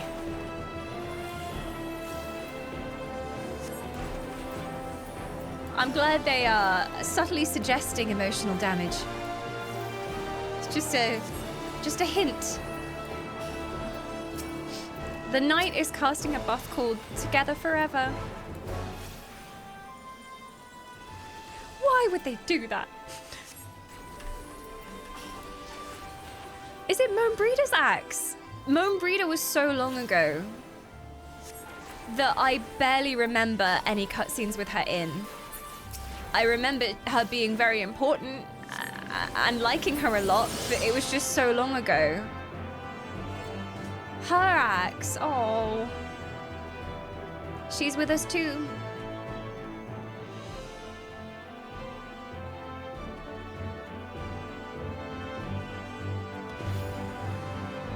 Ah, Ratatin, the unshakable. Hello, mate. Ooh, ooh. The theme is back. Ratatin who? Never heard of you. I'm sure you're of no importance. Oh, the double shields. Okay. I'm gonna stay back here, where I can't cause any trouble. Hopefully. Ratatin, my boy. Chat's very excited to see Ratatin. I will fulfill my duty ere I rest. You will fall to Tartarus. I might actually, because I'm stuck in this AoE. What do we do? Hide over here? Ah, he makes a little safe zone. Unknowingly, you have given us the path to our own salvation. A hidey hole. Don't forget the thingamabobs. The thingamabobs with the stuff and the things?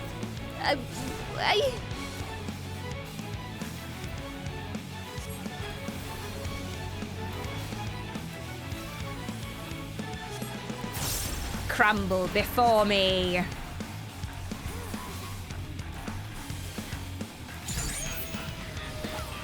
Do not fear, I have a red mage combo, and I'm very afraid to use it. There you go. Resolution. Woohoo!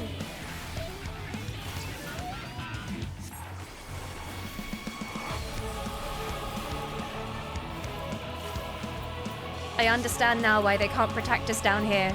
We harbor so many memories, both good and bad. And we've fought some powerful adversaries. So the fact that we're summoning them to us now, that's asking for trouble.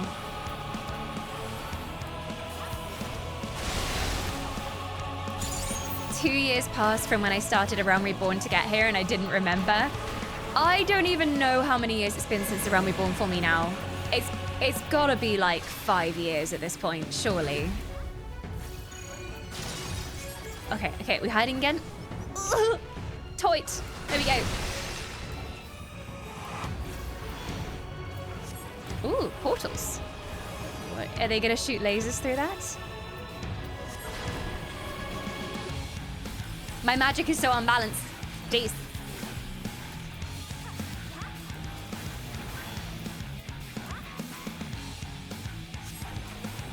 I'll get behind where I'm supposed to be. Ooh. Woo, woo, woo. It's chasing me. It's out to get me. Ah.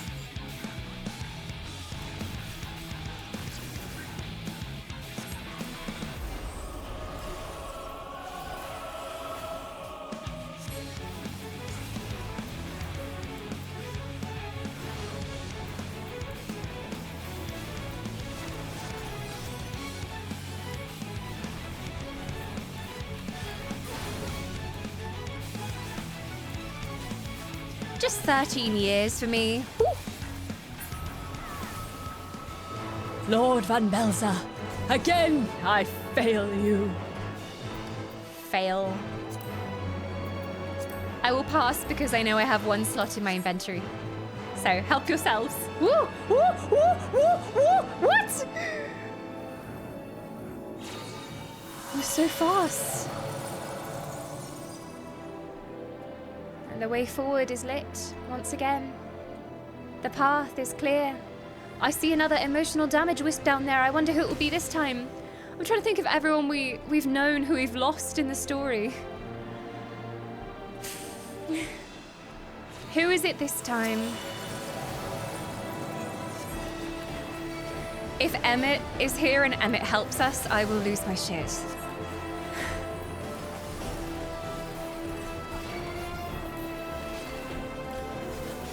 Oh, how the turns would have tabled.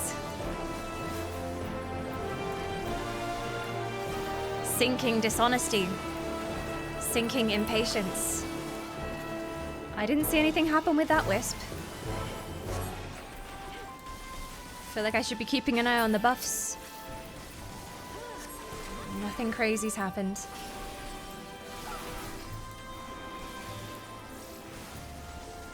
I feel like they have to drop an Emmett reference at some point. God, if I could speak to him again. And this version of Emmett. We talked to Elpis Emmett, but what if we could somehow talk to the Emmett that we knew during Shadowbringers? What if he forgave us?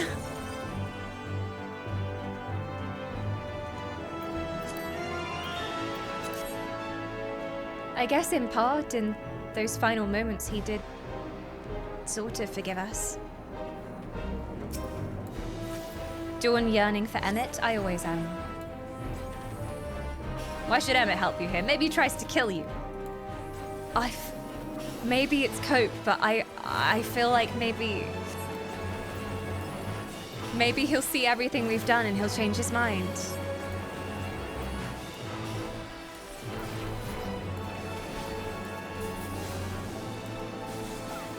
Maybe he'll finally understand.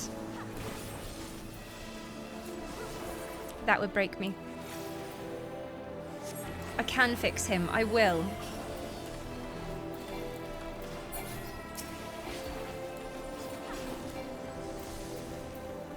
Imagine Emmett and Hitler eating popcorn on the side. Yeah. They're just floating somewhere over there. Watching. I don't think he wants to be fixed. That's his problem. He doesn't want to be. There's another version of him that was ready to accept that everything he loved was gone. But our Emmett couldn't. Everyone's waiting. Minfilia! Oh my gosh, she's actually manifesting. Minfilia! Come back. I miss you. Please just ask us to return to the Waking Sands one more time. I know I used to bully you about it, but now that you're gone, I miss it. Aww. Our girl, Minfilia. Finmilia. Pray, return to the Waking Sands. We needs must discuss our next course of action.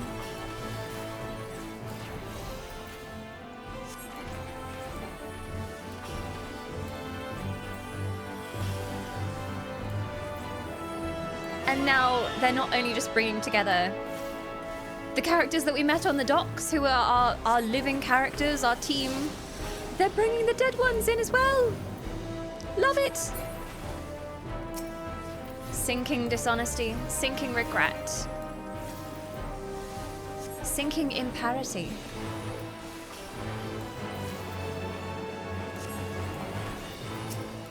You know, I'm not even sure I've heard the word imparity before. Disparity, yes, but imparity.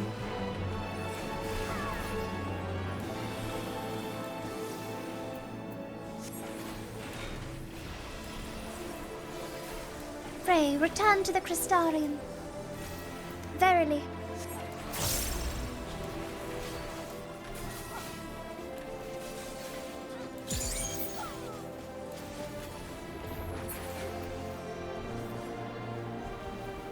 And the path forming before us. This reminds me of the path that Hydaelyn walked. What is this?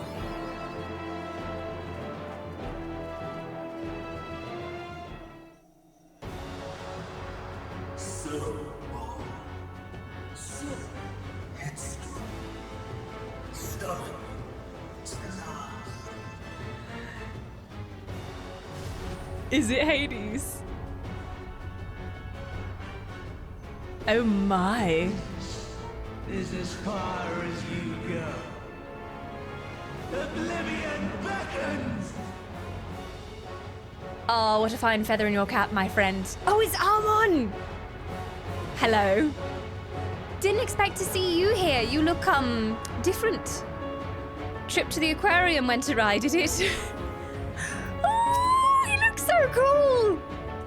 Oh, but utterly terrifying. Have I worn, but This is my favorite by far. I like it. It's a change for sure. Armon, who is not a fan of Daniel. No. Nor a fanny Daniel. Oh.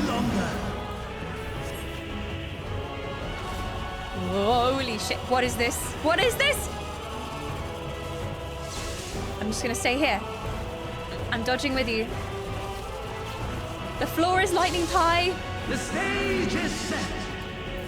So theatrical, as usual. I'm glad you're getting your moment. Oh, his face. What is this? Is it gonna cast lasers? Ah! Oh god, yes it is! Of course, lasers, of course. Dude doesn't know how to be subtle.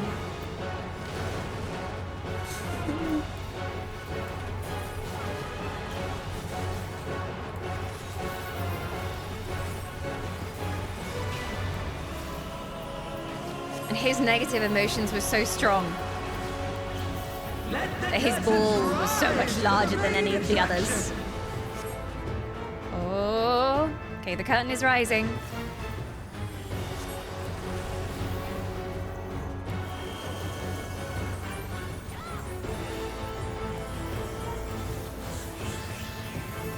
He's charging. Is this gonna be a heal and survive kind of section?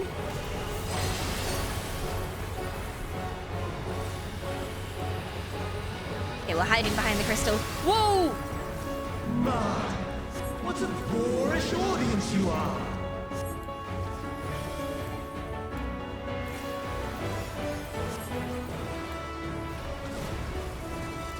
Whoop.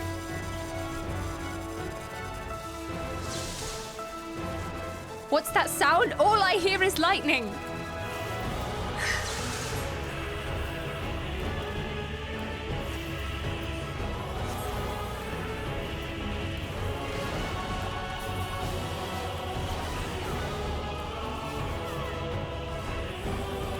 I hear glittering, sparkling.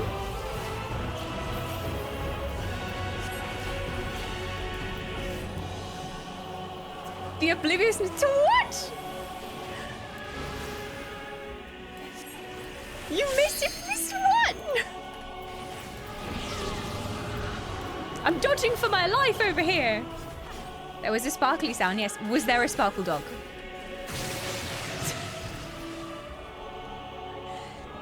Don't tell me like a massive sparkle dog flew across the screen. Oh, I'm a red mage! I'm a red mage!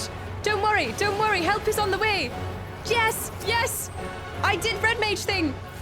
See, watch me go. I'm all grown up.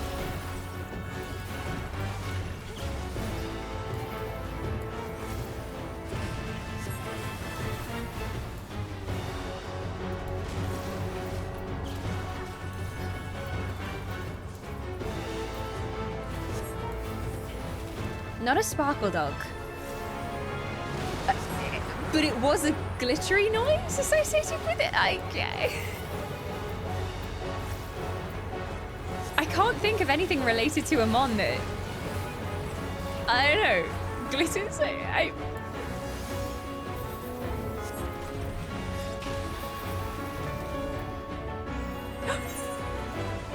stood in the shiny. Oof. What material is behind crystal?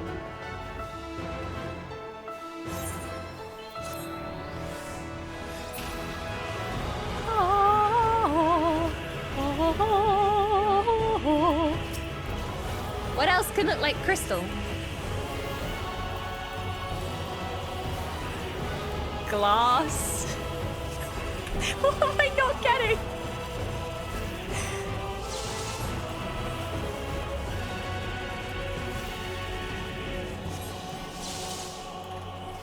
What is frozen water? Ice?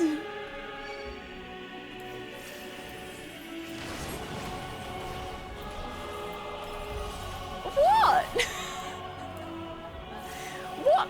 What's significant about ice crystal? I don't.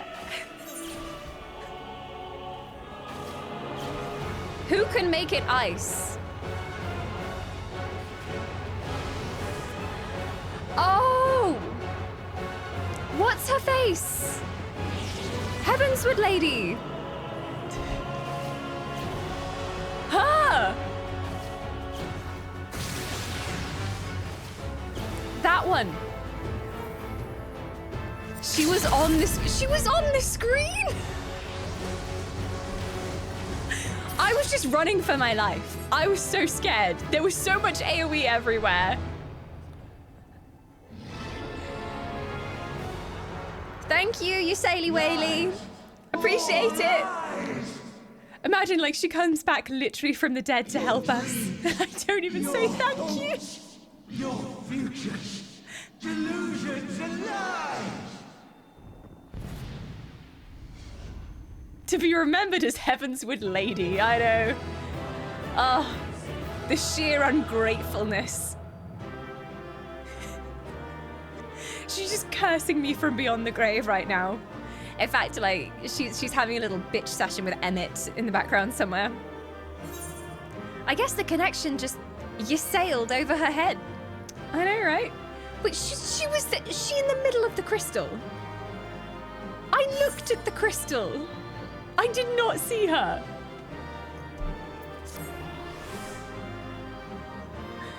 Well, thanks anyway. I appreciate it. Ah. Do you remember the fight? Shiva appeared. I don't even know how long ago Heavensward was for me. It was a very long time ago.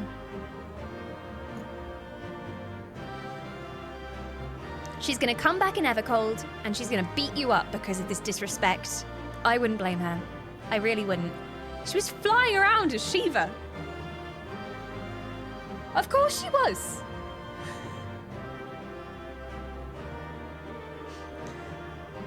Well, thanks, old friend. I acknowledge you. Hey, Chung, welcome on in. How's Endwalker going for you? It's been a real roller coaster today. We've had emotional damage crying session twice today. And now we're here, and I feel like there's just gonna be more. It has been literal years since I played Heavensward. What year was Heavensward playthrough? I think it could have been 2022? I want to say 2022. Maybe. Ah, look at the team celebrating. What loots did you get? Ah, a choker. I shall not take that. But we did it. We didn't even need anyone's help, you know? We soloed that. Yeah. Like, you know, we don't need dead people to help us. Much less acknowledge them. Shall I press this? See what happens. Deeper into the sea we go. I am just like quadruple checking. Okay, our alerts are muted and paused. But Stream Elements is broken today, so I'm really paranoid they'll come through anyway, but hopefully... Immersion.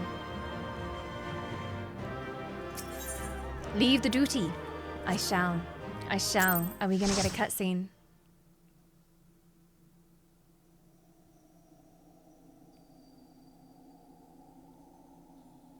The cutscene just puts Sail on screen again, just in case I didn't notice her. We're bringing her back. You dimwit. He was not vanquished.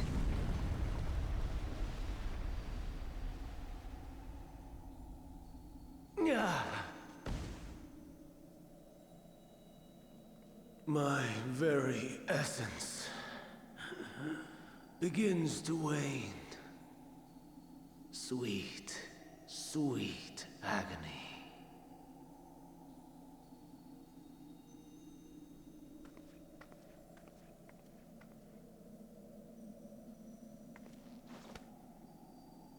Leave this to her.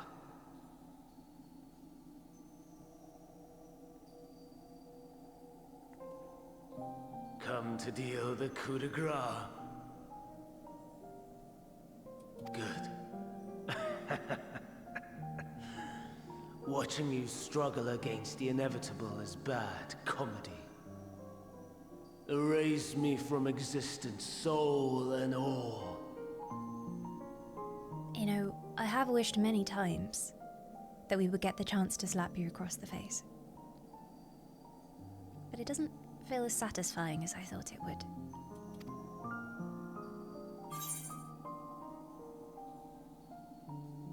Have you any memories of Meteon?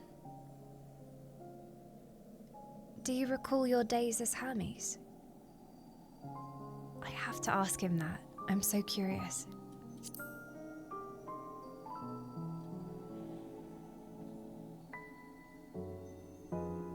How would you know that name? Long story. Very long story.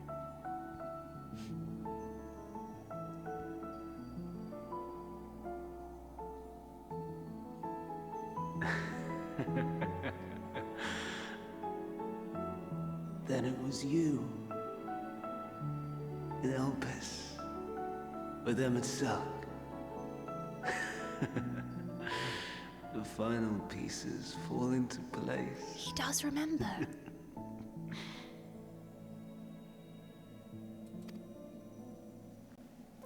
In my halcyon days, as the mortal Ammon, I was haunted by a dream. Night after night, the faceless multitude, the voiceless cries, shards of shattered memories. But slowly, the fog began to clear. This was Elpis. And I was Hermes. Recurring though it was, I paid this dream little heed. It was only when I was granted the seat and memories of Fandaniel that I knew these visions to be true.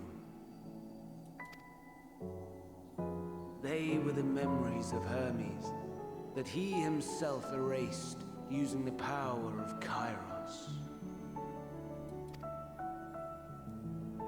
So that means... Or so he thought.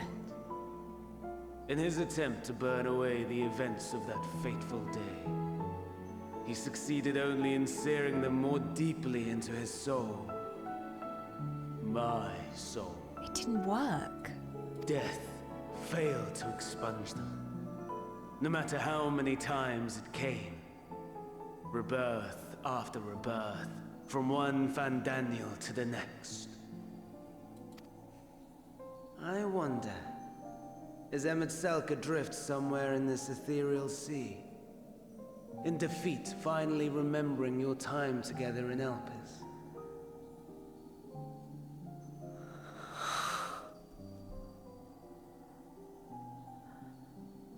This changes so much. How it must gall him to be entrusted with knowledge of the final days, only to be rendered powerless to act upon it. So many lifetimes dedicated to restoring his beloved Amarok in blissful ignorance. Oh, folly. And if he can remember, that means I can remember, right? Surely. So when Emmett asked us to remember, I can, right? But make no mistake, my life as Hermes is not the reason I invited the world's end. I have lived. I have struggled. I have dredged the very depths of despair. And in the detritus of existence, I found the truth. I served a great ruler, powerful beyond measure. The world his dominion.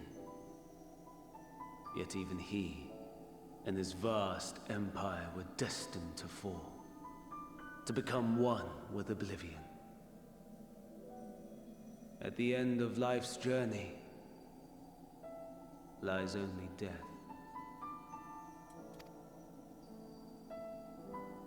So I ask you, why live at all?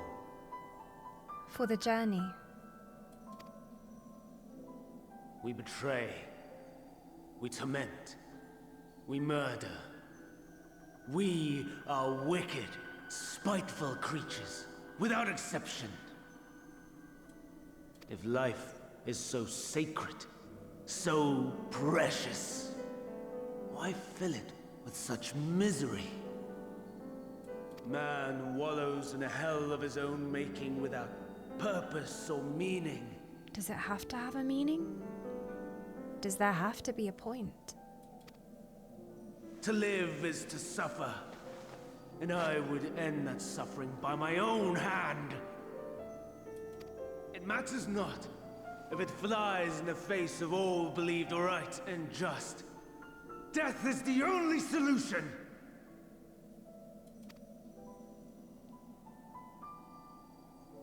That is my truth, my answer to the question. And yet, even as the words pass my lips, I am filled with doubt. Has my search reached its end?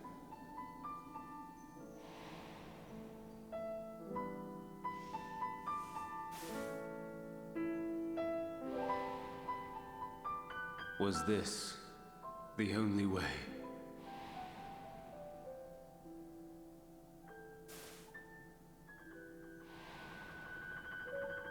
After all these years,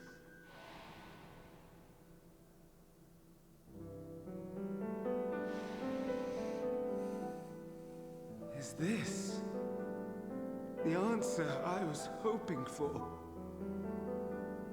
No. And he knows it's not true. Lamentations of the damned. How it vexes me to see your conviction falter at the last. Fandango. Still clinging to existence, I see.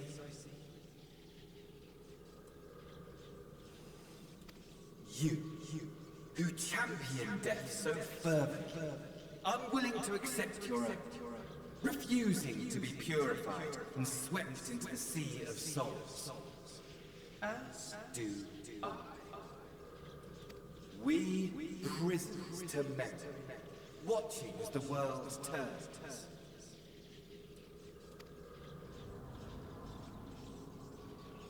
Though unlike me, you will be spared the ignominy of having your corpse made a puppet, dancing to another's tune. Vengeance time. Is that Arcee? Oh, yeah. How very astute.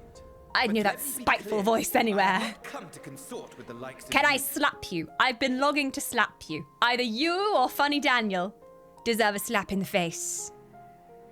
It's so funny as well.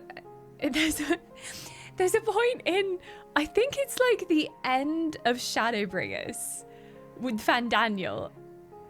And I just go, he just loves life. And someone left a comment on that video and was like, and now I know why.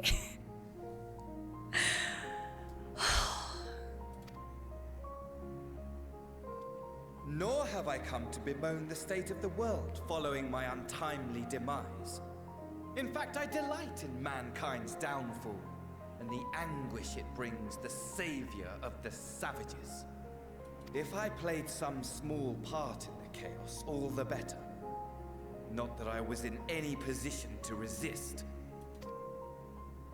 But to be made accomplice to the betrayal of Lord Xenos. It's just embarrassing, am I right? I would die 1,000 deaths to exact my vengeance. Oh, he's mad. Yeah, I can't believe that's the only thing he cares about. Now you are at my mercy.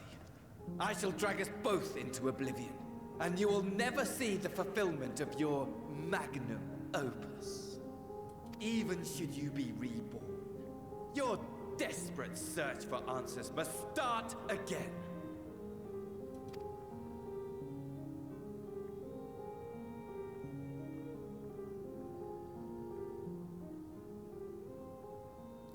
Cruel, I like it. I'll do what must be done.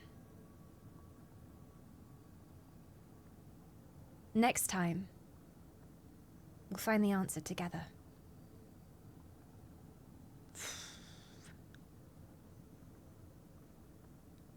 And this is exactly the worst kind of torture for him, because he will never have this answer that he's searched his whole life for, that he's staked the meaning of his existence on, and he'll be stuck in that loop forever and forever and forever. In a prison of his own making. I don't know if it matters what I say.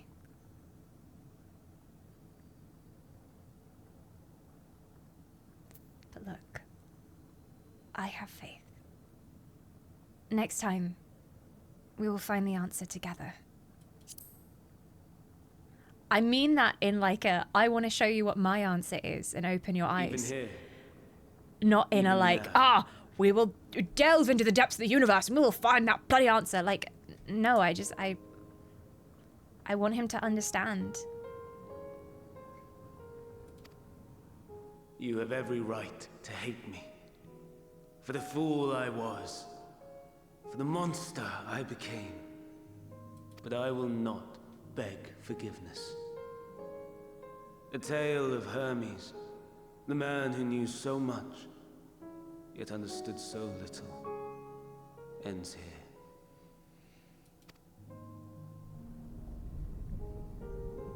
Sinking into oblivion.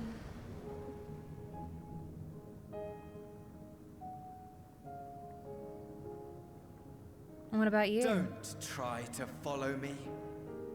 I had more of you people than I could stomach in life. Never mind in death. Piss off then. Likewise. I pray we do not meet again. Git! No one likes you anyway, bitch. You had better hope not.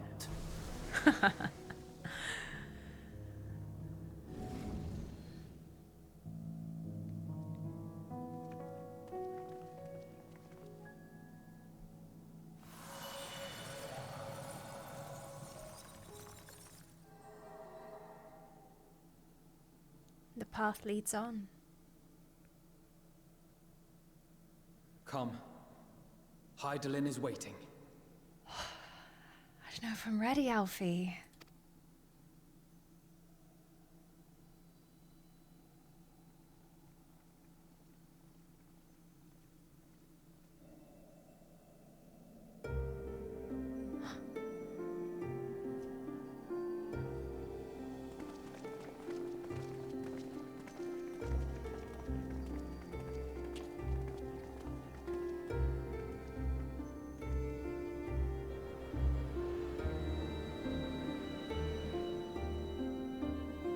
Hi, stranger. Long time no see. Brave travelers, I welcome you. Mother.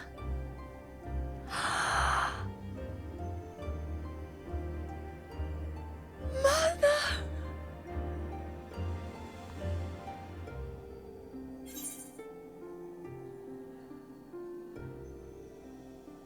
You look, different. Never say that to a woman.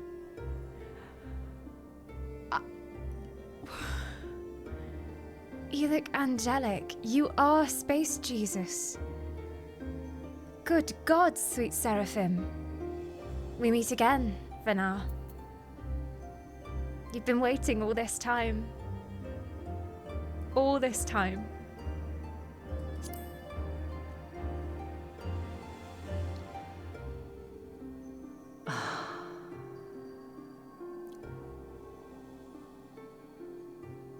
You're so beautiful. I see.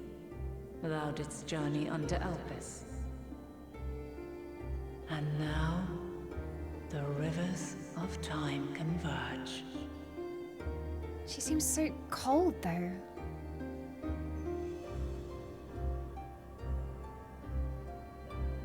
I know why you have come. Yet I would hear you speak your reasons all the same. Of the fit.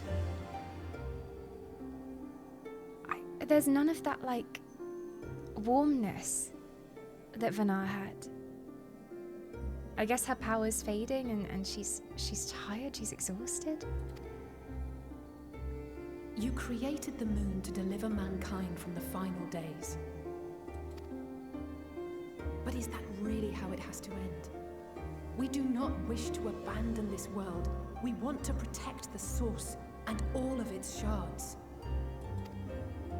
To flee is but one of two paths.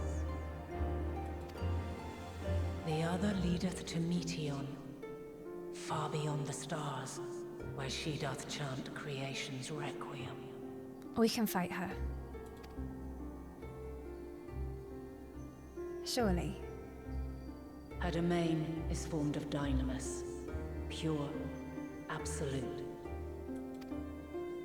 Where emotion and memory govern all, ether will avail you naught. Meteon hath gathered the pain and despair of countless stars, and to go unprepared is to go unto your doom. So we have to bring the opposite of pain and despair with us. Love and hope? If this ends in the power of friendship and rainbows overcoming evil... We'll beat her. We'll win. I swear it. Is what I might have said once. You don't think we can? After everything I've seen, all the times I've succumbed to my own anger and fear. I can no longer pretend that courage and faith will be enough. But are we truly so powerless? That our only choice is to flee? Far from it, my child.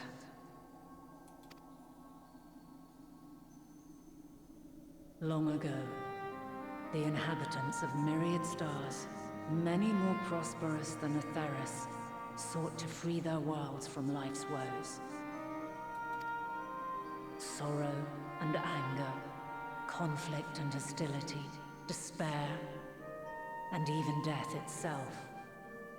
But as Meteon reported, every attempt ended in failure. Darkness abideth within every living being, and can never be cast out.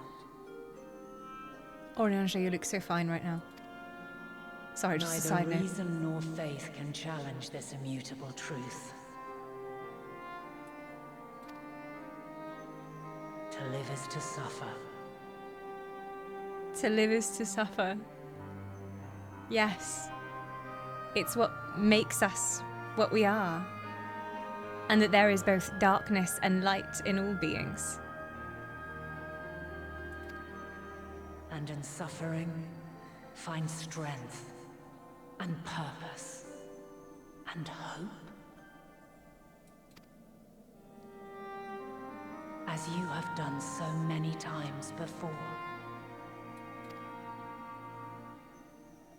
Thou dost pursue an impossible dream, yet knowing this, you pursue it nevertheless. And thou hast learned to depend on others as they do thee.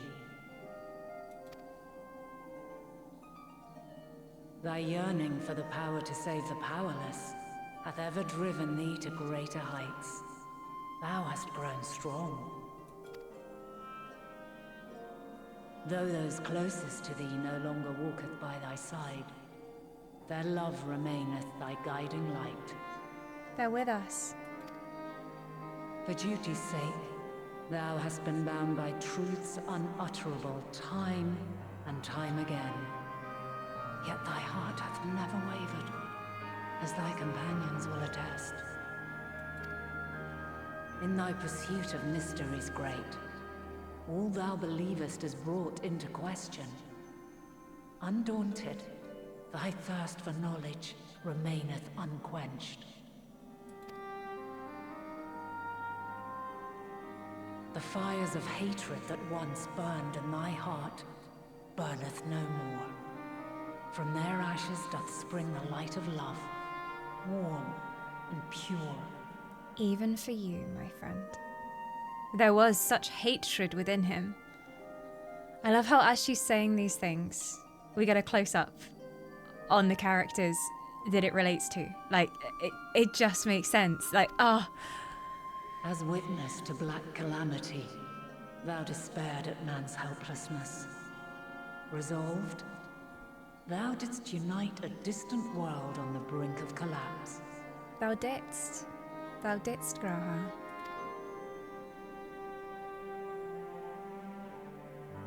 And thou, my champion, when all did seem lost, thou never abandoned hope. I am the protagonist after all. I literally cannot die, Mother. For every trial and every foe that did bar thy way, thou hast proven equal to the challenge, drawing courage from the many bonds forged on thy journey. You have all known despair, and though the end approacheth, you walk on, Heads held high. Therein lieth your power. The strength to silence the song of oblivion. Then there is a means to confront her. Walk on. Believe. Yes, if you should prove yourselves worthy. Hark! Is she going to empower us?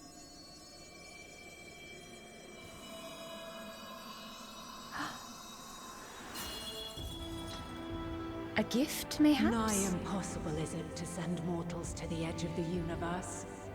Should you fail, there will be no second chance.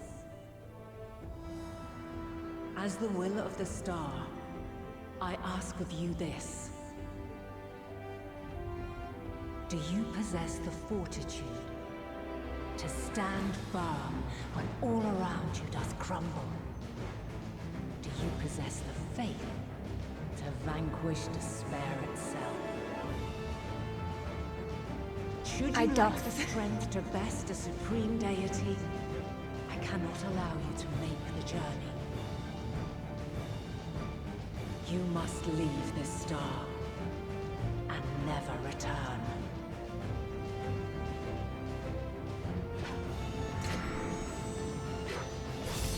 Prepare yourselves.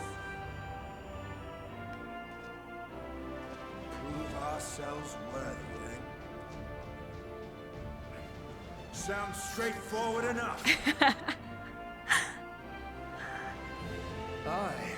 No room for confusion there. Are we fighting her again? In any case, we've come too far to back down now. I am of the same mind. What power I have, I shall bring to bear. Throw those cards, dude. The three of you seem to be forgetting who we're up against. It's not every day we battle a divine being of untold power. Well, not quite every day. Are we actually fighting Hydaelyn? Do try not to get underfoot. Needless to say, Just a first blood, right? Just a first blood? No. Let us hold nothing back. For the people of this world and those beyond the rift.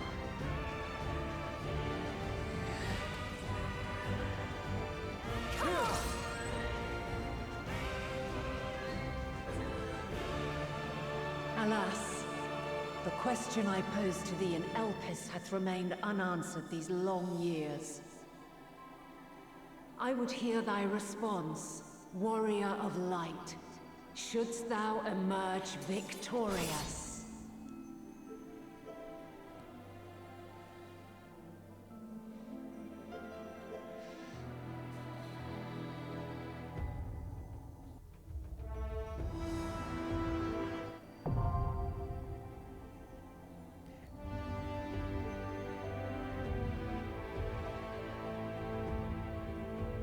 During this quest, and when using the duty support system, you have the opportunity to undertake this trial with a party of scions.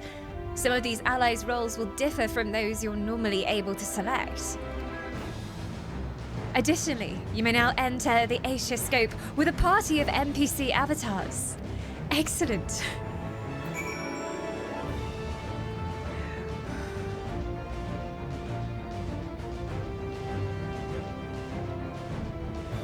Would you prefer to do this with the NPCs or with us?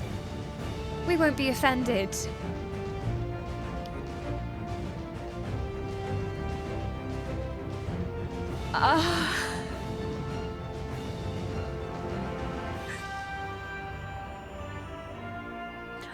Is she gonna use the same abilities as we used in our duel in Elpis?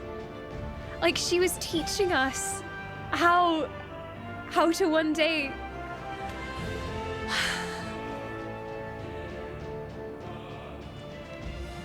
I feel like I have to do this with them. I feel like I have to. I don't know. Oh! If they have stuff to say. I need to hear it. I need to. That's fine by us.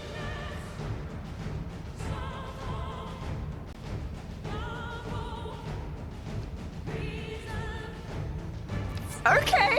Bye, guys. See you on the other side. First blood, right? Right, Vana? I have a horrible feeling, though, because I had this theory that we had to kill her, that we had to destroy her. And that, like, if we destroyed her, we could somehow absorb some of her power. And if we have to go to the ends of the earth to find Meteon, and we need to counter despair and pain, if she were to fill us with the last remnants of her love for her children, her love for this world. Okay. Okay. You wanna come with me? Uh-huh. Graha Tyr is an all-rounder, jack of all trades. Who's tanking, by the way? Estinian, right? You tanking? I guess? Sure.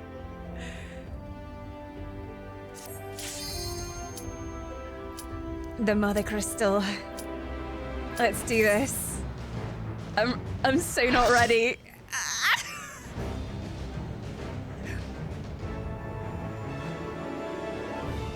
We have a floor tank at the ready.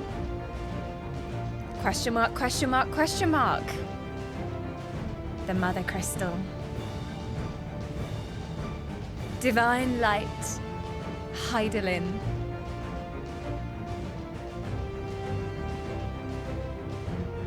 For after all, she is a primal.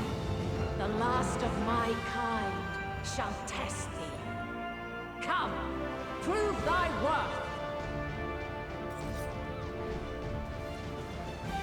I have my Moogle ready, Mother. Fear me. It's just the fate of the universe. No big deal, no big deal. Okay. Do you want me to pull? I guess I'll have to. Each time your party is defeated, in this duty, your indomitable strength of will allows you to what the text appearing fast? Okay.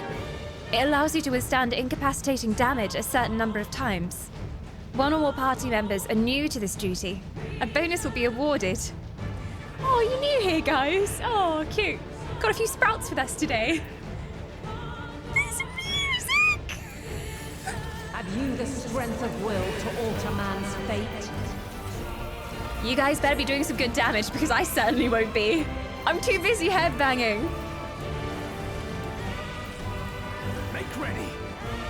Make ready, fools. A change of arms. May the test continue. Is she literally gonna do the same things that she did in Elphys? I'm ready this time, Mother. We're near or far.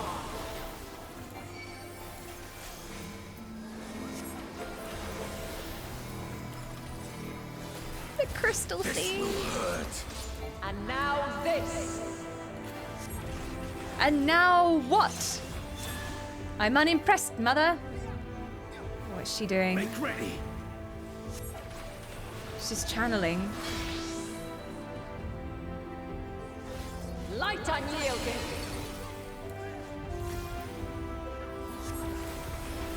This is quite chill so far. I'm going to regret those words very soon, no doubt. This will hurt. This is relaxing. I like it. She's still channeling something. Alphano, get back! My blade! I got back! Alphano cheated. I did exactly the same thing he did. He's hacking. I got back! I was back! What was it? My pinky toe was in the AoE? Here we go again. The strength of will to alter man's fate. Oh, am I not supposed to touch the wall at all? But it looks lovely and spiky and comfy. Oh no, I'm so gonna displacement into that wall at some point. Typical red mage behavior. Change of arms. May the test The wall is a continue. one-shot. Oh, she's marked out the 1v run ring. Okay. You cannot stop us. I thought the wall of spikes was just a suggestion, Heidelin. All right then. Make ready. All tastes like burning. No, it tastes of love. I have you. Love from Mother.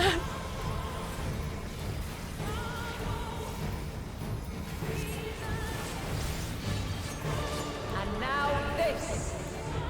And now this. I'm just gonna copy what Alphino does, okay? And then no one can blame me if it's wrong. Little know-it-all. Surely he's memorized the strats already. Maintain distance, and then... Together we shall overcome this. And then what, Urianger? Try and stop it.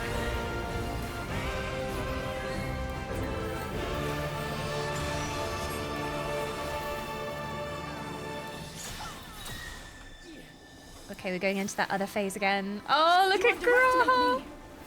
You're doing well. Keep going. I believe in you. Everyone's running away. Alphino's like, whoosh! It's okay. I love how Estinian's looking out for Alphino. And the first thing he does is shout, Alphino, away! Careful now. So many father figures in this group. Urianger, father to the bunnies. Tancred, father to many.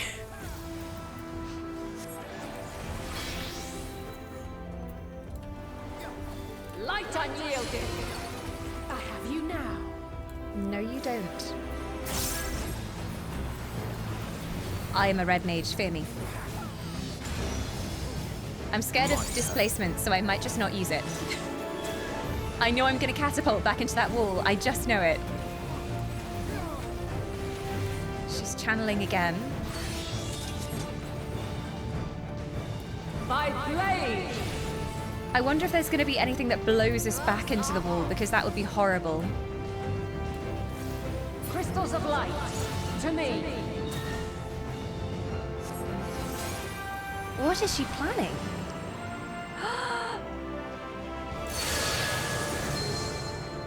Ha ha ha! The crystals!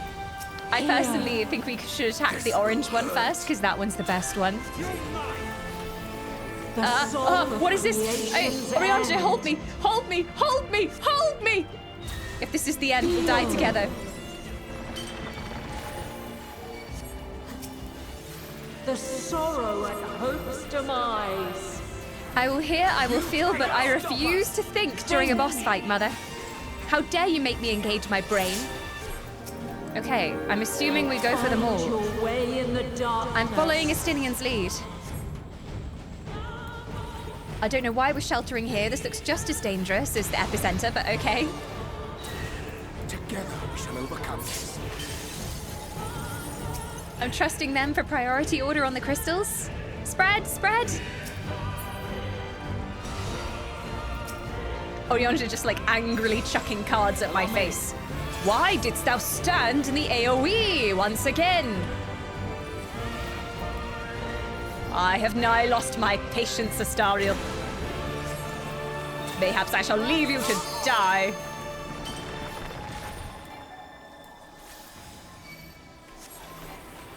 Stack.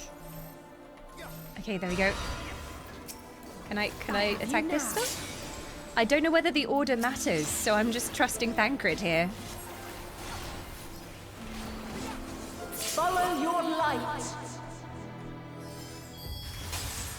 Or fly, my children, and never look back. Get behind me! Oh, he's using a shield! Yes! Urianger, protect. It'll take more than that. Something special for you. Is this a bad circle or a good circle? I don't know. I'm gonna stand in it anyway. Oh, I'll fill that one tomorrow. By crystal light. I'm staying with Urianger. I don't care. Whatever happens, we'll stick together. He knows what he's doing.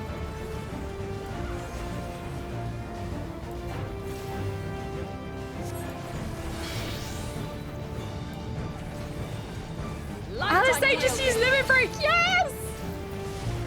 We are Red Mage twins. That was my job, Alice. I'm the assigned Red Mage of this party. How dare you? Stole my Limit Break. What is going on? Way ahead of you. Watch where it... What now? Where it splits? Okay. Allow me. Urianger, I'm coming back. Don't leave me, baby. Be gone.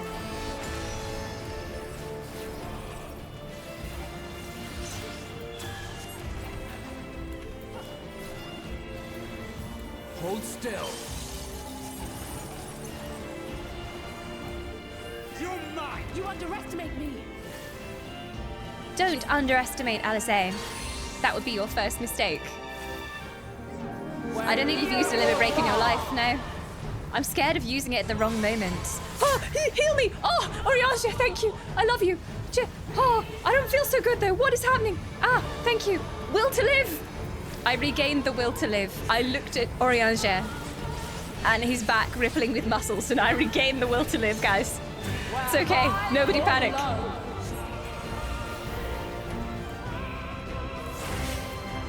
That was a bit spicy.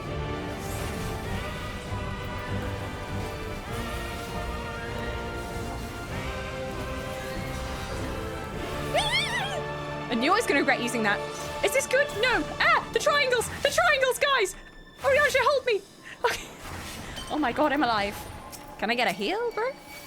Thank you. You now. Take your time. Something special for you.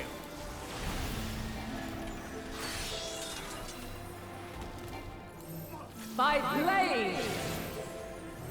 Stack on Alice. I have you. I have you. I will not hold back. He has me. Yeah, Stola's spamming. Toxic player. I'm amazed you survived. It was the love that I hold within my soul. I thought of our lost companions near and far. Everything hurts though, I'm not gonna lie. Have a magical barrier. Stack! Thanker, get your ass over here right now. Good boy. What the heck is she doing? Everyone's stacked over there. What is this? Oh, wave of light! Okay. I can see why you're stacked over here. I understand now.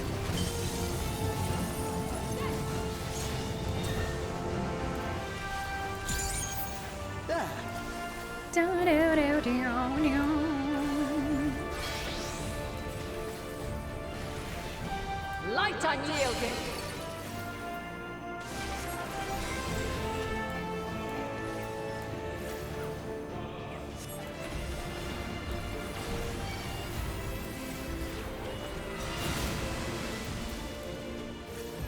Hold still. On me. Urianger, get on top of me. Thank you.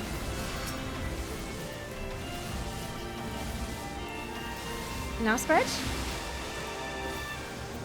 Oh, waves, waves, waves. Hold still. I have you now. Something special for you.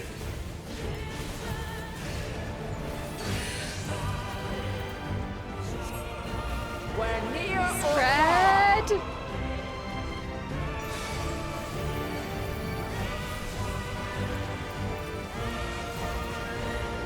Just a little more. I'm standing near the healer, so he notices me. On me again.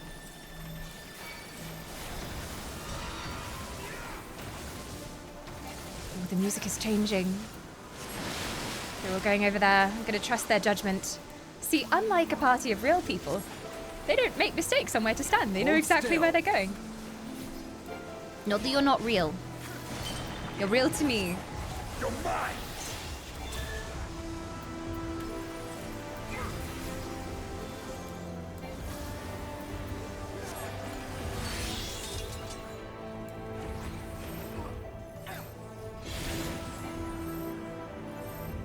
on Alfie, right? It was a stack! It was a freaking stack! Why are you not stacking? Noobs. That was a stack! Am I not wrong? I am in your debt. Alfie didn't go into the stack! And no one else came to stack! What a twit! You little prick.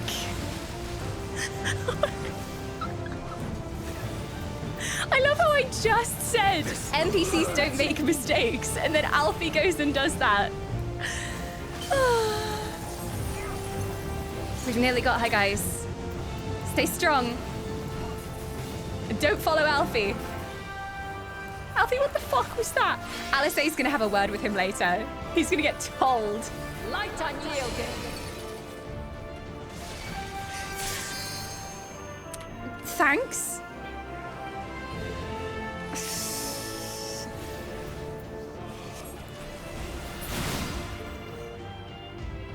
We did it. Are we good enough?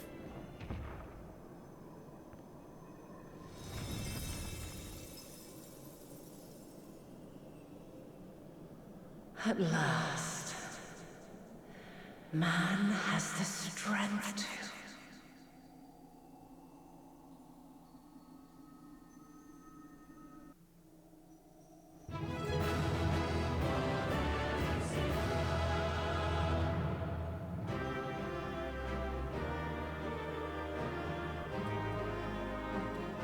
Are we worthy? I think we're worthy. I think, yay. That last line concerned me, though. Congratulations on doing it in one try. See, hashtag first try. First attempt didn't count. Alfie fucked it up again. And there she is. Laid low by some adventurers.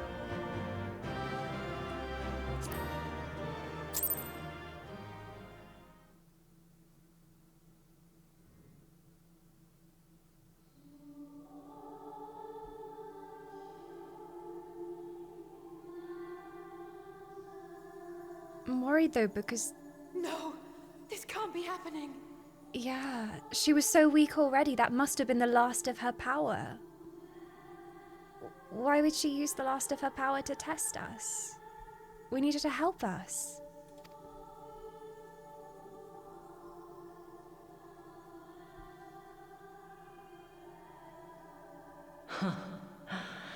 Though my power is in constant flux, I have always kept a reserve for this very moment. It was a true test of your prowess. You have done well.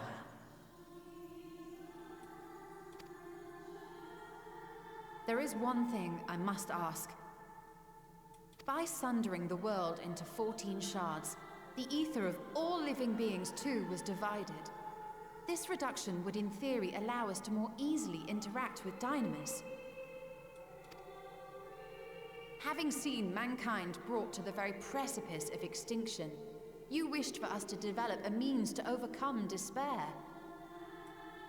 You believed we had the potential, and sundered all creation to see it fulfilled, to deliver us to that swirling maelstrom of Dynamis in which our foe hides, and grant us the power to defeat her once and for all. Is this not true? And she's been waiting for us this whole time, hoping. It is as thou sayest. 'Twas the trial to which I subjected mankind, and it hath led to untold bloodshed and suffering. There was no kindness, nor justice in the tragedy I wrought.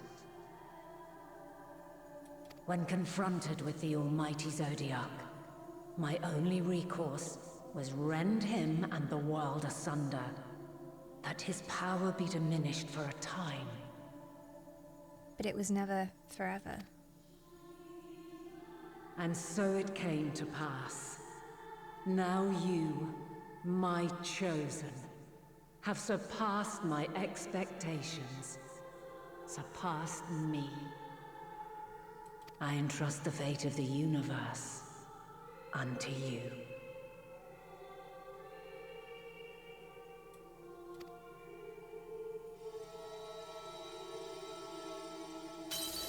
This crystal contains the memory of Meteion's passage through the stars.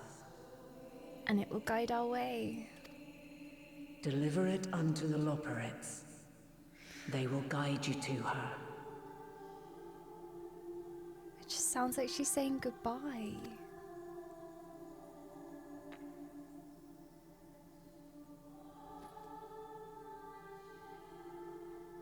Though they may be capable of crossing great distances, there is a vast difference between traveling to the moon and the furthermost reaches of the great expanse.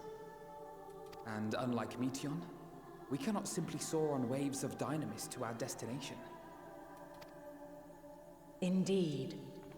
To make such a journey would require an astronomical amount of ether. Maybe we can take a moon dog? But a solution lieth close at hand.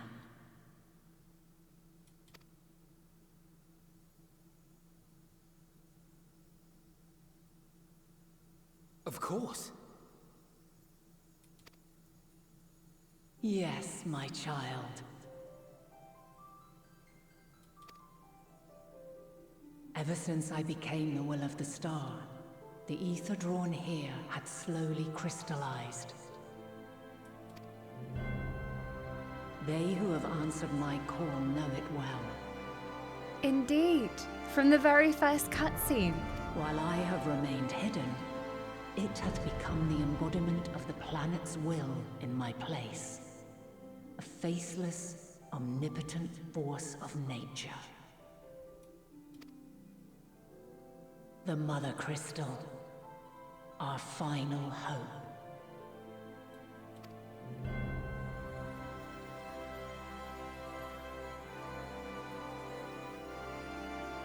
Alas, I can do no more. The fulfillment of this task doth fall to you, my chosen. Now, heed these words. Darkness and light, despair and hope. As goeth one, so goeth the other. Become light, become hope. How do we become hope, though?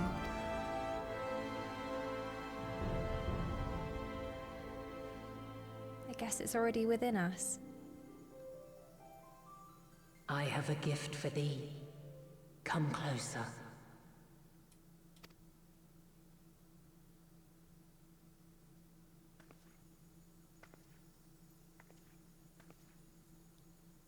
Long have I searched for a means to safeguard the future of this star.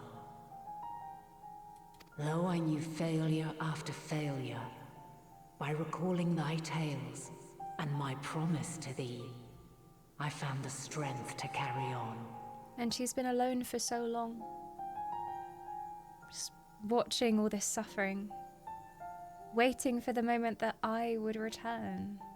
This version of me that would be strong enough. Though the world is ever changing, thy thirst for adventure hath never waned.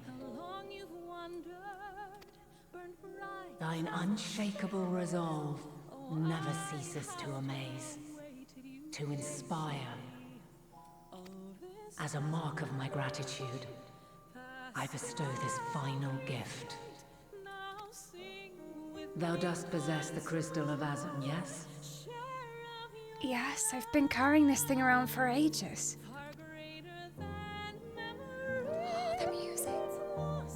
As Heidelin, I reside over the forces of stasis, tranquility, peace. The laws which impart stability to existence itself. I will weave this self-same power into the crystal, granting thee mastery over matter, to give form to the formless. Use it wisely, or it will not last indefinitely. What do you mean? Formless as in, like, like the souls? As thou hast seen on thy journey through the ethereal sea, souls are drawn to thee. Mayhap this trait will prove to be a boon rather than a hindrance. Could I perhaps give our lost companions form once again so that they can return and fight by our side? If this is where she's going,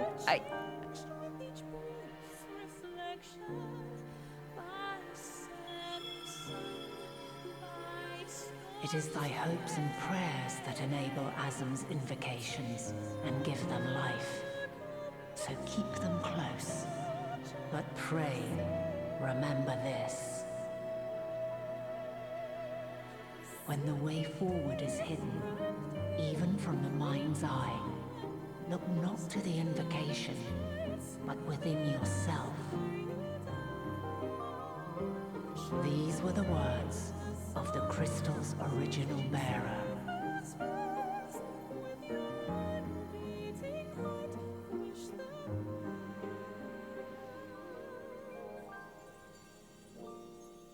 With that, my work is finished.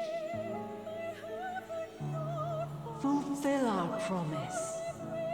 Right the wrongs committed when the world was yet whole. Silence the song of oblivion. Teach her a brighter melody. Show her our journey is far from over.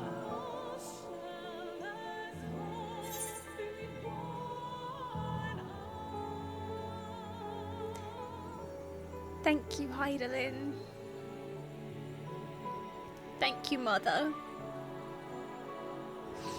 I think she's done. I think she's leaving. Her purpose is fulfilled. She's waited long enough. She's suffered. Oh! This is one of those moments where I really hate that I was right. And she's been there throughout our entire journey. Always that voice of encouragement, telling us to hope, to carry on. Always by our side. She can't leave. What is this game without Hydaelyn? Like, we're her champion. I think in this final moment, she deserves thanks as Vanar for what she did, for what she gave to us. We'll find our way, Vanar.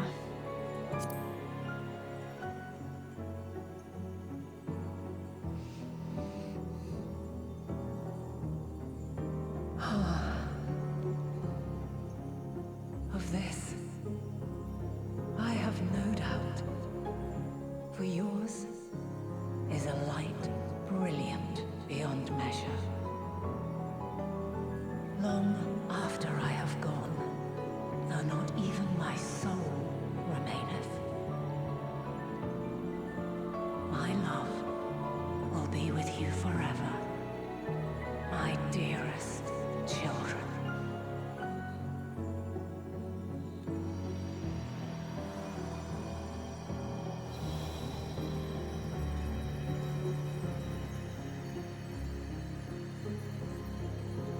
She can finally rest. Her watch is over. Thousands and thousands of years.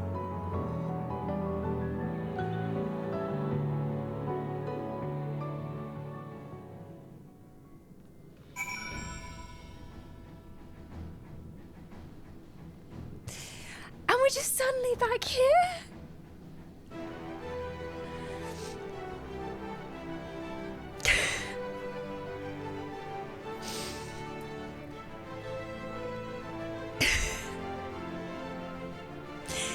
We just killed Mother. I don't want to go to space.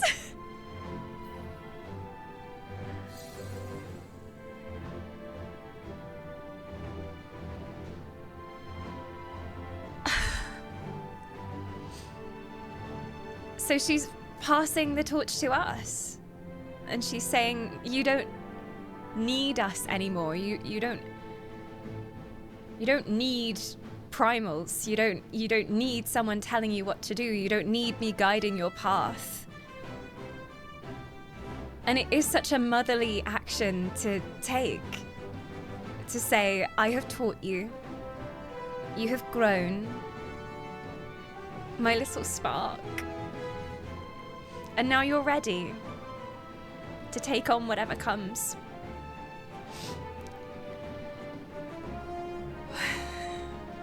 We're grown up. But what does this mean? Like, what is this game without Hydaelyn? I can't even... And is she at peace? Like, she's dispersed and now she no longer exists at all in any form, and she won't come back, will she? Because this was the very last vestiges of her power. So she can't.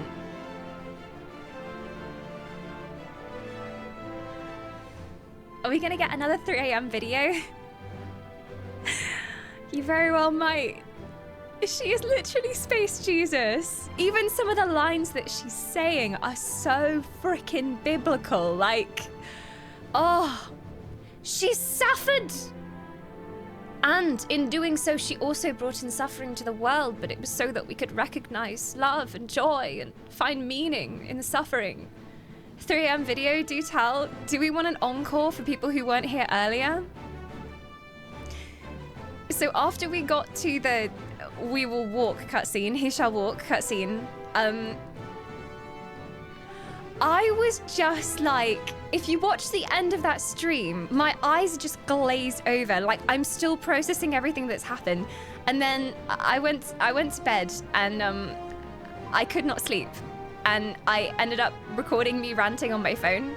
I feel like it would bring things full circle if we did a re-showing of the director's cut.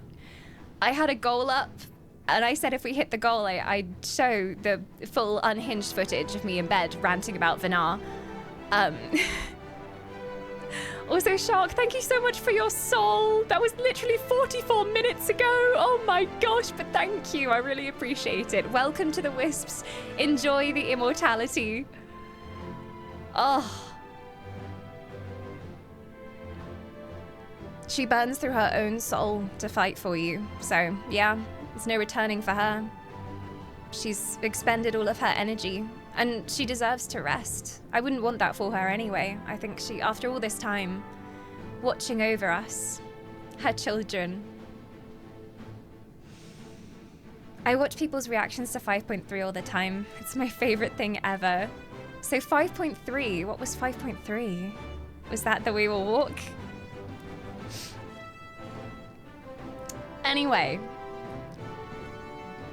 I would like to show the newcomers the director's cut of crying and ranting in bed about Vinar. Keep in mind, I was an absolute wreck, which you will witness. So, here we go. This is directly after the He Shall Walk cutscene. Okay, I will mute Final Fantasy quickly so we can hear this properly. Hopefully. Okay. I think that's game muted. My mixer stuff is broken. It had a breakdown, much like me. So hopefully you can't hear the Final Fantasy music right now. Let me know. Are you going to listen to Flow independent of the visuals when you get the chance? Flow? Is that the song that was playing just now by any chance? There is silence. Not for long, my friends. Not for long. All right, here we go. Oh, I'm going to just sit here cringing again. There you go. I just realized that she's been waiting this whole time. She's been waiting this whole time because we only just came back. At this point in time. And she couldn't tell us. She couldn't say anything because if she said anything, then it never would have happened. So she's just been waiting.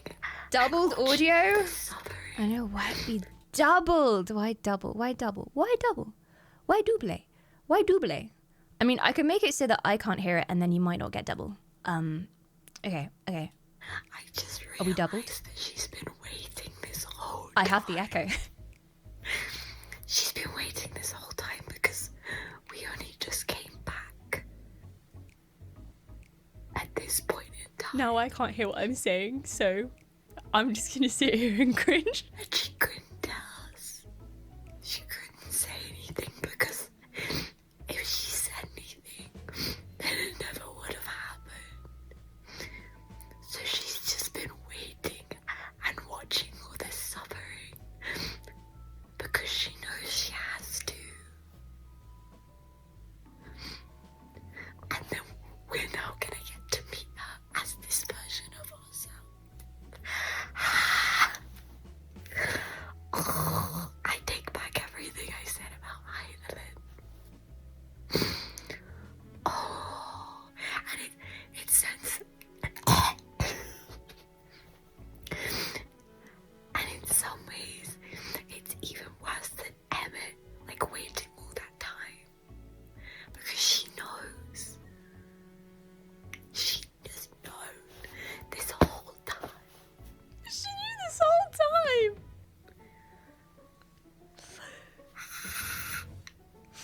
Oh, fucking video games, man.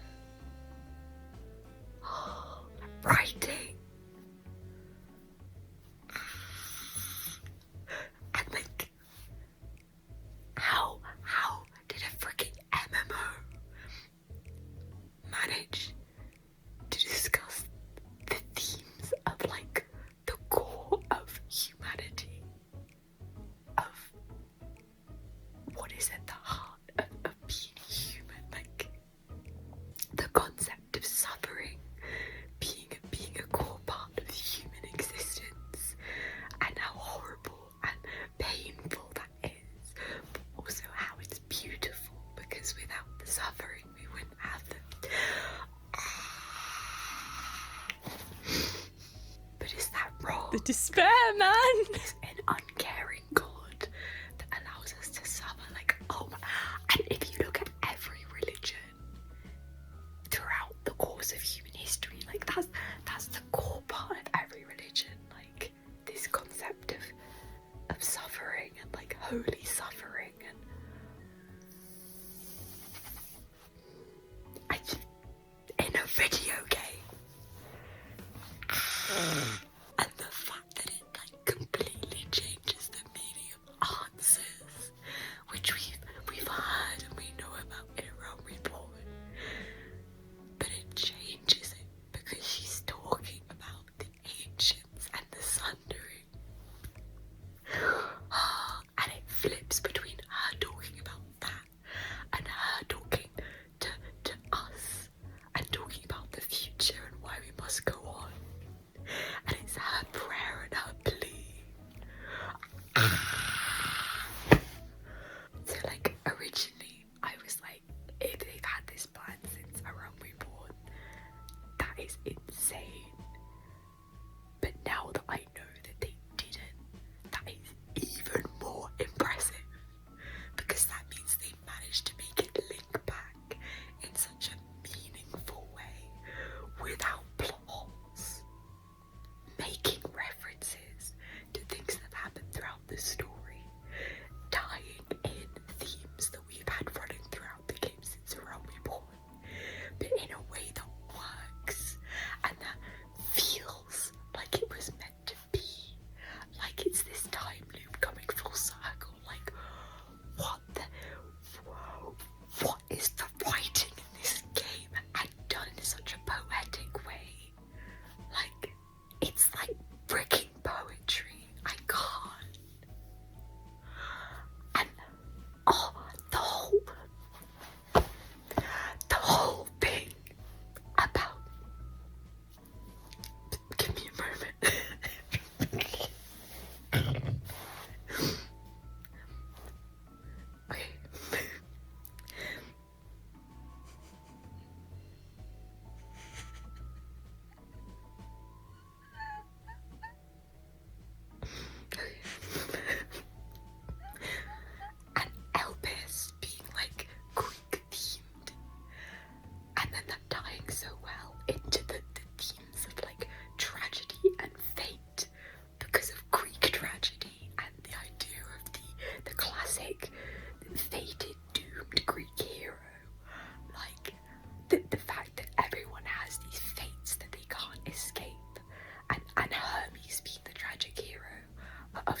wanted to do good and wanted justice. Why are you whispering? You'll see why in a second.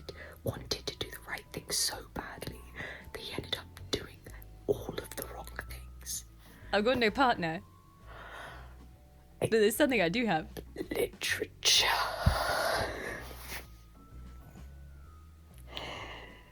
Literature. Oh my god, he's Space Jesus. He's freaking Space Jesus. More Heidelin is Space Jesus. Yeah. Because to suffer is to live. And she gives us freedom through suffering. Yeah. She knows to be free we must suffer because this is the nature of human existence. And she sacrifices So worried. everything. And she walks through pain and suffering for the redemption of mankind.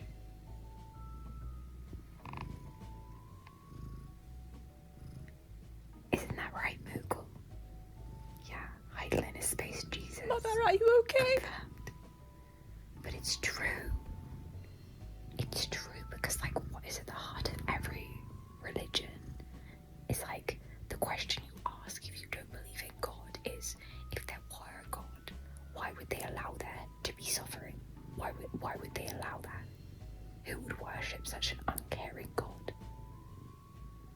And she is the one who unleashed suffering into the world.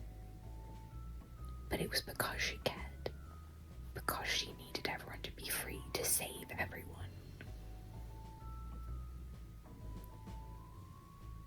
And what is the one thing that religion always says in answer to why does God allow suffering? Because of faith. Because to prove that you believe in God, you have to have faith, and faith is a belief in something that does not have a clear answer. Fuck. Because faith is not hope. Faith is like believing without any evidence, without any answers. Fuck, Mark. Fuck. I'm sorry, babe. I'm sorry. Walk free, Mark. Walk free. Believe. Believe.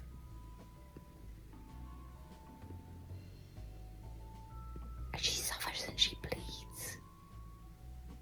We see her struggling through the suffering. Yeah.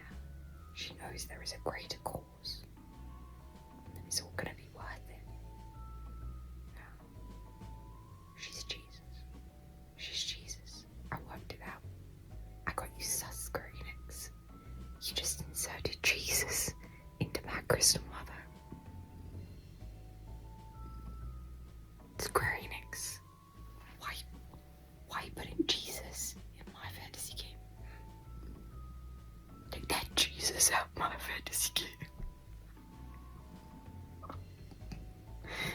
Why are you so cute though? Yeah. I don't know if I'm overthinking this. But you know what Meteon says, like when we first meet Meteon. And she doesn't just do it once. Like it's every time she meets someone new. She says her like little lines of like, I wanna hear your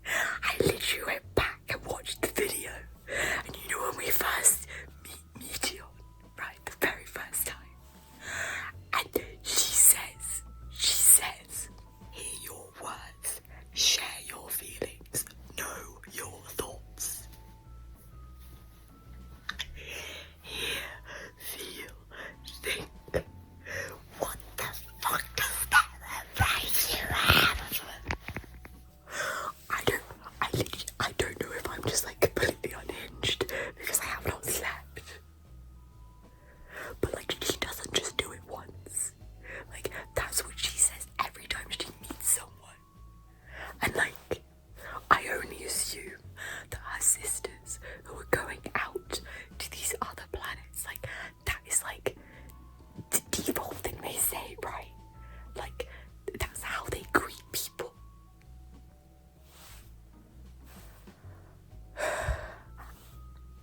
And not only that, like, what if it's like literally Heidelin has been trying to warn us this whole time, so that was like always in the back of our brain, like when we meet Meteon.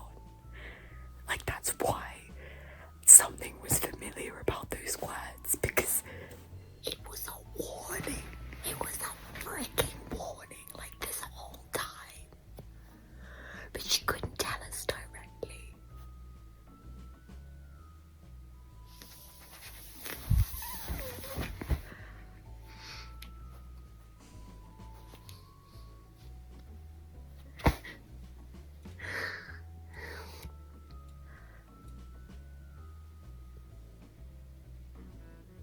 Or maybe I just need to go to sleep, I don't know. There you go. I couldn't hear any of that because of the audio echo. So I was just sat here like, what the fuck is that woman talking about? I can't hear what she's saying. Even if I could, I wouldn't be able to understand. But there is the full, unfiltered Vinar rant for your viewing pleasure, my friends. I thought you might enjoy. There you go. Because it takes some time for me. I don't know why, but I take time to process. So, like, if there's a cutscene on stream, I'll be playing it, and after it hits, I'm like, and then I go away, and like 2-3 hours later, it will all hit me, and I'll start like connecting different things, and that's just the way this game is built. Like, it's so intricate that you start thinking, oh my god, does that mean that thing that happened in Stormblood, is that connected to what? And then you start putting the pieces together, and I love that about this game, that this all matters because of everything that came before. It didn't come out of nowhere. It's because of these relationships that we've built up with these characters. It's because of the groundwork that they've done since A Realm Reborn. And it's just, yeah, it's just incredible. And the fact that a game can do that to a person astounds me. Like, the quality of the writing is... Ugh. Don't do Final Fantasy, guys. Don't do Final Fantasy. It's harder than any drug you will ever take. And there was the evidence. But Humes, thank you so much for coming along on our adventures today. Oh my, there have been some highs, there have been some lows, but oof, the story is going places. Mother has trusted us to carry on.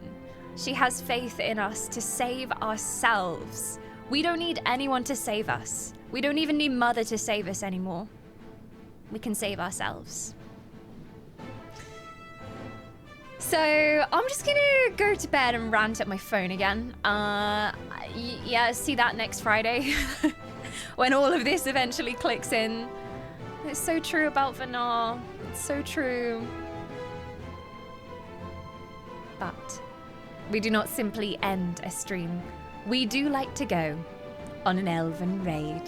So let me see who is live right now. If you have 50,000 channel points, you can guide the raid wherever you choose. And you can take our forces to a streamer that you really enjoy. I always love meeting new streamers as well, so if anybody's got the points and the recommendation, go for it. But otherwise, I'm having a look through. Let's raid Vinar. She seems to be doing some chill stuff tonight. You know, just like quietly, just fading into the universe. Yeah, we should raid her.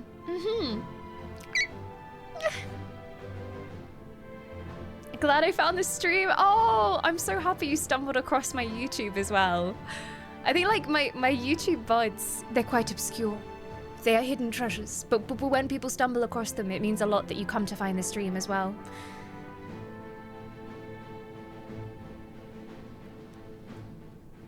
Let's see. Who's going to be live for a while longer as well? Because, oh my gosh, it's a little bit later here. So it's currently 27 minutes past midnight. Shocking. Up past our bedtime. Mother would disapprove. But she's gone now, so I guess she can't even disapprove. We can stay up as late as we like. Mother is dead. We can have midnight feasts and sleepovers. Mother is dead. Rip Mother.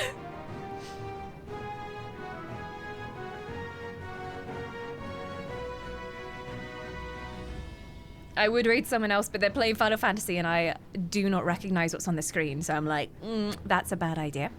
Let's not do that. Spoilers. Spoilers bound. Spoilers bound.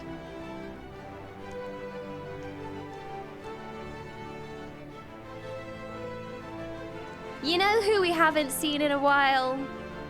Who brings some joy with their stream? The lovely Matty is live right now. Matty used to play a lot of Elder Scrolls Online, but has recently caught the Guild Wars 2 bug and is going hard on Guild Wars 2. Lovely guy, he does cooking streams, and he is also a musician. So we should go see Matty. I think he's just chilling in Guild Wars 2, and some chill is what we could do with right now. Our raid command is do not fear the elves are here. You can do exclamation mark, sword, shield, magic, or you can just chuck moogs at them. And we just say do not fear the elves are here. Have it ready to paste in chat. And I will see you all tomorrow for yet another emotional roller coaster. I was very, very, very excited when the news of the Spyro 4 came out last week at the Xbox Showcase, and I thought we have to play some Spyro this week. So tomorrow is Spyro Saturday.